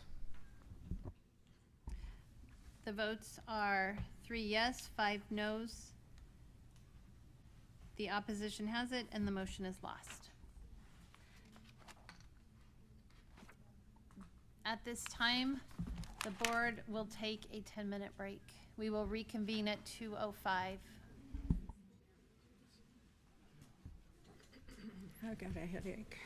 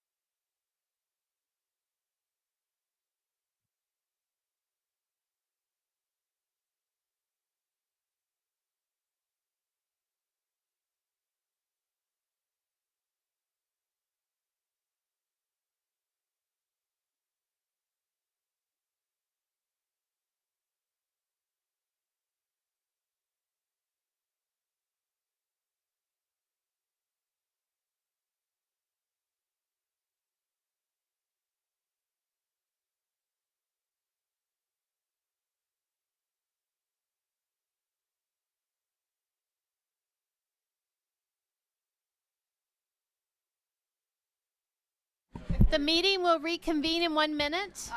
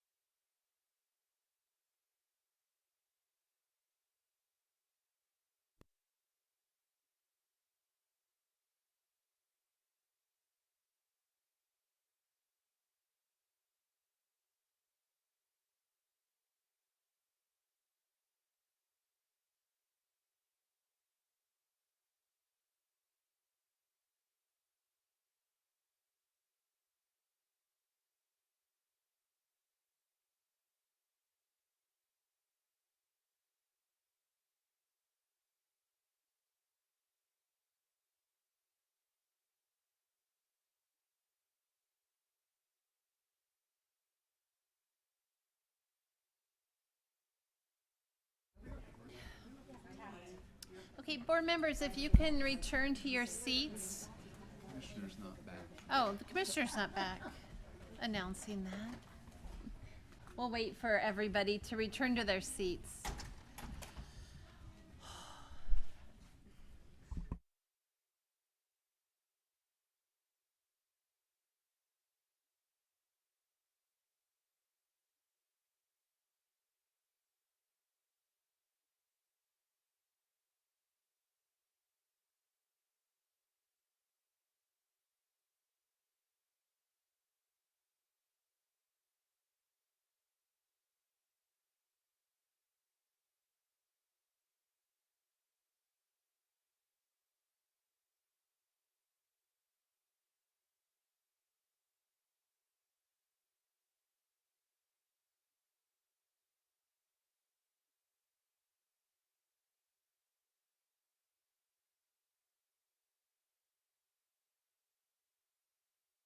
We are going to reconvene with the essence of time on our minds. It is now 2:07, and we will take item 7.2. Sherry Jones will provide a report from the Planning and Evaluation Committee meeting. Thank you, Board President Tegmeyer. The Planning and Evaluation Committee met yesterday on March 7th, 2024. The members present were Patsy Kojans and Deborah Neary and myself, Sherry Jones.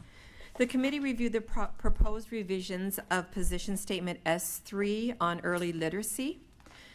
NDE staff provided an overview of adjustments made based on committee input. The committee recommends the approval of this item. The committee discussed the upcoming approval of non-public schools for the 2024-25 school year under Rule 14, Regulations and Procedures for the Legal Operation of Approved Non-Public Schools.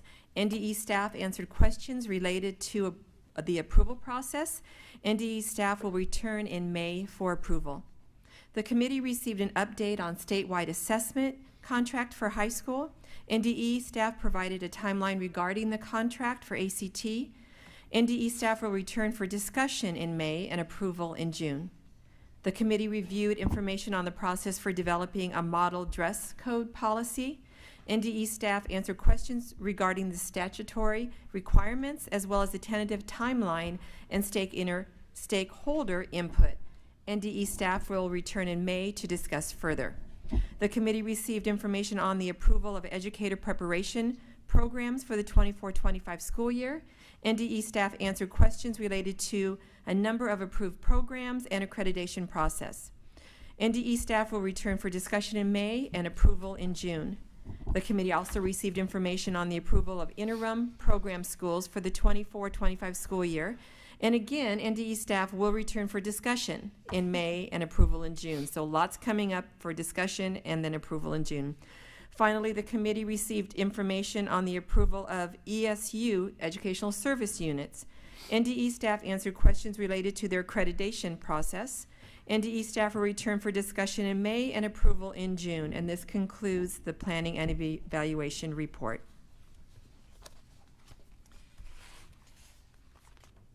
Are there any questions for the committee chair? Yes, Lisa? Just a quick question. Sherry, you mentioned ESU accreditation. Does that ever include an on-site visit? Do you know? I do not know. I will. Next month, maybe? Okay, yes, I can find that out for you. Okay, thank you. Unless someone on the,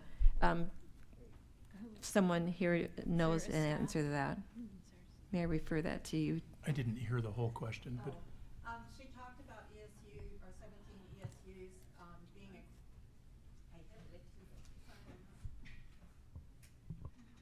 I have a red light. There you go. There you go. Oh, only me, technology. But the ESUs, all 17 are accredited. My question, do we have on-site visits, once a year, once every other year, or whatever? And I can wait till next month. Yeah, and I will find that out for you. Yeah.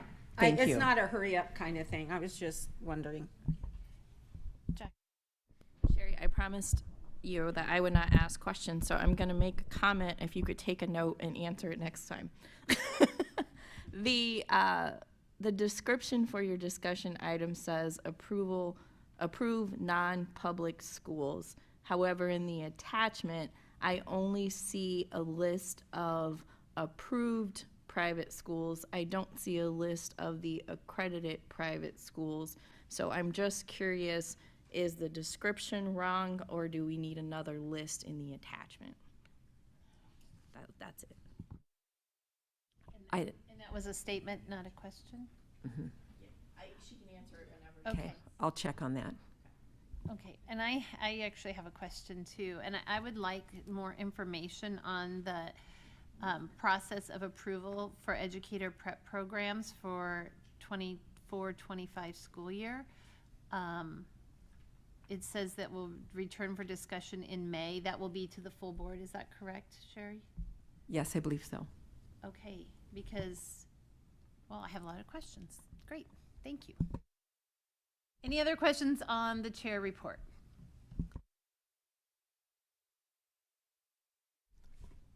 Madam Chair? Not a question, but I just wanted to clarify something because I think it can be a little bit confusing. In Sherry's report, she talked about revisions to the position statement S3 on early literacy, and that is what it's called now. But if you look through the revisions, it's being broadened to foundational literacy, so that's what the action item will be. Thank you for that clarification. Any further questions for the Planning Evaluation Chair?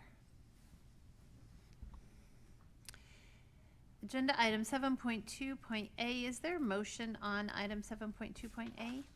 Yes, Madam Chair. I move to adopt proposed revisions to position statement 3, S3, foundational literacy. I'll second. It's been moved and seconded to adopt the proposed revisions to position statement S3, foundational literacy. Is there any discussion on this motion? Madam Chair, I'd like to point out just a couple of things, share with the committee and with constituency. A couple of things that I especially appreciate about this statement is the emphasis of the importance of providing instruction in those 5 areas. The phonological awareness, phonics, fluency, vocabulary, and comprehension. So emphasizing that is important, and which will hopefully in turn lead to training programs in higher education that will prepare our teachers well in those 5 areas. So that is my hope, that it will kind of be an impetus for doing that in our higher education facilities. and also that it includes the importance of the role of family that plays in developing their children's early literacy. So those two components were especially appreciated. And thank you for your work, Allison Denbesti.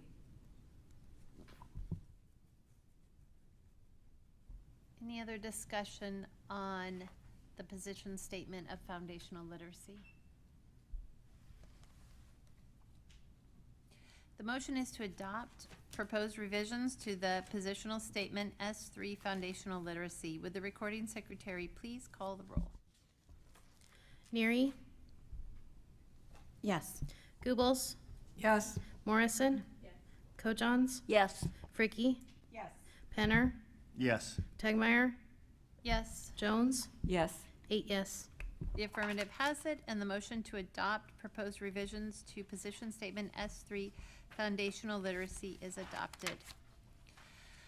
Item 7.2.b is the discussion item of approving non-public schools for the 2024-2025 school year. Board members, are there any questions or discussion on this item?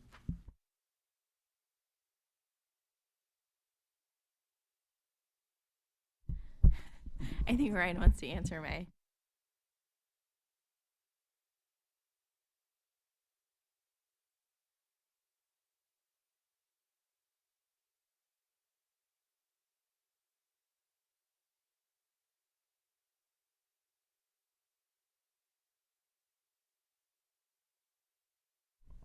It's a discussion item.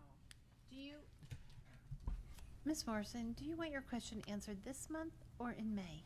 If someone could just send me an email, that'd be great. Okay. All right. Any other discussion on this item? Lightning speed. Item 7.3 is the Budget and Finance Committee. Chair Patsy Kojans will report on behalf of the Budget and Finance Committee meeting. We had a very long meeting. The Budget and Finance Committee reports that at its Thursday, March 7th meeting, members present were Patsy Kojans, Lisa Fricky, and Sherry Jones.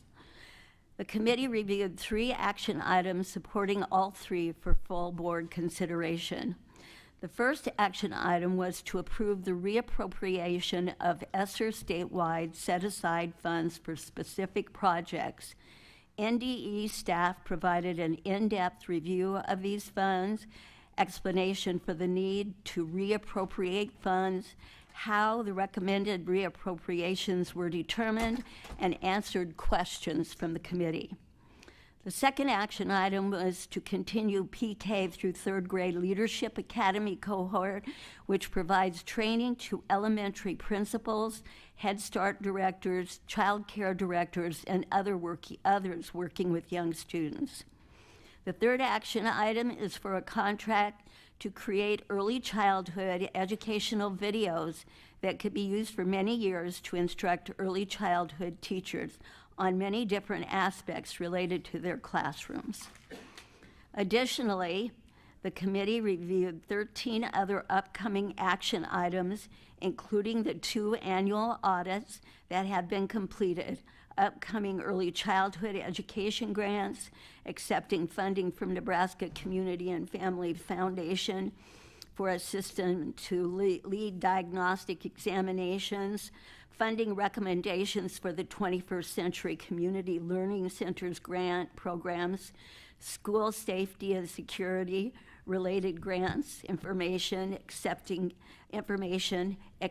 funding to continue support of statewide family engagement centers, an AWARE grant contract and amendment, a new idea, Part C project for immigrant and refugee families, contracts for the support of children who are deaf and hard of hearing, contracts for state complaint investigators, a special education technical assistance project contract, and the authorization to contract the micro-credential courses supporting leadership development. How about that? Last, the committee reviewed the monthly board travel expenses, noting no concerns. This concludes the Budget and Finance Committee report. Patsy Kojon's chair. Thank you, Patsy. Are there any questions on the Budget and Finance Committee report?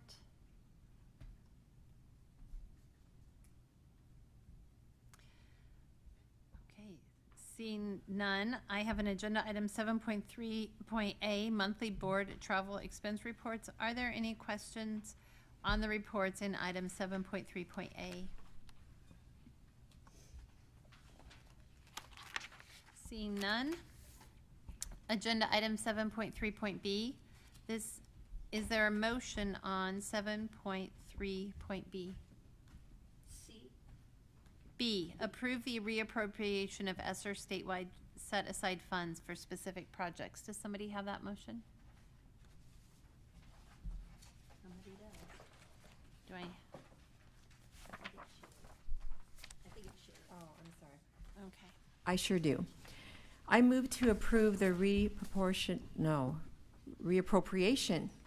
of ESSER statewide set-aside funds for specific projects. Second. Thank you, Patty. Saving my bacon.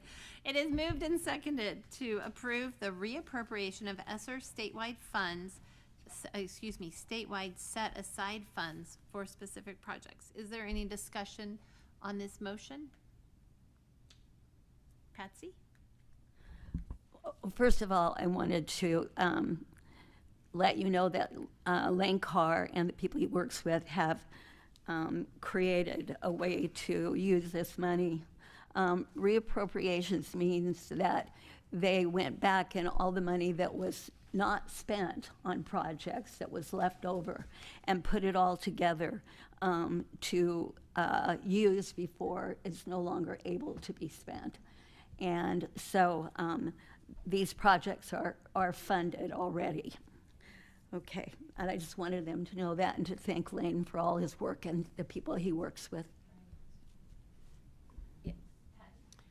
Yeah, I apologize for missing the committee meeting, but when I see focus on acceleration, I just wondered if you could provide, or Lane could provide, a little bit more information about what that really looks like. Wait a second, let me see if I can find it. Would we like Lane Carr to come to the front? Yeah, Lane, come up.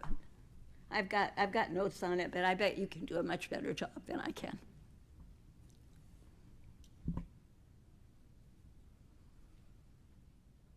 I didn't see you back there. That's why I didn't call you up right away. Good afternoon. Lane Carr from the Commissioner's Office. Can you repeat the question for me, please, Patty? Yes, I just wanted a little bit more definition or explanation of the area of focus on acceleration, what you're thinking that will look like.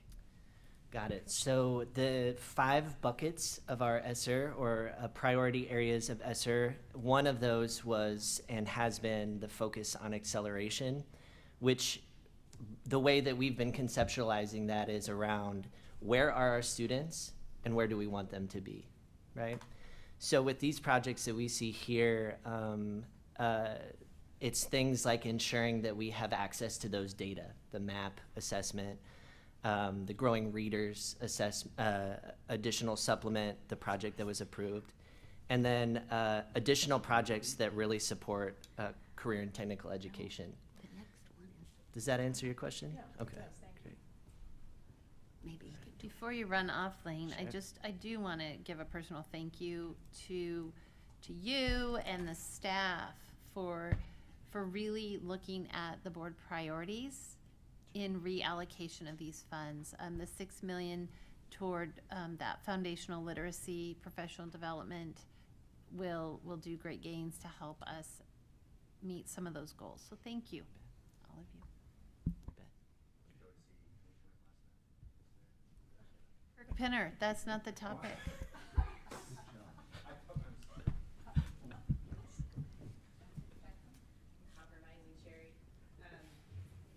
This is ESSER funds. Normally I would take about 20 minutes. Because I told you I wasn't going to. I would like to know. You're welcome. Can you turn your microphone? It is. It's on. Oh, now Hello? It's been on, hasn't it? True? Yep. Fake news. No. In the report, it said that we had, and this is probably okay, that we had asked the legislature for money in the biennium for the $2 million to pay for, I think it was $2 million for MAP. Yeah. And we did not get this in our deficit budget request. And so the one thing I was curious about is, did we get anything from our budget deficit request, or how much of that need was met and how much went unmet? And if this was addressed in the committee meeting, or if it's in notes, just send me an email and I'll say thank you.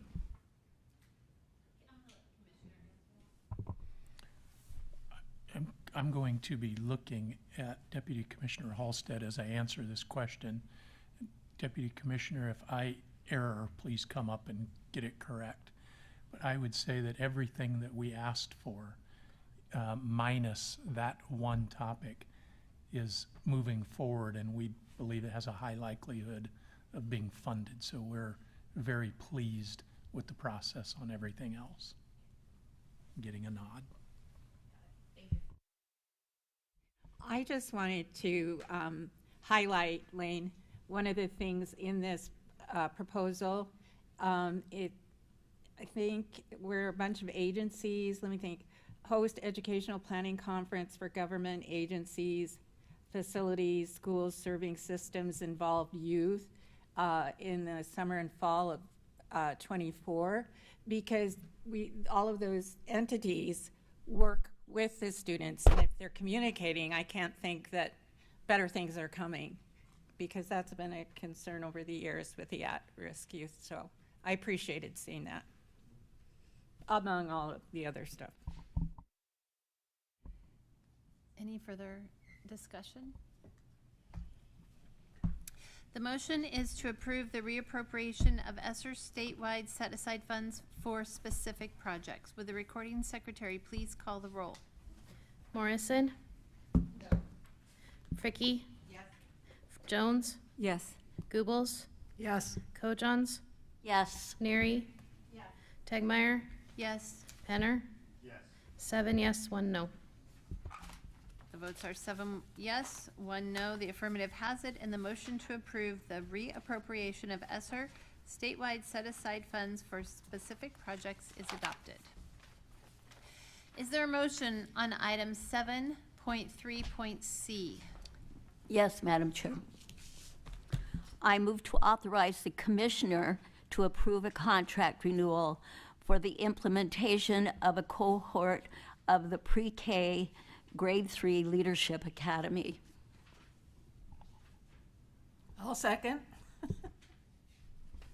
It is moved and seconded to authorize the Commissioner to approve a contract renewal for the implementation of a cohort of the pre-K through Grade 3 Leadership Academy. Is there any discussion on this motion?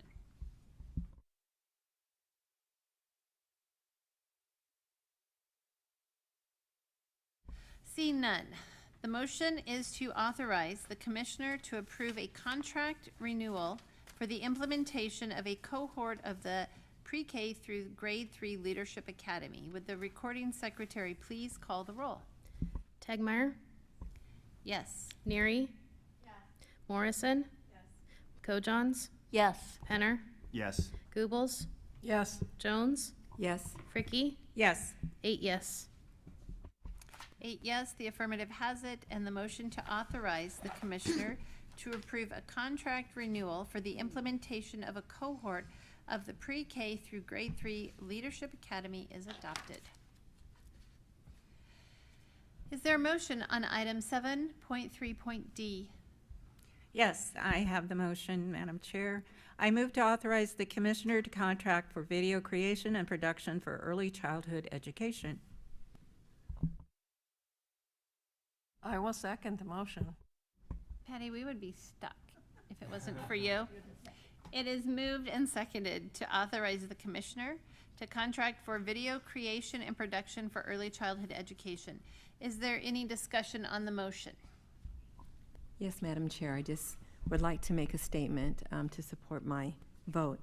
Although I understand how this video may be useful, I believe that the outcomes can be met in other ways, and are being met in other ways, such as online sources, mentor teachers, step up to quality coaches, higher ed training programs, etc. And so I'm just looking at it as this is $500,000, which maybe I can save our constituency, although, so just my comment. Melody, you offered us a justification for this, and I thought you did it eloquently. If you'd come up, please. Is she over there? No, she is.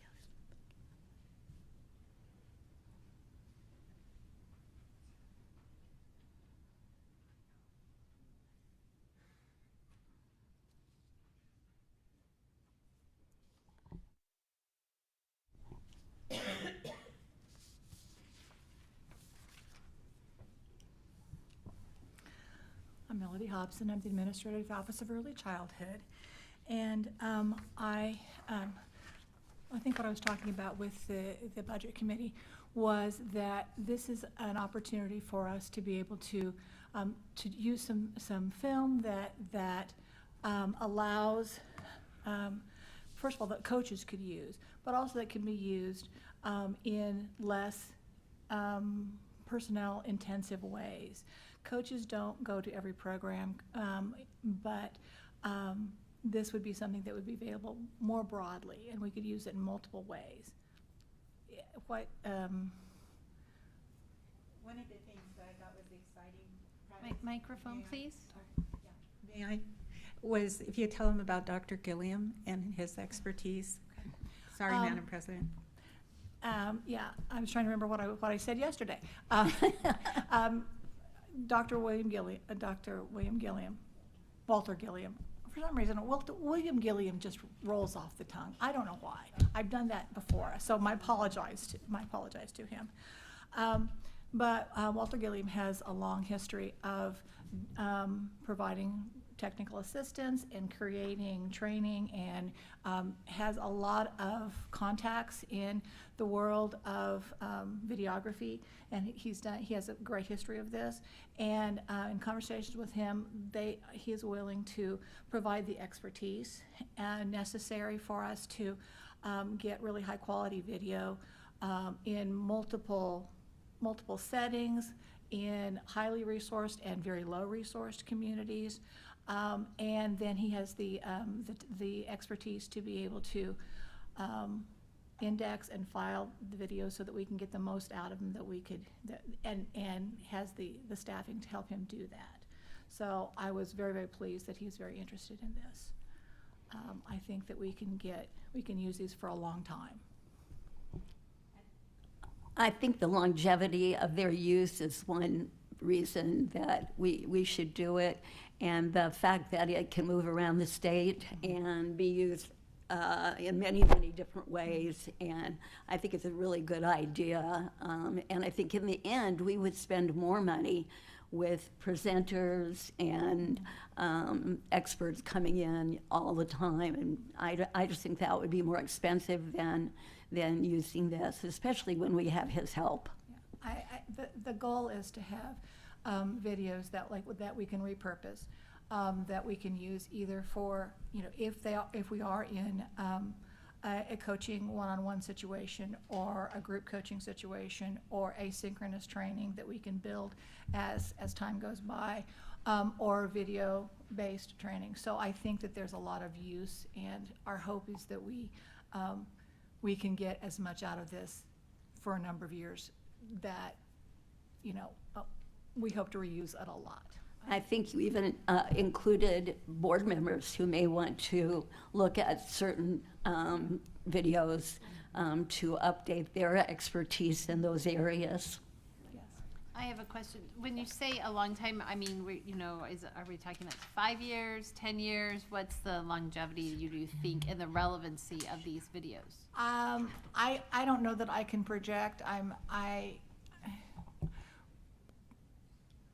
I would say at least 5 years. That would be my best guess, possibly 10. I think actual interactions are probably timeless.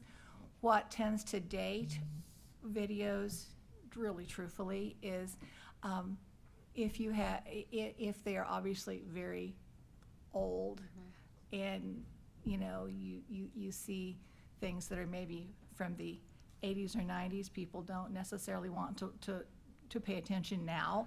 Sure. But I think we've got a long way to go if Well, we the get 80s current were ones. 40 years ago. Yeah. So that's, I forget that. I you know, it's hurtful every time I say that, but it's I mean, true. it should be just like last year. So as far as, I mean, you've mentioned Walter Gilliam, and just for those who don't know who he is, he works for the Buffett Early Childhood Institute. Would we have sole proprietary use of these videos, or would we own them in conjunction with the Buffett Early Childhood Institute? We would own them in conjunction with. They would be things that we also would have access to some of the videos that he has already done. And then they would have access to some of the stuff that we are doing. We are actually, some of the projects that we are working on that we would like this video for is some joint work that we're already doing. So does the cost for these videos, is it 500,000 or Up is to. it more? It is And up- then, yeah. so the funds are coming, I mean, I read where they're Yeah, coming yeah. from. But it's that, so I'm just clarifying, the Buffett Early Childhood Institute is not contributing any financial funds. They're not contributing any financial funds, they are contributing staffing and their expertise. They have to identify some people on the Buffett Institute staff who would be able to like code video and index it for use in like the same scenario, the same set of interactions could be used for a couple of items in training for a program quality assessment training. Or it could be used to highlight something for social emotional training about positive interactions. Or it could be used in literacy. So they are putting significant amount of staffing into it, but what we have not asked for a budget of that, because that could depend on whether they get graduate students or full-time staff. So they have a significant amount of skin in the game, I guess would be the colloquial Thank you. term. Yep, thank you. Any other questions? Yep, Lisa and then think this is a really good idea, and convening at a conference would cost a lot more over time, it's 5 years. And the videos with the expertise that's going to be headed by Dr. Gilliam, I think will make them worthwhile to be distributed and used throughout the state. And since early childhood is a concern, there are 11 counties that don't have daycare in Nebraska. We're down to 9.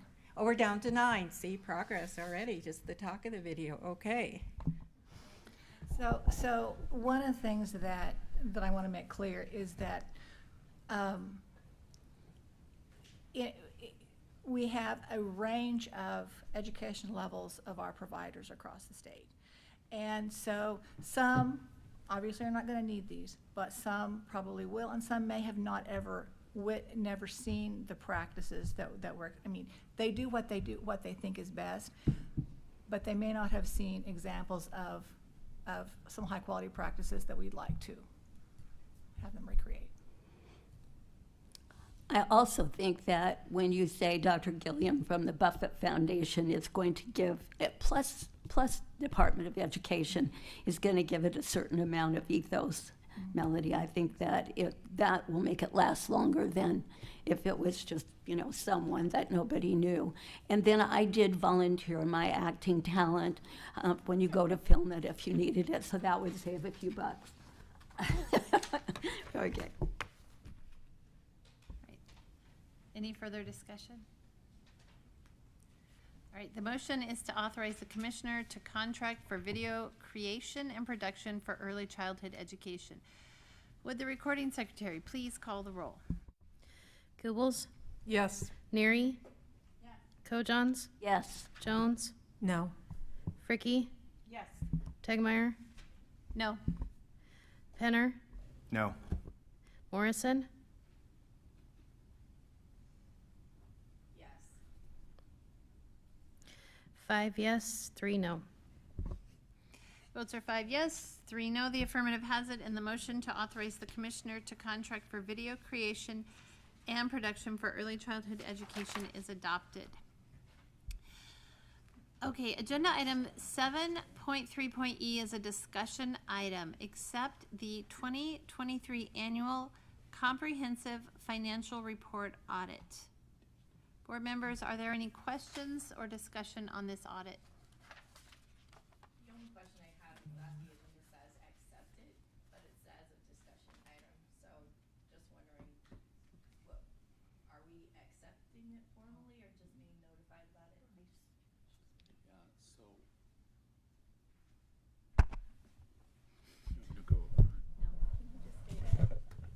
It is a discussion item, and what we're working to do is propose to you as a discussion item the same language that it will appear when it appears as an action item.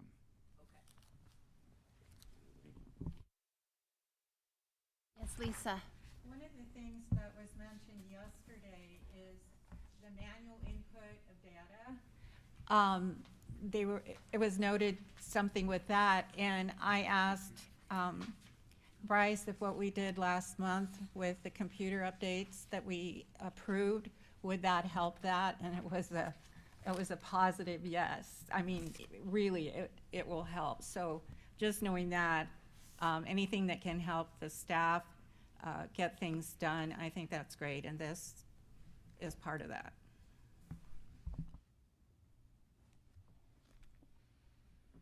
Okay, seeing no further discussion, agenda item 7.4, I will report on behalf of the Executive Committee meeting. The Executive Committee reports on its March 7th, 2024 meeting and weekly meetings since the February State Board of Education meeting. The committee recommends adopting the legislative positions as recommended by the committee in item 7.4.A on the March 8th meeting agenda. After discussion in committee on items 7.3B and 7.4C, the committee recommends no separate action and to adopt recommendations provided on these bills in item 7.4.A. The committee had 2 information items on its agenda. The first was a discussion with NDE staff on developing legislative and regulatory priorities for the next legislative biennium. The committee intends to continue this discussion with the board at a work session in May. The second information item was related to the commissioner's appraisal process. So this is the timeline I'm going to give you. The commissioner will complete his self-review by April 1st, and board members will be able to complete their review between April 5th and April 15th. This timeline is available for all board members in the Executive Committee agenda. This concludes the Executive Committee report. Are there any questions on the Executive Committee report? Can you tell me where that timeline is found? I'm not seeing it with the Executive Committee agenda. Okay, it was there yesterday. Maybe I'm just missing it. Yeah. Okay, so it's in Spark under the committee meeting. Under the committee, Okay. not on this Okay. board meeting agenda. Thank you for that. Okay, any other questions or discussion? Okay, is there a motion?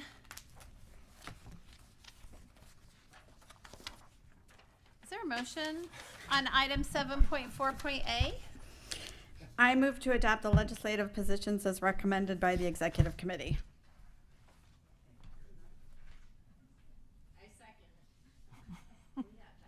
It has been moved. It has been moved and seconded to adopt the legislative positions as recommended by the Executive Committee. Is there any discussion on this motion? Patty? Yeah, I just had a couple of questions looking through this. You know, in the past, and maybe the thinking has changed about that, and I'm just not aware of it, but typically, when we have seen bills come that are related to our legislative priority areas, we usually are proponents of those. But I've seen in this document at least one, if not more, that have a tagged legislative priority, but they're neutral. And I'm wondering if there's, you know, what kind of guideline are you using as a committee that helps you make that decision to go with a neutral rather than being a proponent? Well, we discuss it and we take a vote. I'm curious which ones specifically. I was looking at 1282. That's the provide for youth renewal centers for high-risk youth.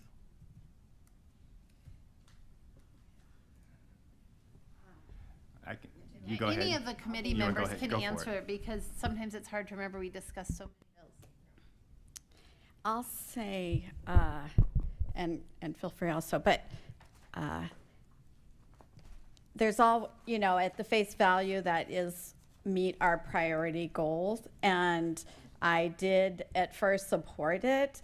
And then there was further discussion about just other repercussions from it. And so that one, I think, I don't know if it came out neutral or, but in general, just so what is happening is a practice and not necessarily a rule, but you know, we're 2-2 neutral on a lot of these things, and so it will come to the full board if it's one that is going to be on the floor or is going to be in a committee. I mean, we want the full board to decide on those if the committee is not able to come to a majority agreement. Yeah, that I understand. Yeah. Right. I recognize that that's the way you're operating with that, but I just wondered, you know, clearly the way you're deciding whether to be a proponent or neutral has changed a little bit. So I guess I just want the board to all be aware of that. And if I'm understanding correctly, the two that you had on the agenda as separate items are no longer separate items? That is correct. So, Okay. so we had committee discussion on those, and I'm just trying to refresh my memory. Both of those, LB 1398 and 1013. I know that 1013, we heard from the senator that it was in committee and she did not anticipate it coming out of committee. And so we didn't think that we needed to, as a board, vote on that. So but you those took will it off become- of your list? No, I will still read those, but we just recommend You didn't? no action. They'll Okay. still come there on the next page.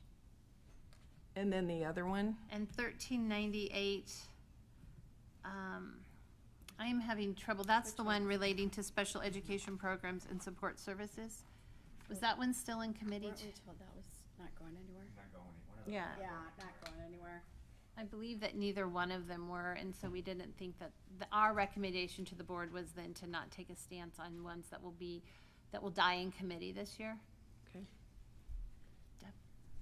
But coming back to your original comment, I don't think anything has changed. Those priority areas are still front and center at all of our discussions, and very important part of the discussion, I believe. Oh, and I'm sorry, I didn't mean to imply that they weren't an important part of your discussion, just in how you end up had changed a little bit. I guess the other one that I would like a little bit more explanation on is 1027. That's the one to change the provisions that the commissioner talked about earlier in the meeting in his report. You know, for those schools that elect not to be accredited or approved. And my concern with that is, on the surface, when you look at it, it appears that what we're doing is making it easier for those schools. And anytime, and it may just be that I don't have all the information that you had, But when I see that, that's always concerning to me because I don't want us ever doing anything that is just done for the sake of making something easier and then having it affect quality. So if someone could just kind of help me understand.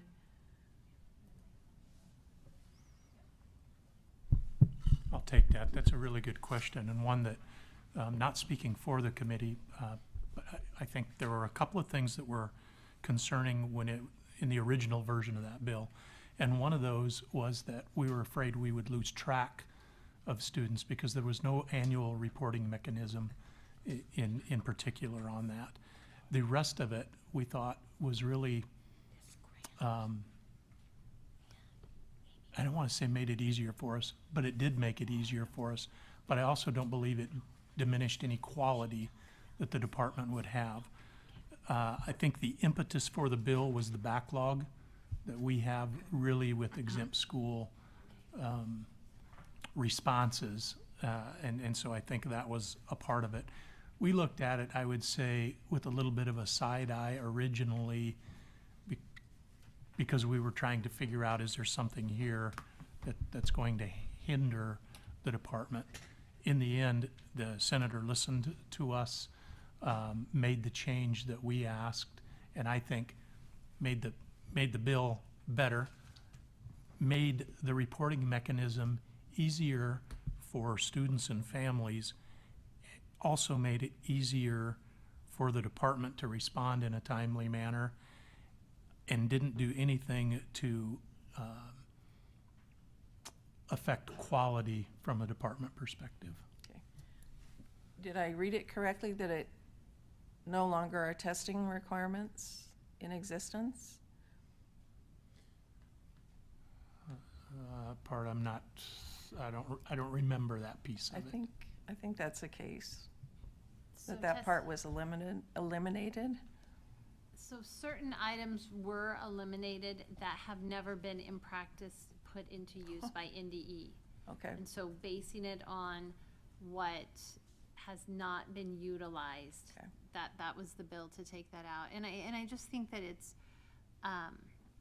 the process, I think, has been streamlined. I don't think that we're saying we're making it easier, but I'm sitting here looking at an email of a family in Gage County that because of the backlog, they were turned into the county attorney for truancy, and now their child must meet with a truancy officer, and the backlog, it was on our fault. Yeah. And so, this family has endured financial hardships and mental and emotional hardships because, and even though the letter was then produced in January and then again in February, they were already in the system, and the legal system said, it's too late, you're too late. And so unfortunately, they have no recourse against that. And so this thought process was, this would help our backlog so that it wouldn't be our fault in the future. Because, there's like those words like dereliction of duty.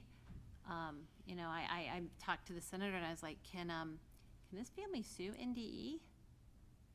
And he's like, well, I'm not a lawyer, I don't know. I'm like, well, so these are concerns that we need to alleviate some of that. So we did have extensive discussions. So thank you for asking about that one. And I definitely support doing what we need to do to get rid of the backlog, because that has been a concern for some time. So it's not that I'm questioning at all. But it also really clarifies that part of what we were doing was making this consistent between what we have practiced or not practiced. So that's helpful for me to understand that. So thank you.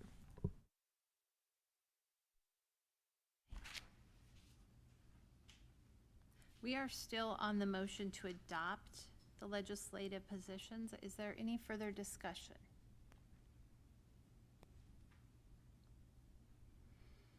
The motion is to adopt the legislative positions as recommended by the Executive Committee. Would the recording secretary please call the roll? Tegmeyer, Yes. Neary, Yes. Morrison, Yes. Penner, Goebbels, Yes. Jones, Yes. Cochons, Yes. Fricky, Yes. 7 yes, 1 absent. The affirmative has it, and the motion to adopt the legislative positions as recommended by the Executive Committee is adopted. Agenda item 7.4.b, it's listed on the agenda as an action item. Request for separate consideration of board position on LB 1398, change provisions relating to reimbursements for special education programs and support services relating to option students. The Executive Committee recommends no action on item 7.4.b, and I do believe Ryan, am I correct that we returned this to the previous item?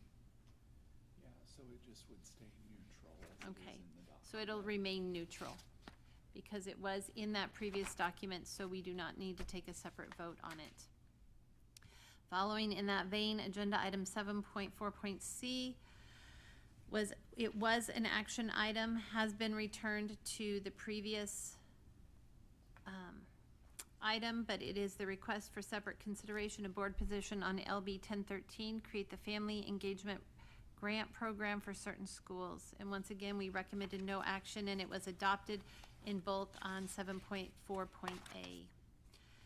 Agenda item 8, additional business. Yes, Lisa? Did you get enough people for your panel in Kearney next week?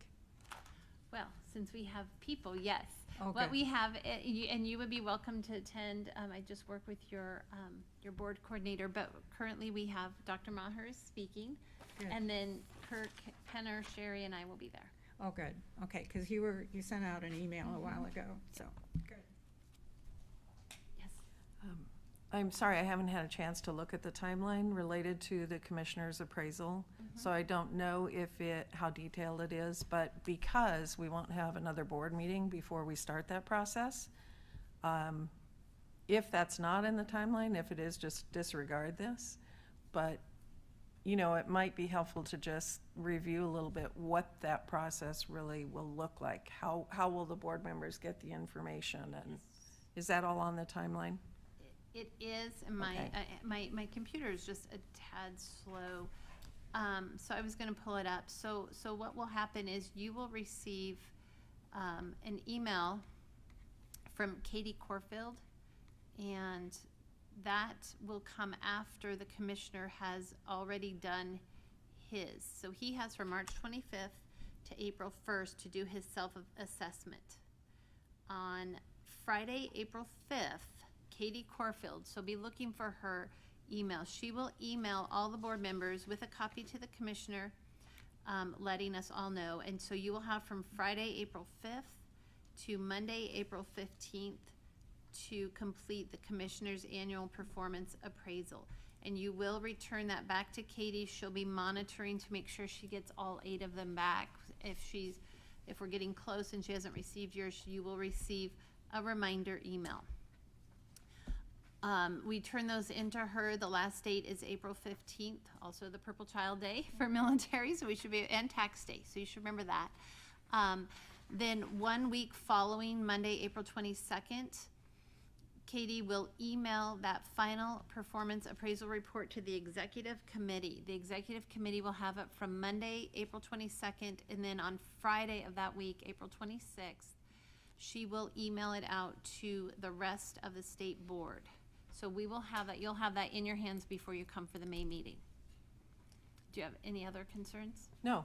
Okay. Thank you. Sure, no problem. Any other additional business? Okay. The next items on the agenda are items 9.1 and 9.2, and those are informational items and written reports for the board.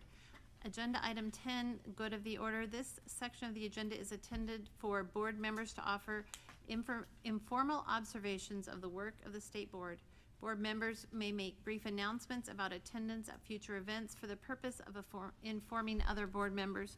No business or motions or suggested actions of the board may be offered at this point in the agenda, nor should the board members engage in substantive discussion about other agenda items or introduce new agenda items. Yes, Patty.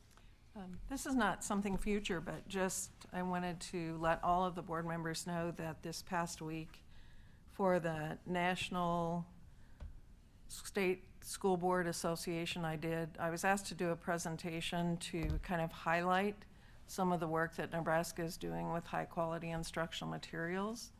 And I wanted to share that with you just because there were only 3 states that shared what they're doing. So it really speaks well for the work of the Nebraska Department of Education. And what they really wanted me to highlight most was the Nebraska Instructional Materials Collaborative. So I did share that information. Thank you for representing us like that. Lisa? She did a fantastic job and answered questions very well that were asked, so. Great.